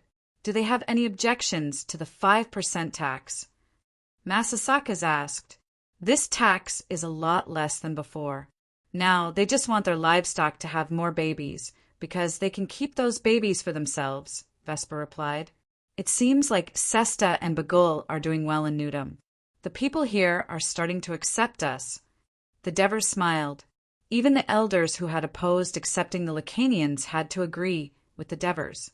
In the afternoon, the Devers team arrived in Newdom. Newdom was similar to Amendola. It was also built on a small hill, but it was larger than Amendola and had wooden walls. At this point, the cliff on the east bank of the Law River became sloping and gentle, allowing people to reach the river more easily.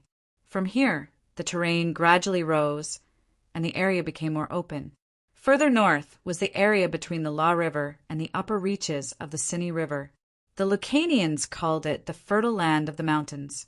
In fact, its terrain was not flat, but compared to the mountains, it was much better. The land was also more fertile and suitable for farming, so it became the settlement of small tribes. It was also the reason why the Lacanians of Newdom chose to build their city here.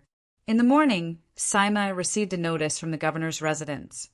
The lifetime Devers of the Alliance of Dionia would be visiting. Saima and the other Lucanian youths enthusiastically signed up and came forward to welcome them.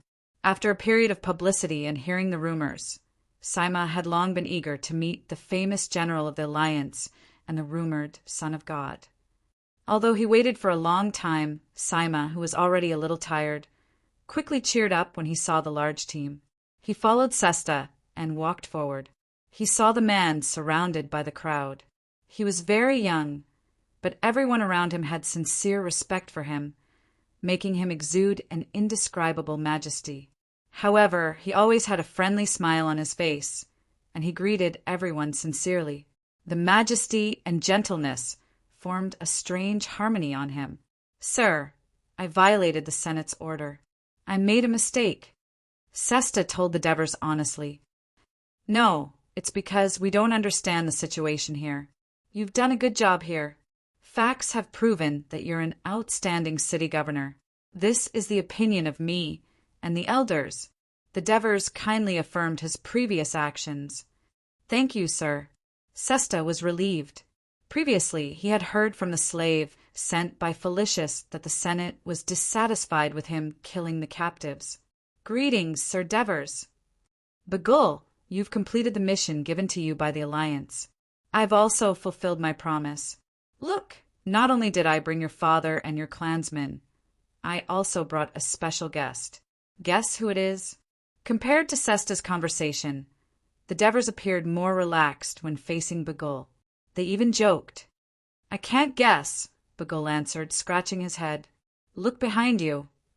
Ah, Andrea. It's a little too late to recognize her now.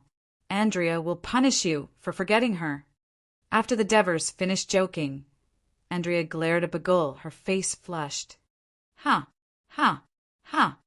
Everyone laughed. I originally wanted to hold your wedding here, but Andrea insisted on holding it during Hera's wedding ceremony in April next year. So, you guys can discuss it among yourselves.